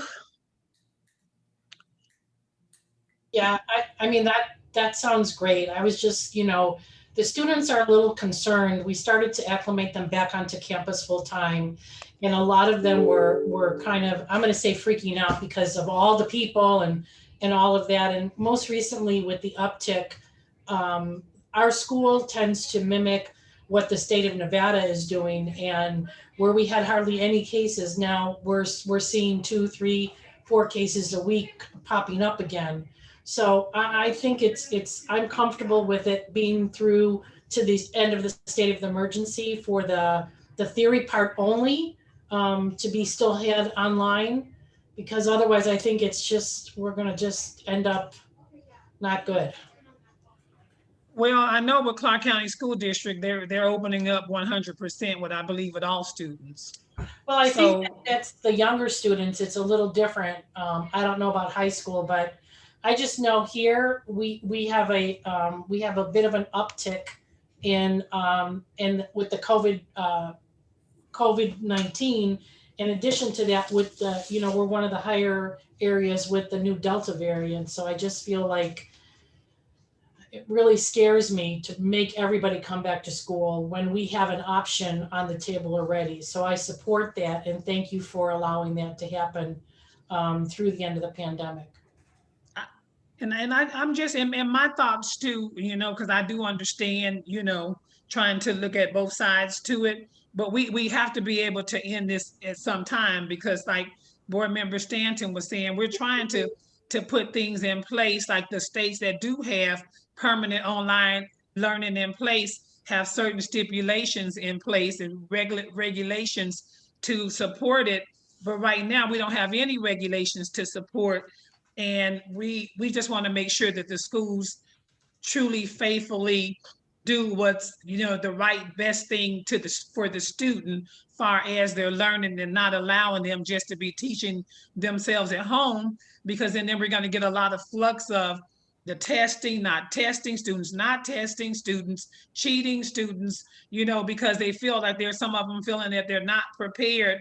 I think Board Member Stanton shared that she had heard from some students in her area and it wasn't good. So because we don't have anything in place, we can make a vote today and say it just, for the state of emergency till it's been lifted. And even if it's not lifted, staff, even if we don't have a board meeting in place when it's lifted, then we need to make sure that all schools understand that once it's lifted, whether we meet at a board meeting or not, it's over with, it's ended. And then Board Chair Bramo, per Justin Charuk, who's behind me, you don't need to make a motion on that if you don't want to. We can revisit that down the road. And if you want to go to number 5, that's okay. Okay, let's revisit it. Okay, no problem. Okay, awesome. Okay, student surveys regarding remote education. The board to discuss implementation of student surveys regarding the effectiveness of the remote learning in cosmetology schools. So that's that survey that we were talking about just recently. So do we come up with any kind of conclusion on how we're gonna get the questions to staff so staff can get the questions to the school? Where are we at with that? Madam President, there was a few questions, and as well as I wrote some down. I didn't know if staff had have some great ideas and concepts. The number one concern here is not just the questions, but the format. So how are our questions going to be formatted? Is it bubble circle? Because that also determines how the questions are, formed, basically, if you will. So for example, I was just thinking a basic 20, maybe a basic 10, with something to the effects of where they can click on something, either 1 through 4, or have the bubble circles. and 1 being the least, 4 being the favorite. And just one, a good example would be, I find that my learning is more effective online. Another question I had was, I prefer hands-on practical education with my instructor. 1 through 4, you pick one. Number 3, I like online education, 1 through 4. I would suggest online education for future professionals.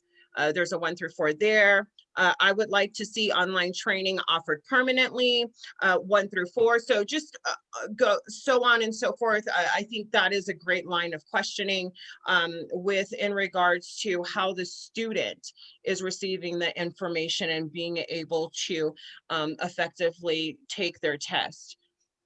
I do know that a lot of times it is hard to, take accountability for everyone's level of education. But I think if we're giving an understanding across the board on how this affects the actual student, I think that is extremely important and valuable. How will it impact our schools? What we're already seeing is a high rate of, students becoming desperate. And as said earlier in the meeting, executive director and staff, they've never seen this so high. So I think it's very important that we have this. And these are just some of the questions. I can send this off to staff as well.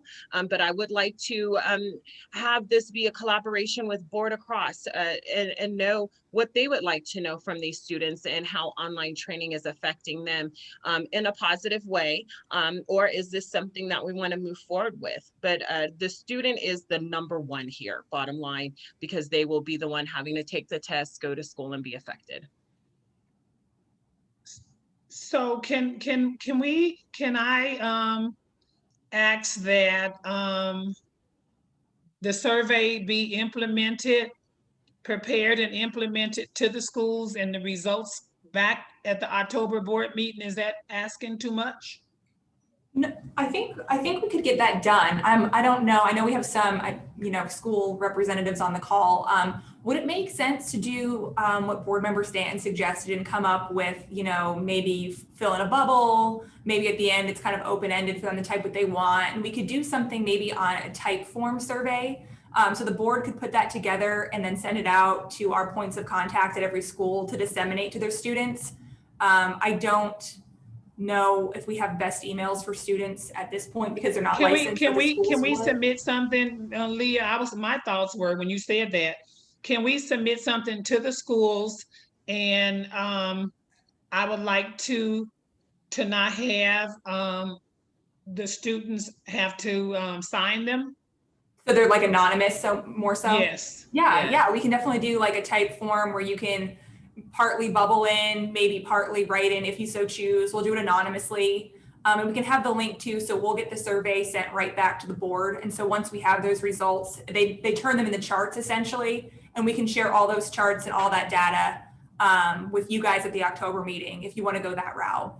And for those on the board who have questions that they want to ask students, I presume you can send them to Director Landry and we can kind of mock up something from there. Yep, send them to me and we'll get the questions put together. We'll check with staff and see if there's any questions that staff thinks we should be asking, and we'll come up with probably 10. 10's probably, Yeah. I would imagine a longer survey, the less inclined people are to give it their attention. So maybe, maybe about 5 questions. Yeah, I like it. Probably good. Simple's our friend. Okay, yeah, but 5 good solid questions. But once it goes to when we submit the information to the school, so how would the student go on the survey and fill it out? Would the school have to contact all their students and give them the website to fill it out, or I'm confused how they're gonna print, the school's gonna print them and get them back to you? So Typeform is like a link. So if you all who are associated with schools remember when we did that law change, we had to do a survey, and you pretty much get an email from me saying, hey, here's the link to your survey. Those results go automatically to us in Typeform. And that's what it creates, like your charts and your statistics from there. So if we could get that link to the school administrators, it can go out in an email blast to the students, and we get the responses as soon as they fill out their email. Okay, we can send it to the students. Okay, yep, awesome. Exactly. Okay, I like that. If we can get that, and then that way we'll have the results in hand by the October board meeting. If we could have the the board send us their questions by the end of this month, that would be perfect, because then we can put the email together, get the links done, probably by the end of Like maybe- July 29th, maybe, Yeah. that's the last day of the month. Yeah. And then we can get you that type form together, so you guys can send that out August August or 16th. whenever you want. And we'll take the responses we get then and put it on the October meeting for everyone.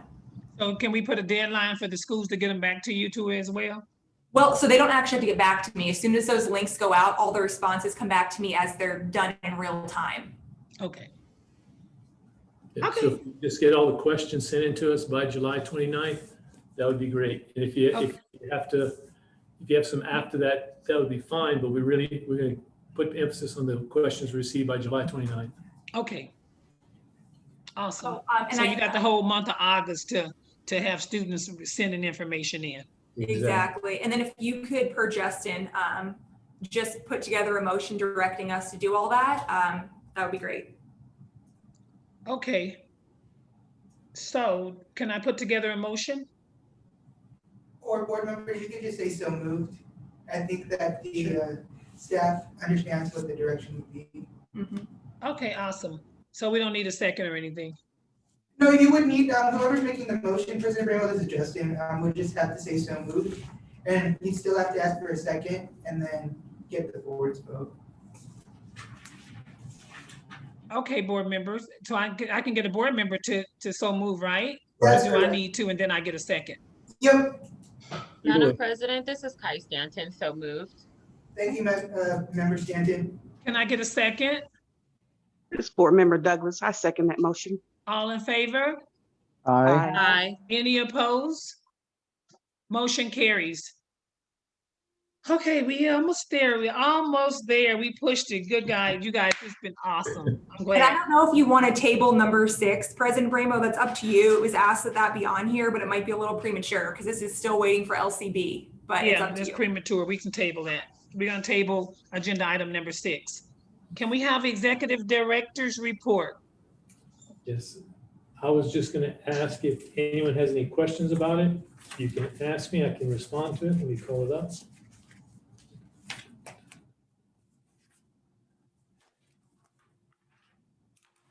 I don't think there's any questions, executive director.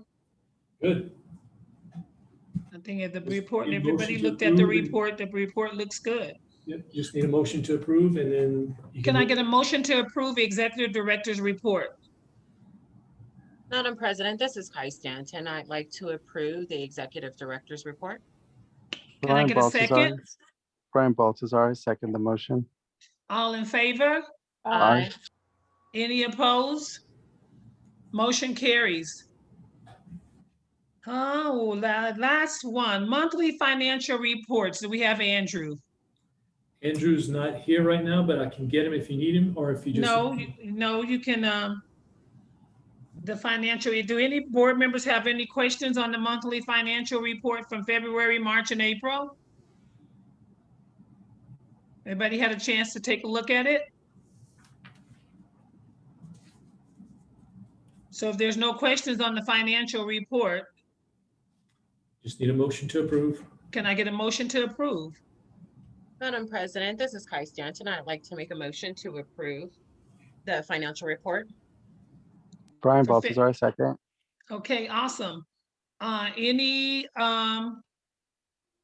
Anybody opposed? Motion carries. President Bramo, sorry, could you do that in the positive? Ask if there's all in favor. Say that again, Justin. Instead of saying if anybody opposes, could you just say all in favor, just for the record's clear? Oh, I'm all lost. Okay. Tongue twisted. I'm thirsty. So Randy. I'm like sitting here, and every time I try to move, I took my tea out the refrigerator, and then I had to run back before I could even put the cup next to my laptop. Okay, I'm sorry. So can I, okay, say it again for me, Justin. Just ask for all in favor. All in favor? Aye. Any opposed? Motion carries. Thank you. Thank you. Any comments from the general public? The board will From board entertain members. comments from the general public for any item that is or is not published on the agenda. No action can be taken unless the matter is included on the agenda. Comments should be limited to 3 minutes or less. Any comments? Thank you. And No comment? one thing I would say, President Bramo, any board member who wants something on next meeting's agenda, now's the time to speak up so we can document everything that you want to have on the next agenda. Right, so is there any comments from any board members who would like to have any comments from board members, period? We would like to, this is the time we would like to hear. I would Brian like Balt- to, oh, go ahead. I'm go sorry, ahead, Board Brian. Member I Stanton. apologize. No, I yield the floor to you. Thank you, sir. I just wanted to ensure that we have the master stylist for cosmetology on there. There's a lot of definitions and information that really needs to be addressed and considered, as well as change over for some description. We're going to talk about that in some subcommittees as well. I will be emailing the executive director and Leah to make sure that's also on the subcommittee, but I need the board to approve that, just as they did for the aesthetics, just to ensure that we're current with the times, as well as people that are transferring over and acknowledging their education that they've received. Also, I would like on there the CEU accreditations. We need to really take a sobering look at how it was written at the laws prior, and the law is current now, so that it's not a challenge for those that are instructors to receive their CEU credits for their current jobs. So it's very important that we take a look at that as well. Kai, on the first one, you said definitions for what? Because I think you blocked out when you were speaking. Oh, I apologize. Definitions regarding master stylist for cosmetologist, just as what we're doing for master aesthetics or advanced aesthetics, if you will. Right. And then Board Member Stanton, we have that slated for the law review subcommittee. Do you want it there? Are you okay with that being on that one? Yes, but I think it's important that the board approves us doing anything regarding law. So I think that's going to be slightly backwards. I believe there's some verbiage that we have to go over with board before we can even discuss or do anything. From my understanding, the board would have to approve for the subcommittee to do anything. So I think if you remember way back when you guys were going through the laws that you wanted to revisit, that was one of those listed for subcommittee. So I think we're good to put that on your subcommittee agenda. And then from there, once a decision's made, we'll kick it back to the full board for final vote. Because what will happen, you'll go through it at the subcommittee, make any changes that you want, bring it up to the board, then the board can take that and adopt it, or they can modify or change it. So when the full board hears it, they have the chance to change it at that time. Rather than going from the board to the subcommittee, it's always better going from subcommittee to board. Okay, and then that's awesome. Thank you so much for your help, because I misunderstood. So I will retract those statements. Thank you so much. And then my last thing I would like on there is the video that we requested for training regarding state board members, to make sure that's on there as well, and discuss that and see how we would like for that to be on the computer, as well as like a Zoom or in person, but just creating a video for introduction, orientation, and everything, but through a video process. Sounds good. Are you okay with us putting that on the October agenda versus a subcommittee? Okay, cool. Alrighty. So we have 2 agenda items for the board meeting and 1 for the subcommittee. Definition for master stylist for cosmetologist. And the CEUs. And then the CEUs and video on the October meeting. Yes, sir. Very good. Okay. And then Board Member Baltazar, did you have something? I'm sorry. Yes, he did. Okay. Oh, yes. I don't know how we want to formulate this, but just helping us devise a way that we can hopefully tackle this phone in testing rooms issue. Just to echo back, it is concerning. We don't want, as President Bramo said, we don't want to give the impression that it's just going to be a slap on the wrist and it's going to be a fine. So if that, I don't know if that needs to be sent to committee so we can devise a stronger blueprint, knowing that there are going to be outliers, but just to help us navigate, as well as, especially if we're going to continue with hybrid education, or we don't know what that looks like quite yet. It can either be done at the subcommittee or at the full board meeting, whatever you want. It can be placed. Can we put it on the agenda? I would like to see it be a full board meeting so we can go ahead and adopt something right away. Sounds good. Okay. Because I mean, we just like Baltazar said, we just don't know what this hybrid learning is going to come out of it, and students are going to, you know, get desperate, and we catching them, but we can't sit there and babysit them and watch them every step of the way. So we don't know how many has gotten away with it. We just know how many we've actually caught. Right. Okay. Madam President, I just have one last thing. I'm so sorry, but students, I was wondering, and I don't know how to verbalize this or what we can do to make sure it keeps in legal conversation, but I would like students to have more access to the board. I think it's very important that what we do not only affects the professionals, but students also. And I mean students as far as those are concerned with hours that may have been taken, maybe they feel unjustly, those that are concerned about maybe certain sanitation enforcements or things that we actually govern.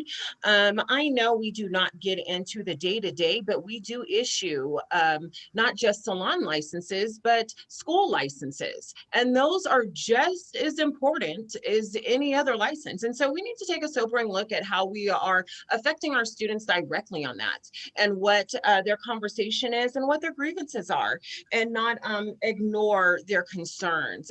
I've heard some extreme disturbing things that I have encouraged students to please go forward to the state board about that. So I'm hoping that they're reaching out accordingly. I do know there are some rules and things in place that we do not get involved in, and I would like it to stay that way. But I think there are some petitions that we sincerely need to hear.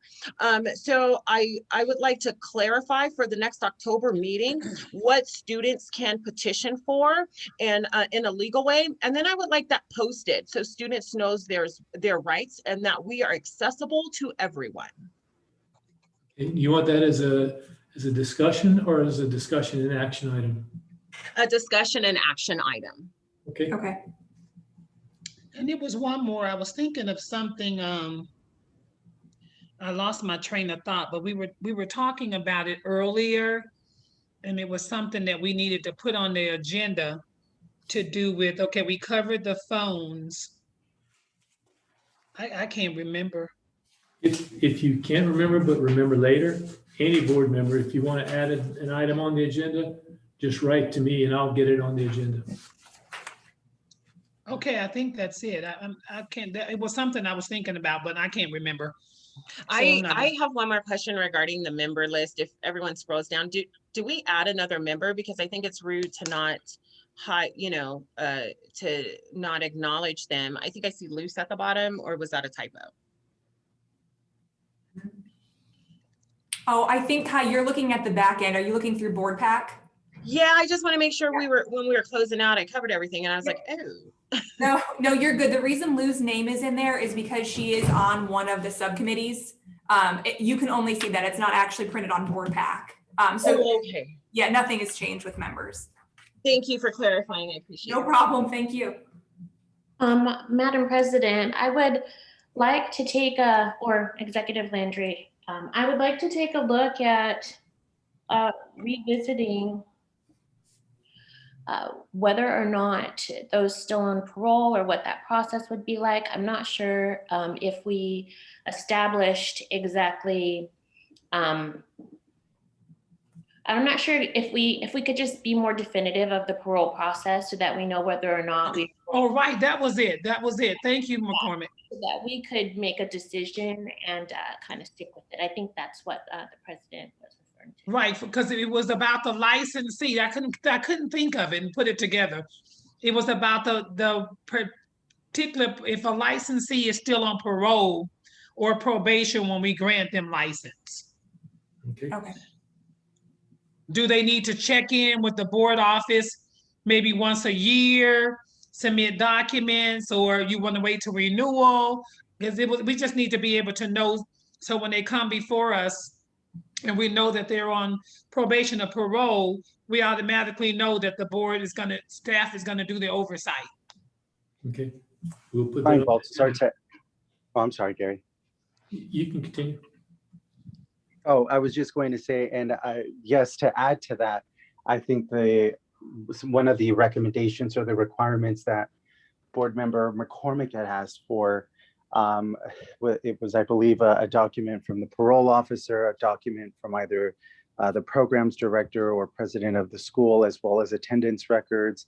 I think those should absolutely become a requirement when we consider a candidate moving forward. I think those are fair enough, and they speak on all aspects of the individual. Good. All right. Then that way, then we'll know too, board members and staff, we will know how, we won't have to ask the question, and you on probation and parole, because we're gonna automatically know if they are, that you have the oversight. Yep. Okay. I think that's it. Any other questions? Any other concerns? We had a great meeting. We finished up at a good time. Now you guys can go and do lunch or whatever your day may. You can get that sandwich, Board Member Douglas. Right. And your we over here, you know, I was jealous, right, about that sandwich. Talking about some sandwich and some chips, I was hating. Okay, can I get a motion to adjourn the meeting, please? Madam President, this is Kai Stanton. I'd like to make a motion to close the meeting for July 12th, 2021. At 1:47 p.m. Yes, ma'am. Board Member Harris, I second that motion. All in favor? Aye. Any opposed? Motion carries. Thank you. Thank you. Thanks. Bye. Have a nice week, rest of your week. All right. You too. Bye-bye.